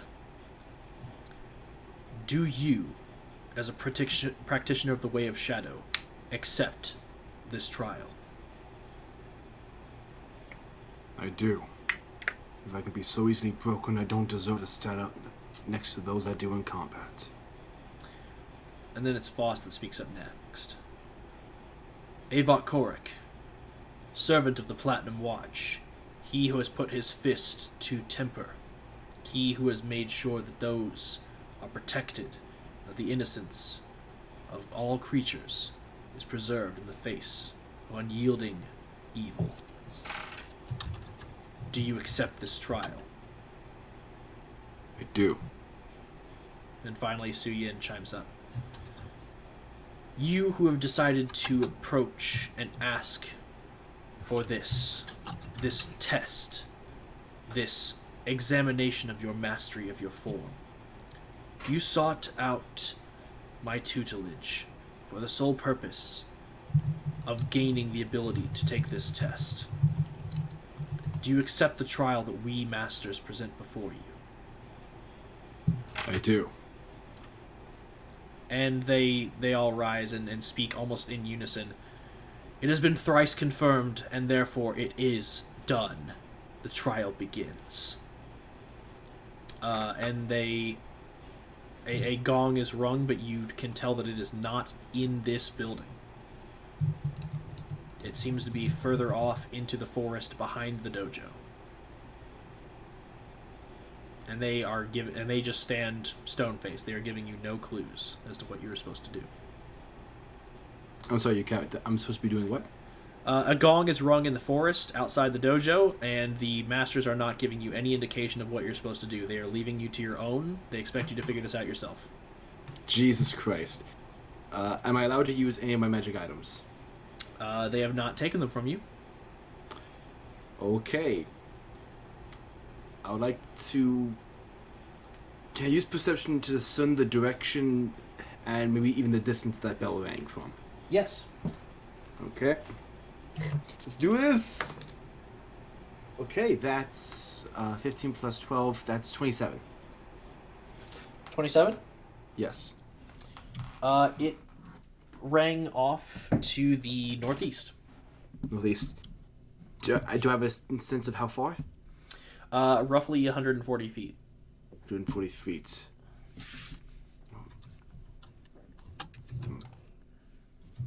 I activate the Boots of Haste. All right. And I just go for it. Okay, they make sure to step enough out of your way as you bull charge through, and I'm assuming hardcore parkour your way out of there. Oh, yeah. I'm not going to make you roll for acrobatics. My I'm just speed gonna is allow you to- 45. If that's actually now 80. So with my bonus action, I can get there within 6 seconds. Holy shit! All right, so yeah, you're there. And as you arrive, you see that the gong is still reverberating from where it was rung. Avok, I'm gonna need you to make me a wisdom saving throw. Oh, jeez. Oh, no. This is why I want to take the resilience feats. The die that Hawk gave me. The symbol of our friendship. Don't fuck me, Hawk. Hawk, you did not fuck me. That is a 21. Congratulations. You do not fall under the thrall of the auditory genjutsu. As it were. I'm just using that as a phrasing for this because that's I know. basically what it is. And your passive perception's a 22? 22 passive perception. Okay. You can spot further ahead tracks in the dirt leading away from this gong. I follow them. Okay. As you follow them, I'm going to need you to make a perception check. Perception check. Perception plus 12, that's an 18. You follow those tracks. Okay, I'm certain there's something else I'm missing. And, huh? I was saying I follow them. So you follow the tracks, and you are led to a large clearing in the middle of the woods, kind of far off. I'd say right about here is where you would be currently located. I just need to stretch out the map. Where would I be located? Here. Oh, damn. So you're a ways away outside the Platinum City. Okay,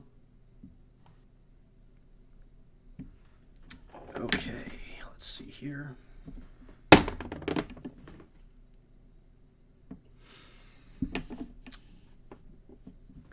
Does a 21 hit your AC? It does.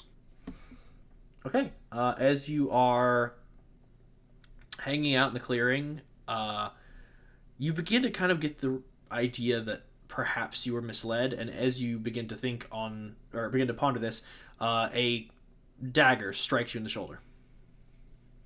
Ow. And you take...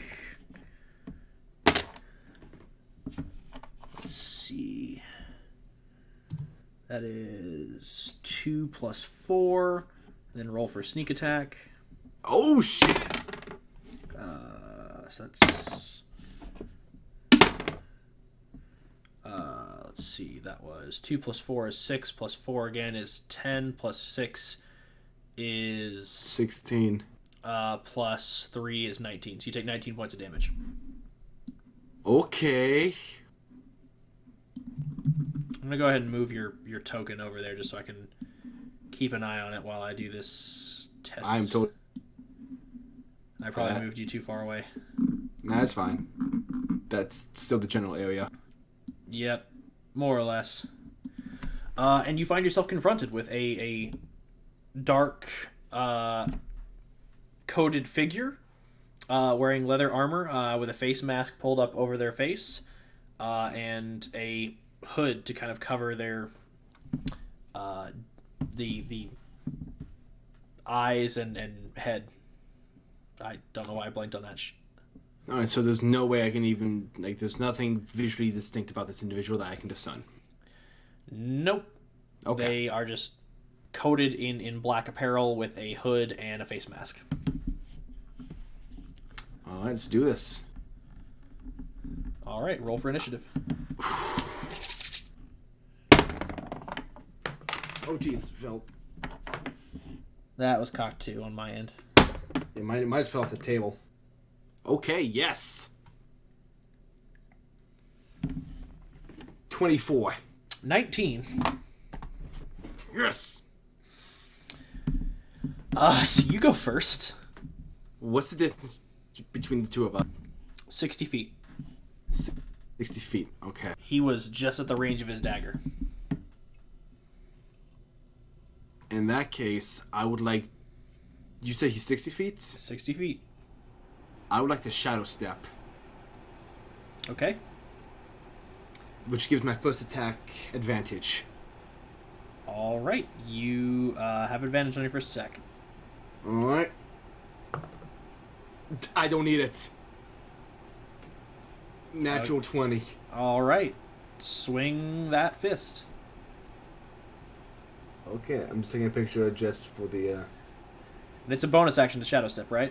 It is. It is a shadow. Going a shadow step at 6th level, and the bonus action you can tell what's 60 feet. Okay, so that means no flurry of blows this round, though. That is correct. But it means I got sneak attack. Ah, yes, this is correct. I forget that you are also a roguey boy. Yes, indeed. So let's see. At my level, that's with the sneak attack, it's 2d6. All right. Wait, let me just double check.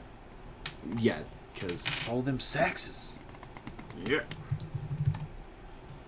because 1d6 for unarmed strike, 1d6 for sneak attack. Okay. Plus plus 5, so 15 points of damage. And that's the first punch. Plus punch. All right, he takes 15 points of damage. He seems to stagger back a bit. All right. Second attack, no sneak attack, no advantage. That's a natural 19. That's 28. That hits. Yes. I have been sweating about this for a month. And I rolled a 1 on my damage. Okay. That's going to be a 6 points of damage. Okay, so it was a 16 and a 6. Yeah, 21 total. All right, let me find my pen. I gotta Wait, keep track no. of those hit points. That's 22 total? Yeah, 22 total. Okay.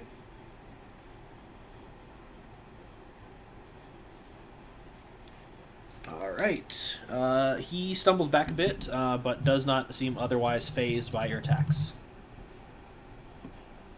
And I have not used my movement action, right? Correct. So I could get another attack in. One more punch. One final punch. Could I...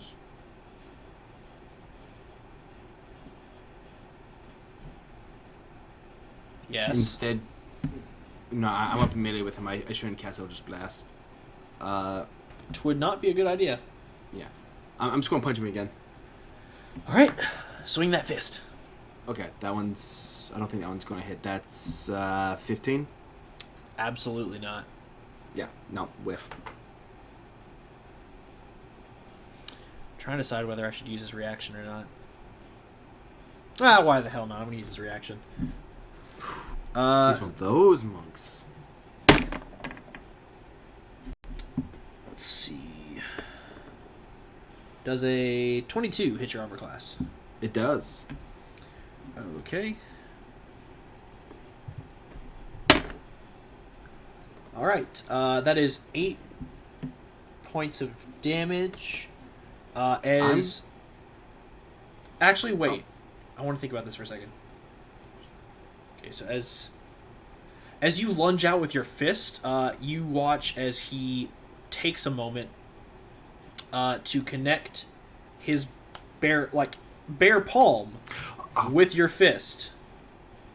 As you begin to press into him, you watch as he turns the inertia around and strikes forward with his own blow, dealing 8 points of damage.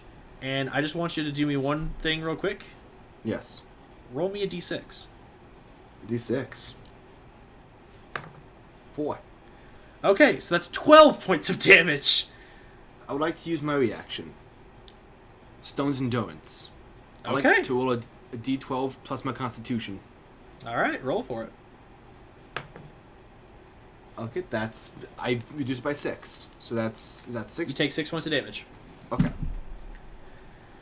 as he takes the inertia and throws it back into you. No, just double. Yeah, I had my con to this. Yeah, so it's 6. Yep, so you still take 6 points of damage. Okay. And now it's his turn. Oh, damn it. So now we're going to get to the fun bit. Because he's not going to move. Yeah, I don't think any of us are. So let's see, how do I want to do this? Don't see it like that. Well, I have to think. This is I know, I was making a joke. this is a mastery test, so I homebrewed an entire encounter for this. Oh, I'm scared, actually. Let's see. Okay. I know exactly how I'm going to go ahead and do this. So he, after dealing that blow to you, he then spins around and goes ahead and slams his hands together. He's going to spend 2 key points, and go ahead and channel through his aura of lightning. Or lightning. And you watch as his body becomes entirely encompassed in crackling electricity. Let's see here. It's going to give him some small stat boosts, but the main thing is damage. Which, let's see, that was a bonus action, so he's only got an action and his movement.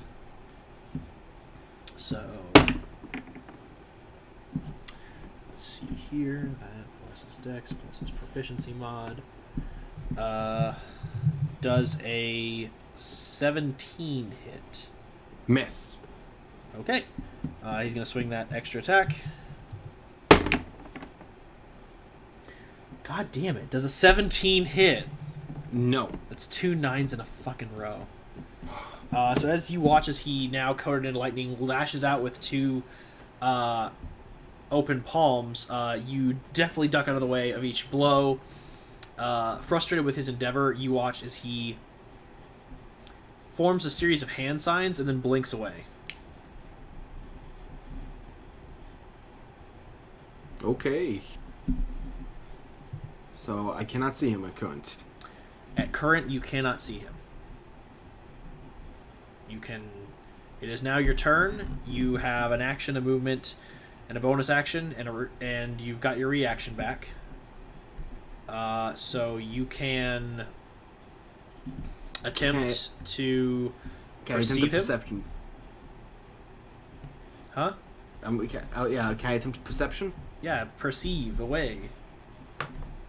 Okay. That is... Go skills. I think... Okay, that's 22. Yeah, he didn't beat that. Yes! So you see a faint crackle of electrical energy about, let's say, 85 feet from you, back in the tree line. Eldritch Blast. All right, fire away. You get 2 of those, right? Yes, I do. Double checking. Get my level. 1d10. Yep, 2 at 5th level. All right, so roll 2 attacks. Okay.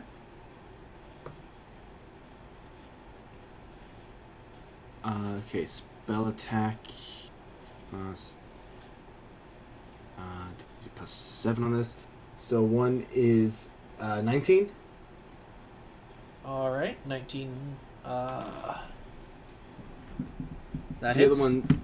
Wait, what? That does not hit? It hits. Oh, then the other one hits. I rolled a natural 16 on the other one. All right. So after modifiers, that's Like a 20, 24. Like, I add 7 to that. yeah. His AC is like 18, so Okay. you liquidate him. So- D10. So, 8. Do I add my modifier for this damage? I'd say no. Well, I've done it in the past. Go for it. Okay, because it's up to you. No, I've already done it in the past for all spells that have been cast. So yeah, go ahead Okay. and do it. Add it for each one. Okay, so that's the first one's 11. Okay. Ooh, the second one's a 5. Okay, so 16 total. Yes.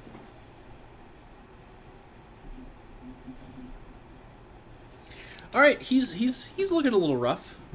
That was my action and both. That was both my actions, right? Well, no, you get 2 rays with the Eldritch Blast. No, because perception was one action, wasn't it? That's For a bonus action. Oh, it was a bonus action. So you've got your movement. That's about it. Oh. Oh. I'd say at this point you are still hasted, so you might just want to run. Oh shit! I do. I had another attack then. Fuck. In that case, could I cast? So I have a movement action that I can convert into another attack. So, but before that, can I use my haste action to cast a different spell? Sure. Hex. Okay, you hex him. You hex him good. I sure as Storm, does haste boost my AC by 2? Yes, it does. Okay, then I need to remember that. Okay, so you're at So- 21. Got it. Yeah, 21. Okay, so hex disadvantaged on dexterity checks, Okay. and I would like to fire another Eldritch Blast at him. Okay. That's absolutely gonna whiff. That one, 18. 18. That meets and beats. Yes. Okay, so 10 total the damage. Oh wait, 10 necrotic. total. Plus a The d6, yeah. 12 total. Okay.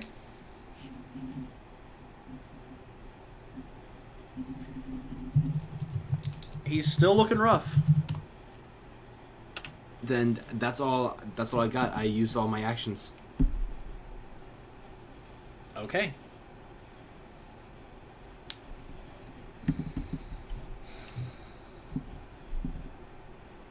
He's gonna spend a couple more key points. Bring it. I need you to make a dexterity saving throw. Dexterity saving throw.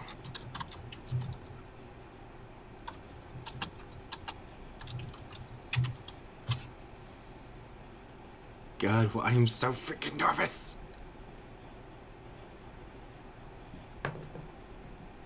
Oh, thank God. 21.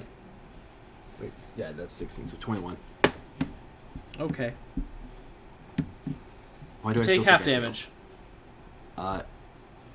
Evasion. At You 17th take a level- quarter damage. No, you instead take no damage with evasion. Fuck. Wait, when did you get evasion? It's level 7 monk. Shit. Well, there goes the... Okay. So as Avok ducks and rolls out of the way as he senses the impending danger, you watch as a very slender bolt of lightning strikes out from amongst the bushes and trees and strikes the clouds above you as they coalesce into a large darkened mass and a lightning projection of a dragon strikes down the spot at which you once were, scorching the earth. Avok's just staring at that with his just mouth agape. And that was his action, so he's still got a movement and a bonus action. So Yeah, he does.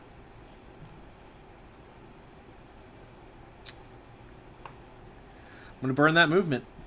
Let's see. Last we checked, he was 85 feet away from you. That's correct. So he is going to burn all of his movement, which is gonna get him up close to you, but not close enough. He's still about 5 feet away from you. Okay. So not quite close enough to attack. Like, there's still 5 feet of distance between you and him, so I guess it's technically 10 feet between. Right. Yeah, I think I'm doing that right. Fuck. No, I think so. That tracks, sort of. If he can move 80 feet, he's gotta be like level 17 or 18 or something. Or it could just be something else. That's true. Could be mobile feet. Could be something. But I'm already paranoid and scared. So he's gonna burn his bonus action. And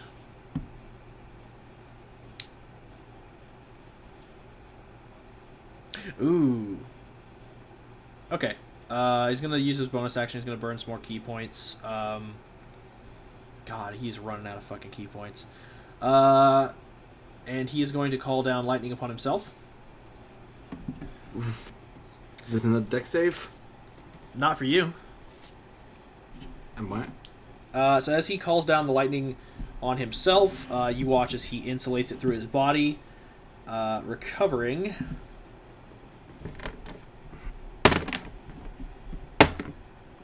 Alright. 5 plus wisdom, 8 hit points. Damn. Welcome to Masterclass, baby. It gets heavy. To quote one Malcolm Blackmore, damn. That's his action. It's all on you. I was going to light up the lightning tattoos, but seeing him do that, I don't think they'd do anything. I mean, if you want to give him free hit points, go for it. Yeah, No, I'm just kidding. It wouldn't do that, but he would be resistant. Yeah. Avok doesn't know that, but he's still saying that he's not going to take the chance. I'm going to close the gap between us. I'm going to walk up to him. Okay. And here we go. Punch, punch. All right. Punch, punch it is. That's going to hit. That's an actual 15 plus 9.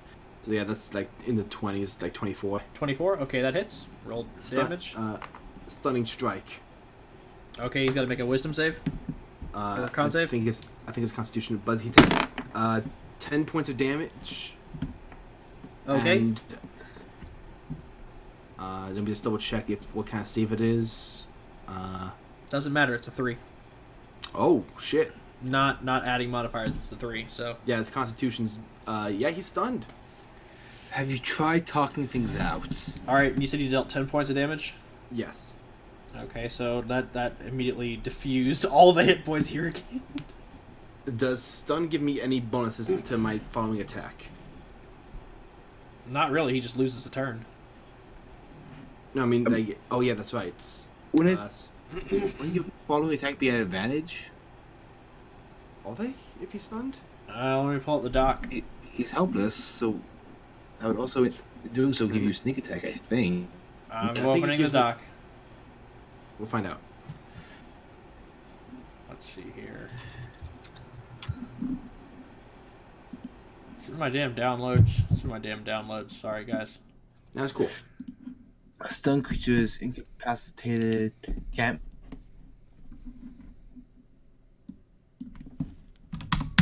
He feels strict. Tackles against creature has advantage. Attackers have advantage? Yes.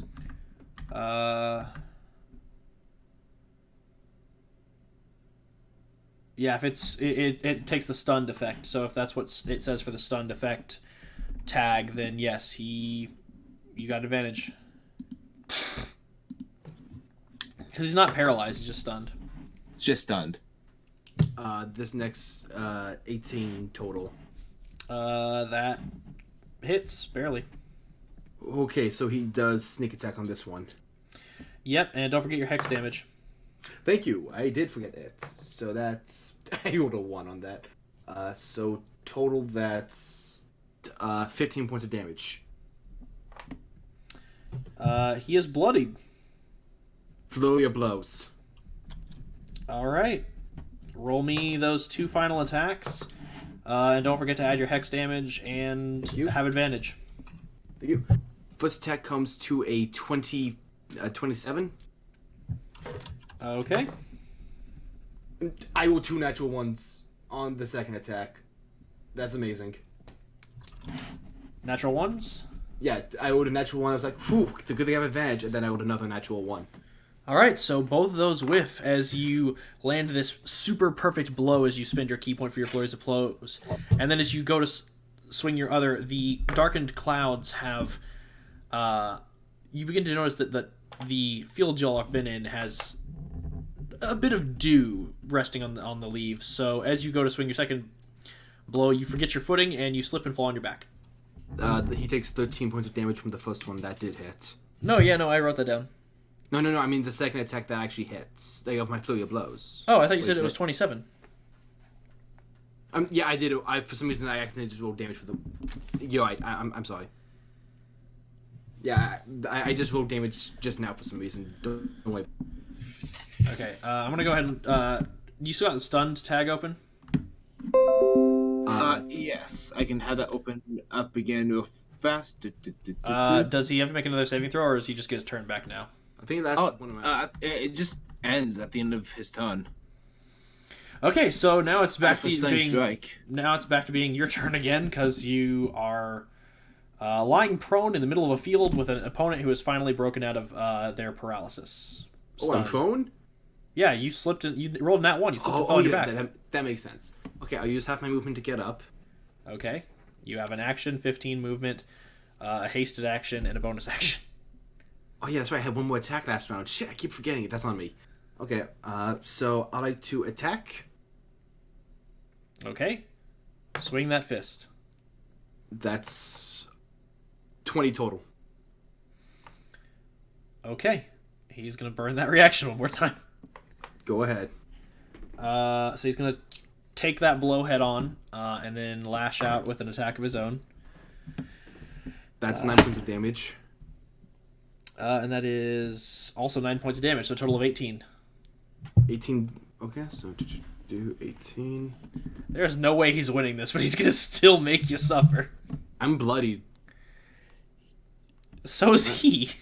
I'm spending another key point to do another stunning strike. Okay. This is my third key point. Make a save. Natural 20. Oh, shit. He is Second not attack. falling for that a second time. Second attack. Natural 1. You slip and fall again. Half my movement, get up again, and take my hasted attack. Just like, this is more embarrassing for me than it is for you. I saw that. Alright, take that hasted attack. Natural 20! Alright. Roll damage. Okay. So, and how's a crit walk in your system again? I rolled the unarmed strike twice. You take the maximum dice value. Oh, yeah, so that's automatically a 6. 6, 12, 15 plus, Hex. yeah, no, I that was a 3 on the dice. Okay, cool. So, that's, 20 points of damage. How do you want to do this? As I fall from the natural 1, I do one of those cool kung fu kick-ups, and I just uppercut him like Soyusen style. Alright. As your blow lands and strikes true, and the opponent falls and flies through the air, you watch as they completely dissipate into a cloud of smoke.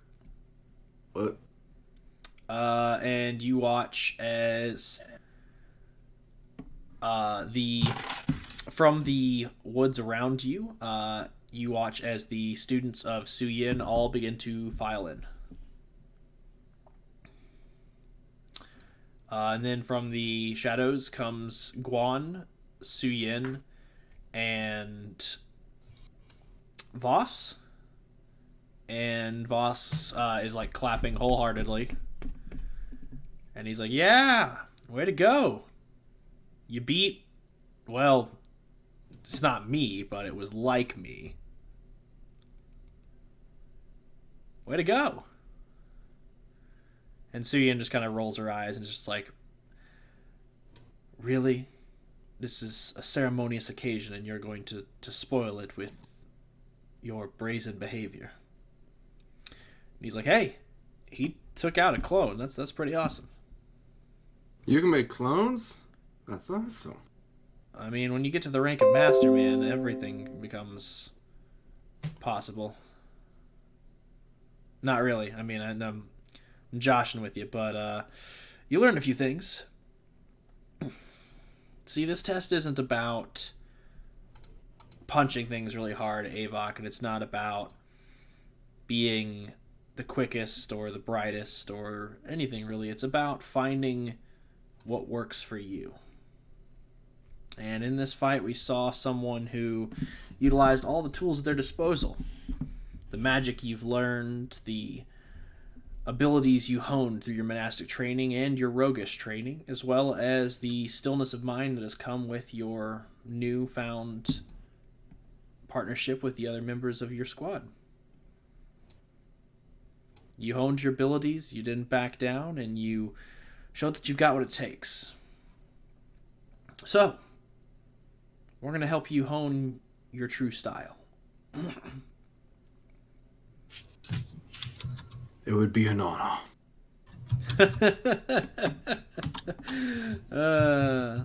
You misunderstand, and you hear him crack his knuckles. Oh no. You just finished phase 1.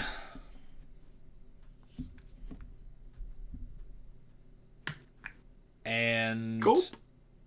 we're going to go ahead and time skip it forward, because during this time, all 3 masters more or less spend their time. You don't get to rest, BT dubs. They are literally one after the other. Once one of them gets tired, they swap out. You are non-stop going, Avok. I was slowly reaching for my D20 because, like, oh, he's going to say, well, initiative again. No, I wasn't. I'm not that cruel.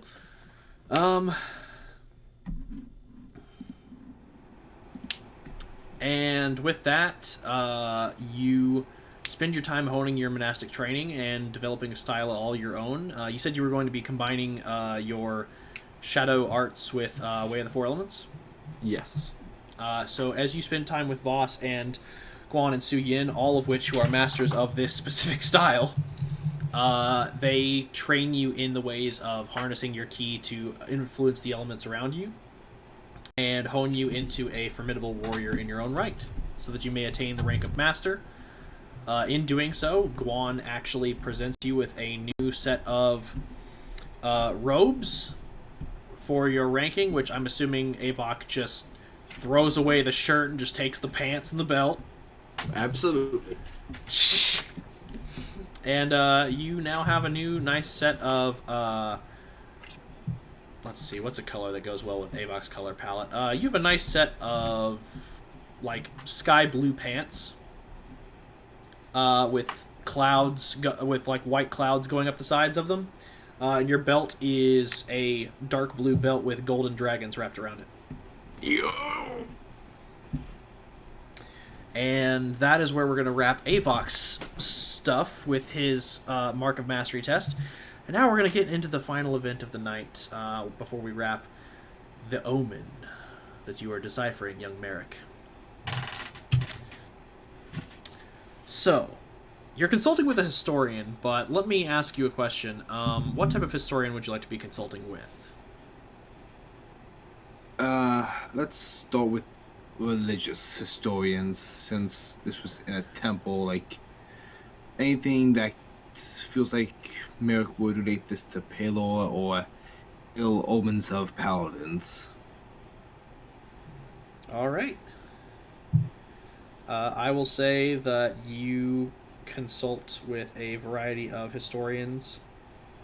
Possibly no, that guy was a clergyman. Yeah, never mind.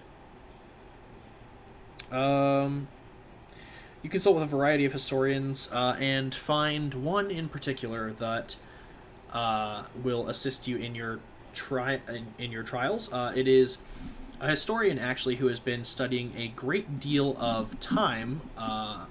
You find that he will probably be the best to give you insight into this because he is referred to simply as the eccentric hermit.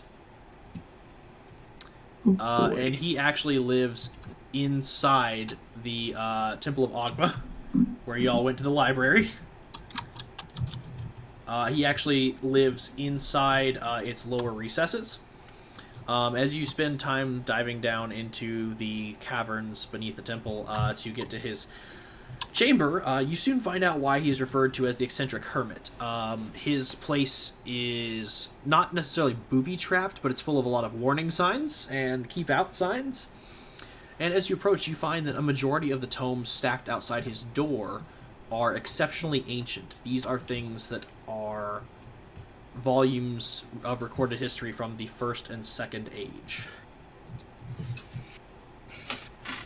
He was referred to you specifically by your colleagues as you at the library who have been seeing you research over the past few weeks, stating that since the knowledge you kind of sought back in the Forbidden section where you met Valis Tower and he warned you not to research the Maw, they advised you that if you wanted something along these lines that delved into deeper and ancient more parts of historical research, you would want to seek out the eccentric hermit. And as you've done so, you currently find him invested in a project, as he is actually reading over an ancient scroll, unearthed from the ruins of a castle in what is now Darius, but was formerly Xing, detailing the worship of ancient deities. Mm-hmm. And he is reading over this scroll and is paying you no mind.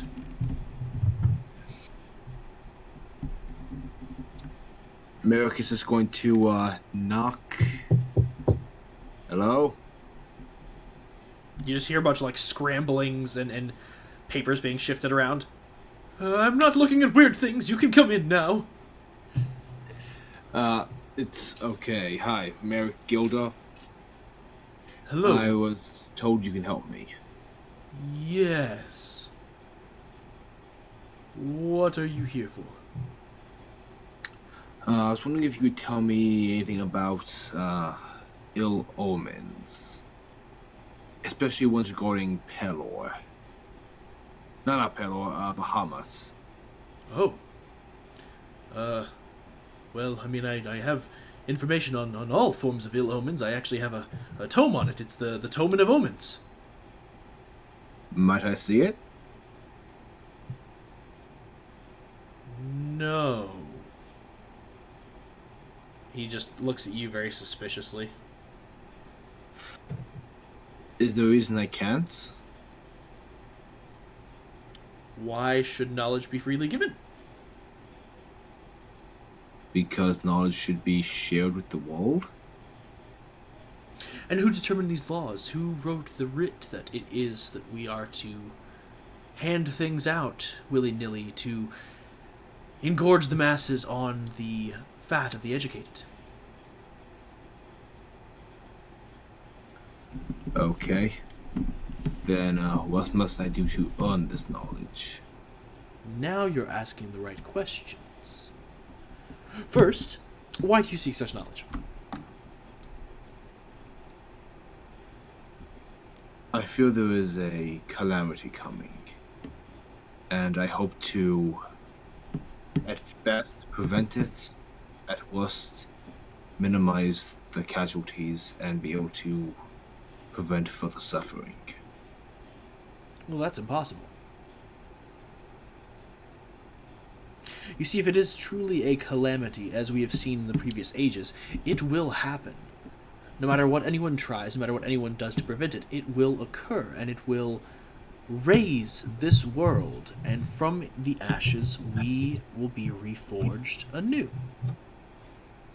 Just as there was the War of the Fourth Age that pitted all empires against one another and burned the world to cinders, the Third Age before it with the Arcanum conversions that saw the planes in opposing shift and just nearly destroyed the ley lines of this world, the Dragon Wars of the Second Age that saw the world consumed in acid, fire, ice, and lightning and, well, poisons, and equally the First Age Primordial Wars that saw continents shift and be destroyed, the very cosmos ripped apart, the oceans spread and burn. If it is to happen, it is to happen.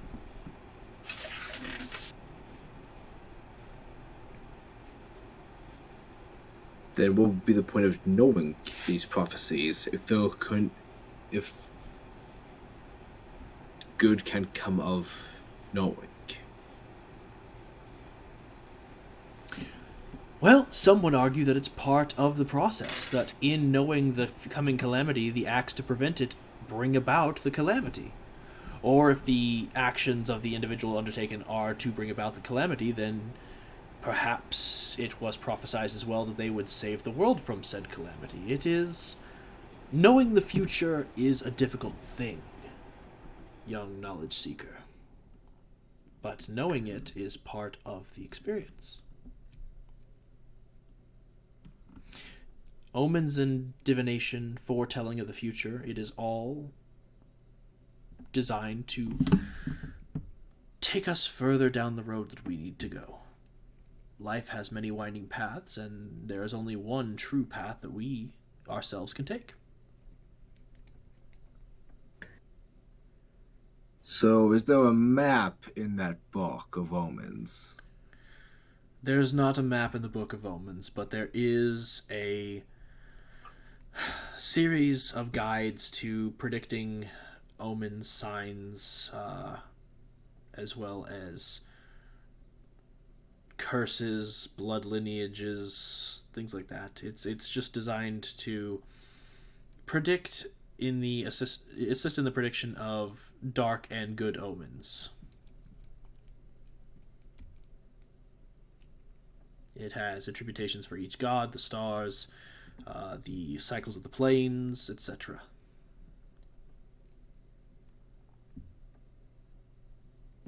So, what must I do to earn the knowledge of the prophecy then? Well, you've already asked that question, and I believe I provided you the answer. I'm sorry. In that case, that's Storm losing the answer with it being 1 in the morning. Could you repeat the answer there? Yeah, sorry. It's late. Fine. We're all tired. Basically, he asked you, why should knowledge be freely given, and you provided him a supplicant answer. So you asked to see the book, and he didn't necessarily say no the second time. Might I read it? Certainly. You've shown that you understand something. He rubs his eyes. I have been down here a very long time, and he hands you the book. Thank you. Merrick is going to start coming through. It's just like, do you have like a spare chair that I can borrow, or is this for rent? I bought my library card. Merrick just goes through the book. All right. As you go through the book, you could find the index, and you're able to put together everything, and kind of find out what the specific omens are. And you actually find 3 of importance. Okay. Because you said specifically you're looking for ones related to Bahamut, but you also mentioned some Paylor ones, so I'm gonna give you that. I'm just gonna have you do one thing for me. Yes. Roll a religion check. There's 3 possible outcomes to this. Hello, natural 20. It's been a long time since I've seen you. Ah, the glorious one. Okay, so I'm gonna give you the first omen that you find. Okay. So the first omen that you find in the book that that intrigues you is something related to a prophecy that y'all once found inside the solarium.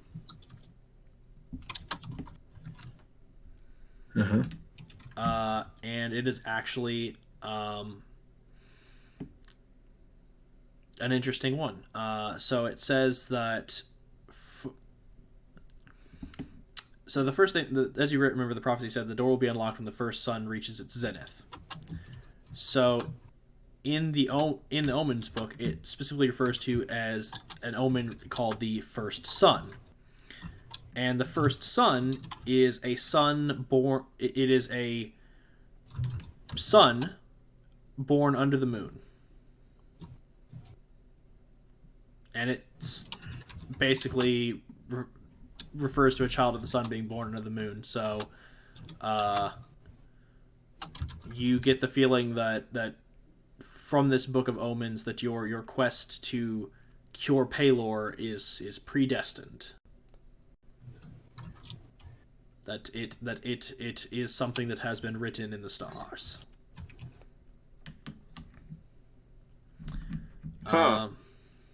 So yay, go Merrick.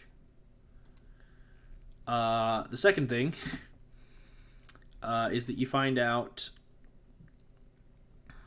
specifically in another omen of the book that there's an omen called the Cursed Scribe. And the Cursed Scribe speaks of a book that gets passed from hands to hand, generation through generation, of a specific bloodline or family that brings calamity.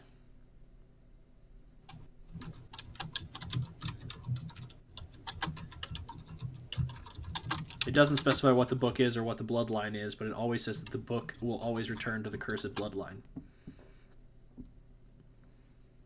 Uh-huh. And lastly, you find the ever-present omen you're looking for.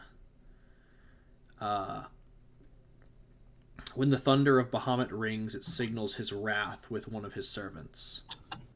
And the light that you found from Paylor is known as Paylor's guiding light. It is said to be an omen of those who worship Paylor, who he guides them to their calling.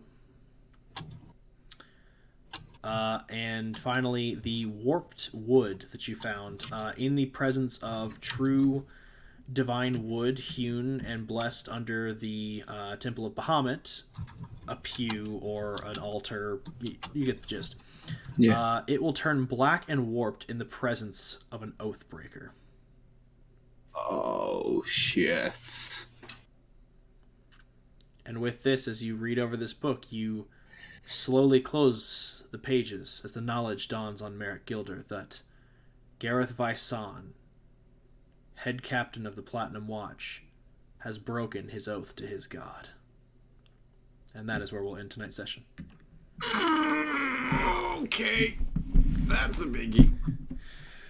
Thank you all for tuning in. I am sorry that this ran so late. It has been an absolute pleasure hosting y'all. I hope you have a fantastic rest of your evening, and please do tune in. We will be uploading more of these videos to the YouTube channel Walkman.exe, where you can view all your Platinum Watch goodness. And I will soon figure out how to upload them to Twitch so that they can actually be viewed, because I'm a dumb person.